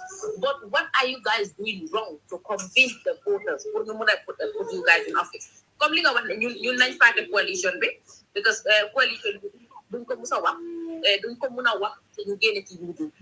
but to move forward, 9 by coalition, we focus on 2026. What are UDP executive thinking na lola ñoo def to convince the Gambians ñu xam ne loolu dina ko ñu jël the office and point to Gambians?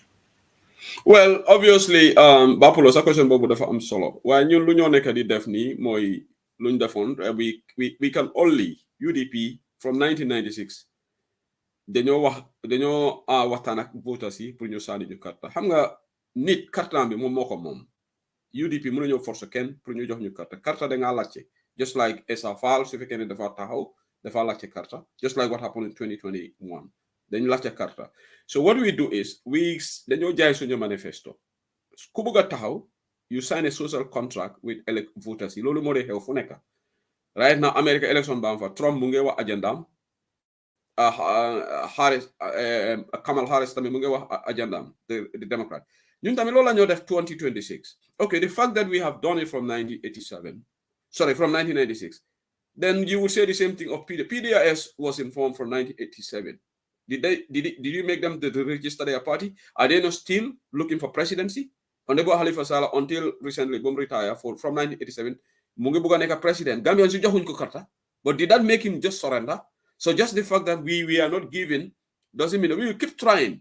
Let me tell you, President Abdoulaye Wade ñaata yoon la try bala mu nekk president Sénégal ba gars yi ñu wane du musa nekk president Sénégal xaw ma ndax dégg nga loolu ñu Abdoulaye Wade time boobu tamit mu ne du mu nekk president.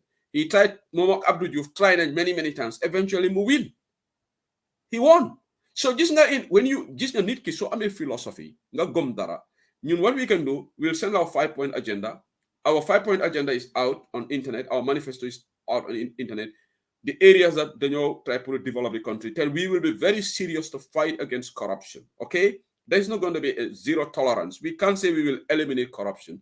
Ben nguur du mun a génne corruption entirely. ken mënu ko sax ken amut xam-xam bi because doomi aadama moo mel noonu nit mun naa nekk sa kër mu jubadi yoo nekk borom kilifa loo ko mën a stoppé te xëy na yow you teachuloo ko loolu jànguloo ko loolu waaye moom moo dem decide. So what we will do is this corruption that is happening in the local, this sort of information that's happening in the KMC and Banjul sant naa yàlla xam nga lu tax ma kontaan tey Lord Mayor Talib Bensouda, there is nothing yet waxuma because commission hasn't finished its work, but there is nothing right which accuse him of embezzlement of funds. They are talking about nepotism, higher na key, higher na fully. All right, there is no embezzlement of funds on this commission said on KMC, Banjul Tamit, Homa, but Brikama, there is embezzlement of funds. Jujaj amna te kufaneka koku NPP la Sirifo Sonko millions la labach. Why can they go to KMC then KMC what they are talking about moi defa yoni driver and be actually $40,000 guy you neka feed you who 60. So what I'm saying is we are showing to the people that when it comes to financial corruption and everything, we are clean. That's the agenda we're going to continue. And I'm not saying that our local governments are perfect. Maybe some certain things what they did, they could do it better. But up to now, Santana Yala, you're speaking Lulu, embezzlement of funds, KMC, in this commission, maybe they go mako. And Lulu Santa Yala. So our Walesa maybe if they are going to find Talib, maybe they will just say nepotism la higher Kimba, why no financial embezzlement so far. Why Jensen, Dumade Jessin Laisi, can they could do what Brikama? Why is Brikama not been talk about? Because Kuneka Brikama do UDP. No, Domire, you are not getting me. No. Domire, you understand Ulomade. Man, life shima duga. When it comes to this local government, they talk about KMC and Banjul. No, why you say baby, you come when it's late or something. Yeah. I think we talk about more. Young's Dabo actually become area council. No, but Young's Nekova is you should be talking about City for Sonko. No, right now, come like you were talking about the past one. Right now is Young's Dabo Mufaneka. No, Bapulo Haramadimbalela. You know this commission, Lunyo investigate do time Young's. City for Sonko la investigate. But I'm not talking about a commission. Because commission bunyo definitely Bobu is the past one my City for Sonko. I understand. Yeah, Fofulai Wahe. Hamga tay dugana si domi remu live bi. Somebody was talking about UDP. Mune yena baro yef 6 and 9 just look corruption si neka KMC and Banjul. Wahud Brikama de. Hamga luta mo avoid Brikama because Brikama NPP nyo fa neka. Yeah. We need to stop both parties like including MPP themselves. Yeah. They want to buy the pinpoint corruption to a party. This corruption is Gambians. Yeah. Any government that comes in place, therefore, what I'm an iron fist for having the far hair are Gambians. I'm becoming like a broken record. It was the corruption. Corruption to Adama Barrow, UDP, or somebody who's gonna fix corruption in that country. Gambians, who gives the man to UDP government. I'm not working for Usain Budabo or I'm not working for Young Dabo or whoever is there. I'm working for Gambians. I owe them because of no negative pay. Let's say, for instance, you say employment. Man nekadila ligayal as your own company. The thing that you don't have responsibility as your employee for my def lima war, the man de mawara to my def ligay luman rek. Because you are hired as a manager, you take me as an employee. I have a contract to respect. Yeah. To fulfill that contract. Gambians they know to this side of aleli rew diko pasar because of handling the Gambians yaga na ni dito lu xew rek borom bopi rew bi they blame. They forget about the individual that are there doing this thing day in, day out, the councils.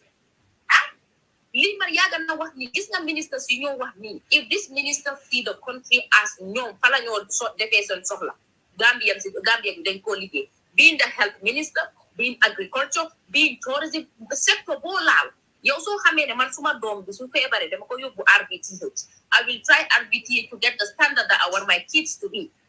Why to fake in a man from a dog is a favorite? To take them outside, abroad for treatment or whatever. I don't care about RBTH or whatever cleanly works or not. This is how Gambians are. So Bapulo, let me get it. What's your point here? Are you blaming the citizens? Yes, Hangaluka. I'm blaming the way we think and work. Gambians, I blame. Gambians, yeah, because Gambians are the president, Gambians are the ministries, Gambians are your nekafune. Okay. So my balale, because if I'm other two people who are also okay. I'm not Domi now. There's somebody else who joined. Lama feel like they disagree again. See, Lola, it's very unfair.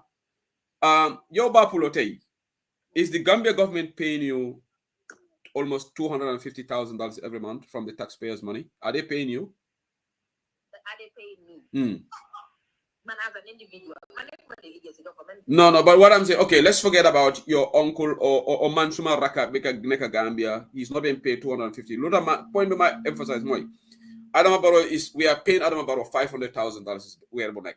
So add the other ones a year, $500,000 is. Look at you coffee Lulu.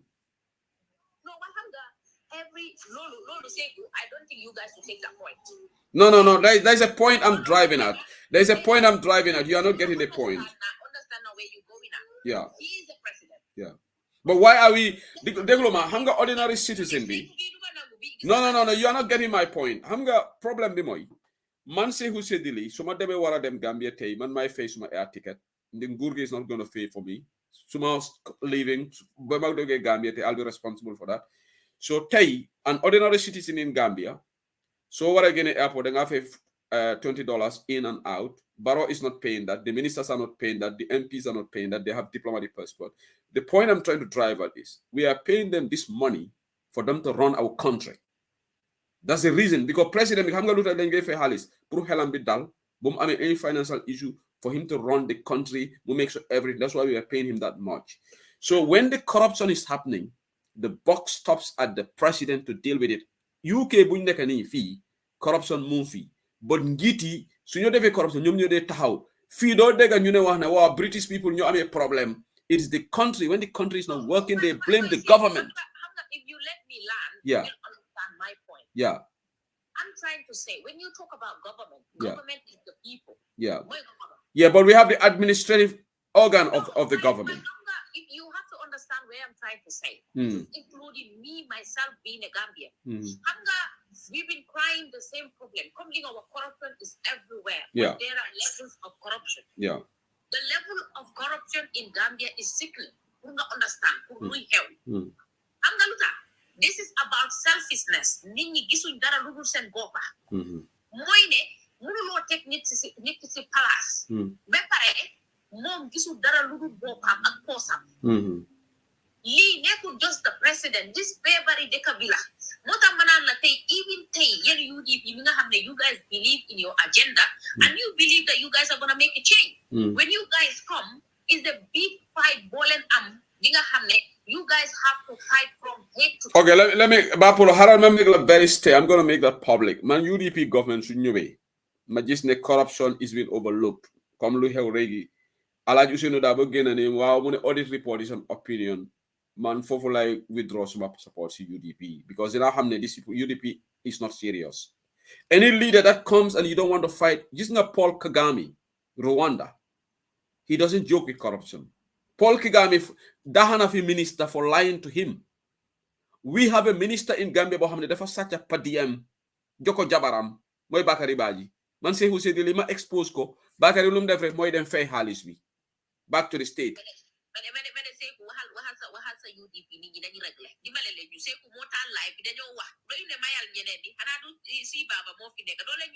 No, bye, ñun ñaara fi nekk rek.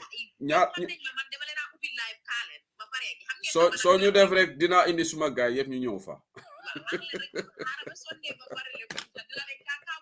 So man Bapulo fu may waxee lu nga wax ne dëgg la ñun yëpp dañu war a def attitudinal changes what the bigger role government la because loolu tax ñu fee ñi dina jox free moto ministers we give them free car seen jabari sax dañu Africa lu tax ñu ngi def lii ordinary citizens are not they are the ones we are paying to run our country so the bigger blame goes to them not us. Exactly. No, again, hanga man. Yeah. If you understand fan na si baba bala ma yow mom ci ñun nga bokk but anyway guys yeen 100 viewers follow leen man ak so ne ñu ngi am programme bu ne c'est que di lim ngeen ñew dañoo def political party ngay fay jaay seen health agenda bi luñ amal Gambia parce que ñu ne MPP nekkul di liggéey ñew leen ngeen jaay seen bo so make sure you follow bu mu leen raw but gis nga Seydi how ma naka say if you understand where I'm trying to come from mooy ne tey suñ change suñ attitude ñun dafa metti pour nit ko xamne amna ay nit yu gënu bu suñu dëkk waaw loolu baax na yow benn nit bi mënuloo liggéey de booloo Gambia I understand yow da nga you need how to call it, you need the parliament you need the judiciary you need yow sa executive bi nga amee so moo tax liggéey bi is a team work so sa team boobu moo ñu nangu what you are selling. Let's say the UDB dafa ñew with how to call it, dafa ñew with a very clean sheet boo xamne this is how I want to run the country. Wa xam nga yeen seen own say ne sunu saaji ma yi nekk fa di leen yaaxal. It will disturb you to a point ne bala ngeen a xam to be able to pinpoint yeen fan ngeen buga dem. It delays you. Fii lay waxee ne Gambians have to see ne I'm working for my country. I'm not working for Sekou. I'm not working for Barrow. I'm not working for Ousainou Darboe. I'm working for the betterment of my kids, for my grandkids, because for now, you are visionary leaders. Most of these leaders, including Barrow himself, they work for campaign. Campaign, they you introduce something new. Sell it to Gambians. The Gambians, they easily bought. So Gambians have to wake up and know that less so anyway, buga suñ kartabe nañ la tek on the hot seat nela lan nga am nga ñoo jaay na leer. People are crying for minimal. They have to call it for the basic needs: education, health, food, living cost. Lola Gambians the joy. All these politicians are trying to tell us fancy stuff.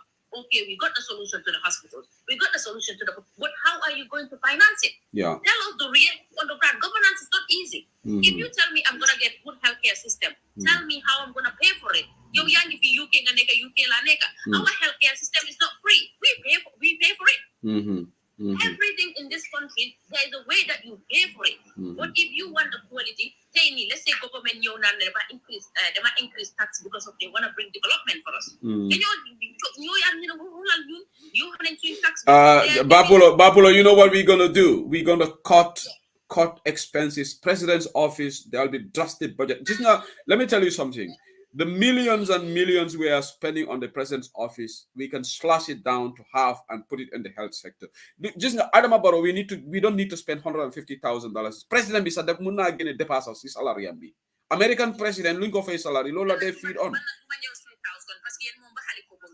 No. We have to. Alhaji Ousainou Darboe, Wahanane mom, he is going to survive on the basic minimum because why are we spending $150,000 every month? President depass on me. Look of it, okay, harama bayela. Yo, ban team ga neka? Team is anda. Okay. Okay, harama bay si baba tamit. Thank you for your time. Si baba. Si baba. Yes, man. Sehu inimbara baraka bage ila program woni ka interest bagale. Abaraka. Well educated man. Tukulorsi, welcome to Bantavala TikTok. Tukulorsi. Si baba, sorry. Tukulorsi le to the comment section. Yeah. So wala nanka follow most of the time you be glad to fankai no again because I learned from you a lot. Thank you, brother. Thank you. One of your ila party member do for it is Sering Keta is also Sering Spain. Yeah. So say a few questions from Ben Min Kala and also maybe not on Lafaji and about corruption scandal on the car for At Ebola, yes, we all know it's not easy.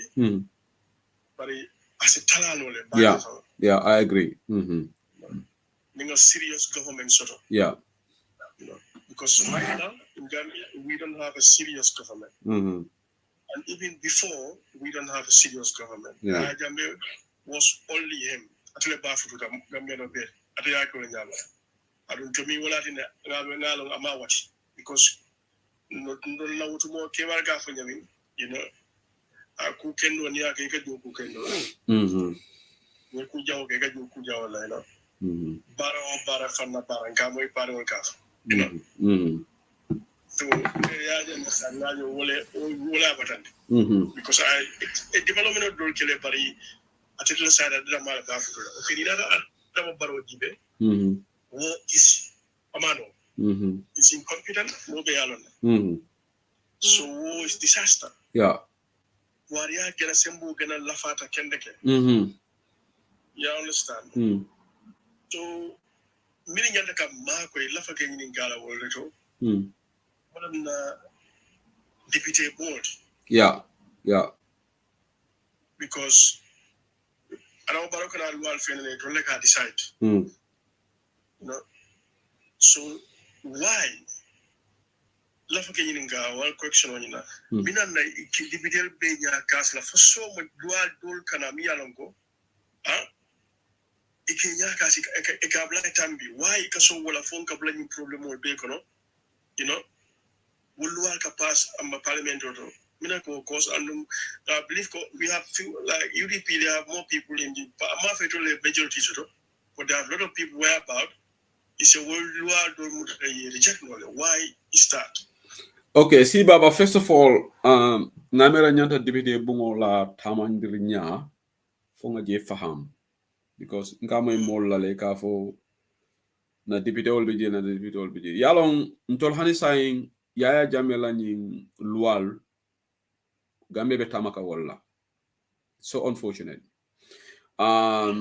because ni ajibe to nyalong GDP be nga jalairo soto dame temeta wo fola ntenga acknowledge le birin falindiro ke da 2016 woto mo nga deputy tansabani kilin soto before baro yala ni kalabante wa datika na deputy dolu sang deputy seol fornate ba yala na deputy dolu sang 8 of them is on tala camp but we had the numbers at the beginning nyanta luwa jama falinda woto mole bari woto mo to la mol fana be jikirin ko yalo ni mandin ko kam ko jamfa iko jamfa ni moya city koma ni ko jamfa man ke problème ni foni yar city nyara jamfa mo ko mana renete ko di mendi ngol fana mode baro yala ñing jam fast at UDP kam tol la mol be banka menka wala ni draft constitution on ata ni lual be se falinji wata baro yala on agenda sotole so na mol fana sino ta woldo ima lual falling lual me nyanda falling public order act and in most of these laws ke falling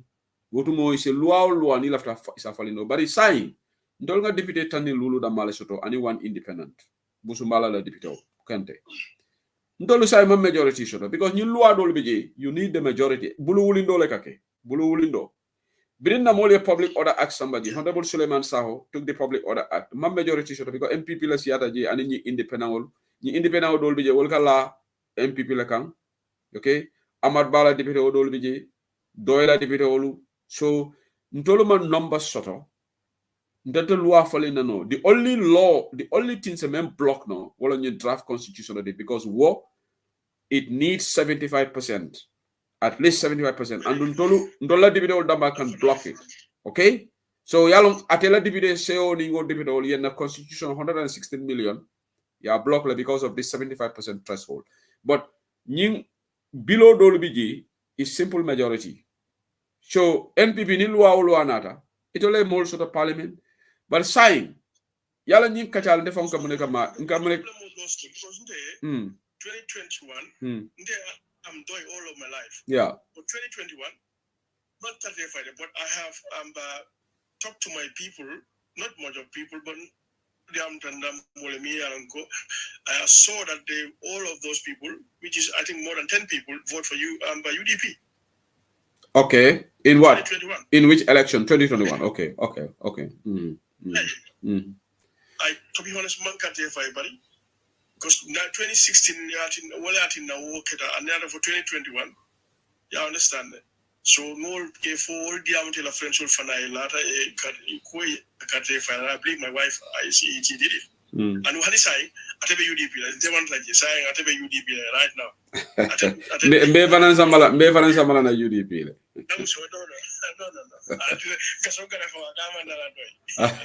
But yeah, okay, nange nyininka ite be doyle munana ite la itela doy muna na man luwal falim banko kan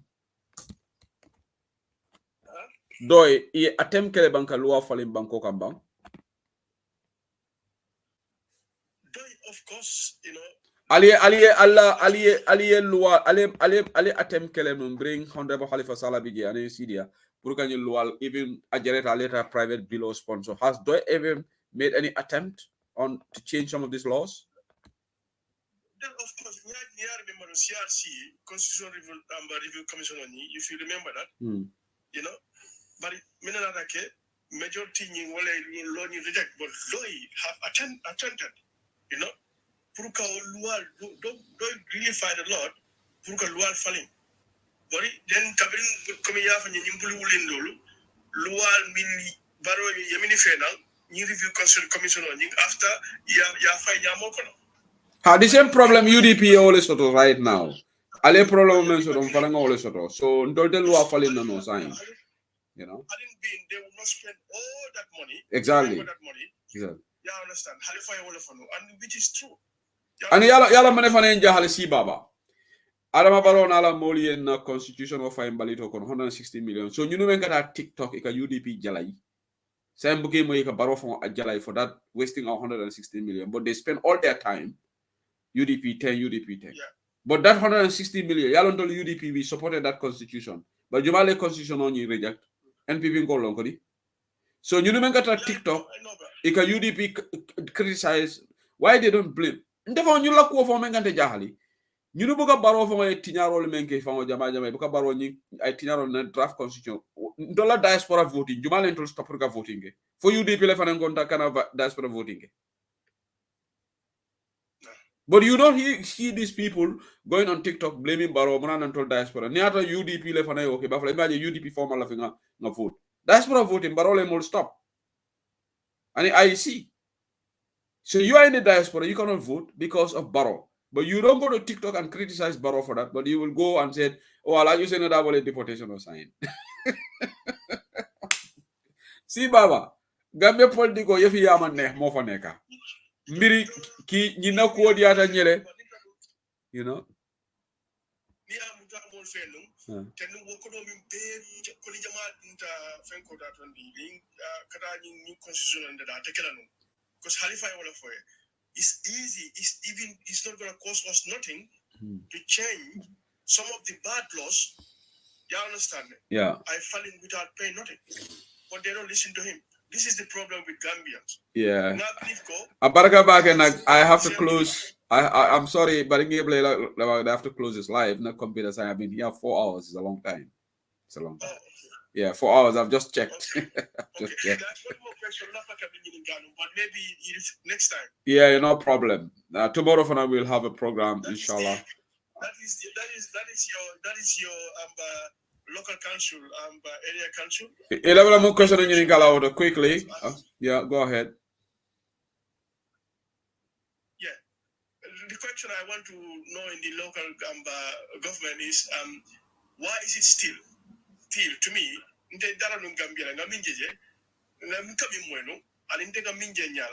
It's different. I'm a member of Jabar a couple of months ago. So ma understand with development on new for to be honest. And I believe local council, they are the one who's collecting all those taxes around. You know, like KMC is collecting all those taxes. No, there are certain road networks woman can council or do quoti. Okay, council in charge of Marseille or Lela, where they collect the revenue, but Silolu, traffic light, chulke, samba, dula to almost central government do quality. The roads, the public road network, woman can council or do quoti. I'm talking about the market even. Yeah, but market or maybe that disappointment or okay, there are some markets mainly alongo, like when you look at KMC, obviously they did Talib, there's some market expansions in Latrikunda and other markets. But okay, Brikama, yes, there's a challenge there, but I don't understand that. Young's very bad system will inherit when the books were all in red. Look, Young's you explain it. Your council, look, you become a council, a council they be in red. They be overdraft. So he's building up those finances right now. Saying Alhamdulillah, saying them at for 5 million in account. So I'm me word young say $500,000 a deal. All these words in Bricam Air Council.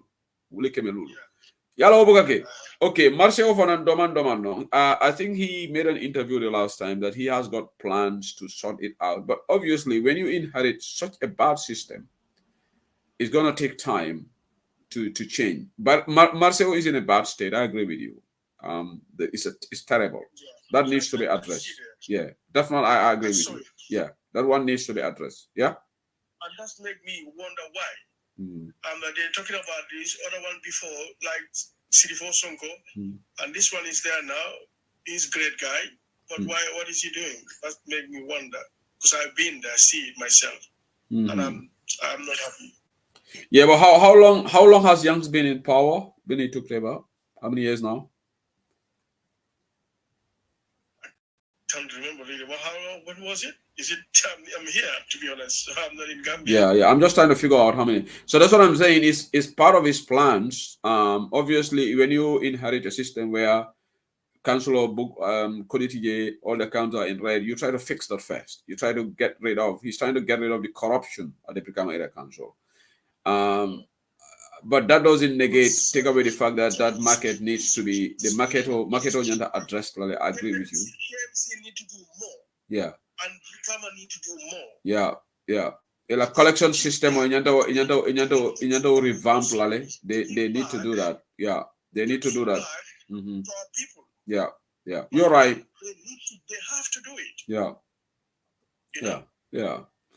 I agree with you on that. The Nyantela revenue collection system. But niya koros word mo Bricama fanam balito li bam bukam balito fam bukom balit collection system of form so the youngs not alive at least for imamay musu dole be for sukuta la faminto ako youngs kon tenga na life be ke janne nam balito na mana collect for biri nat, right?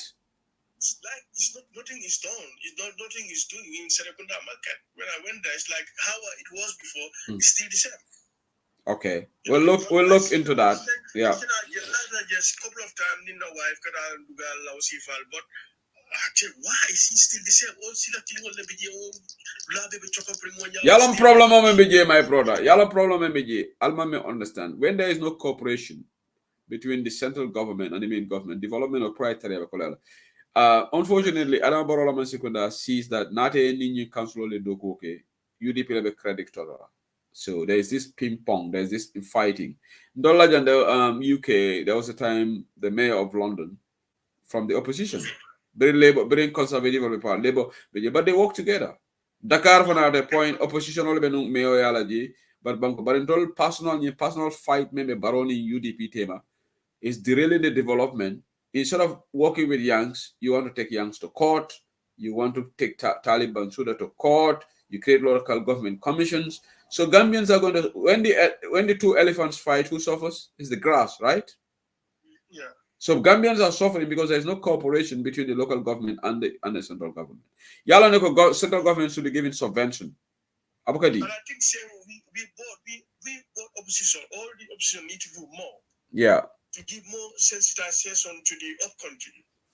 Because that upcountry, I think still they don't understand nothing. Only this kind of politics like Adam Barrow doing, political minka like Jawara time or ya Jambe time or Sukusingata Yolka Manyal Minka Kagal Nene Karake promise, believe in to take their vote.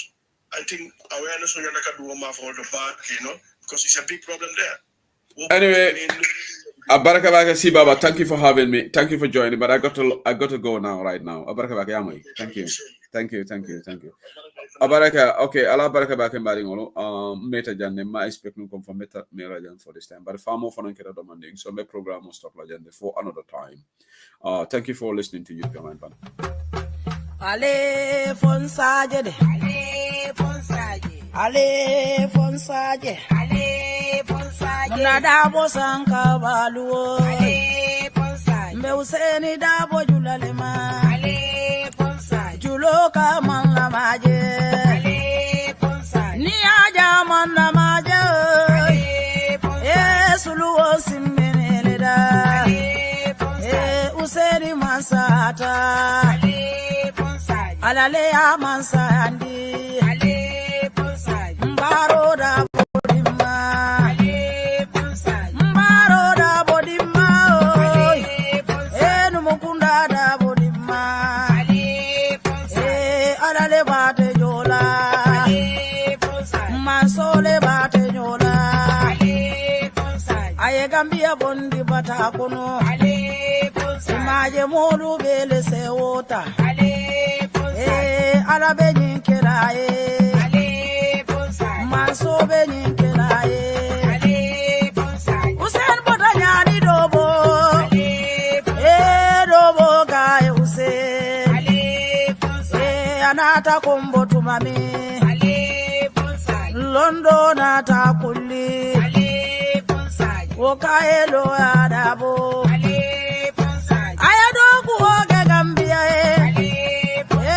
Gambia kai Mandela mayinduru kema alafo salida bokema adale bate joda njilasi sedima kanja mane dimma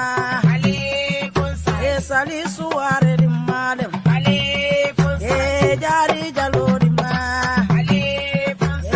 jari fulo di ma tida sise di malem munani tata mailitu munatani kumbole mude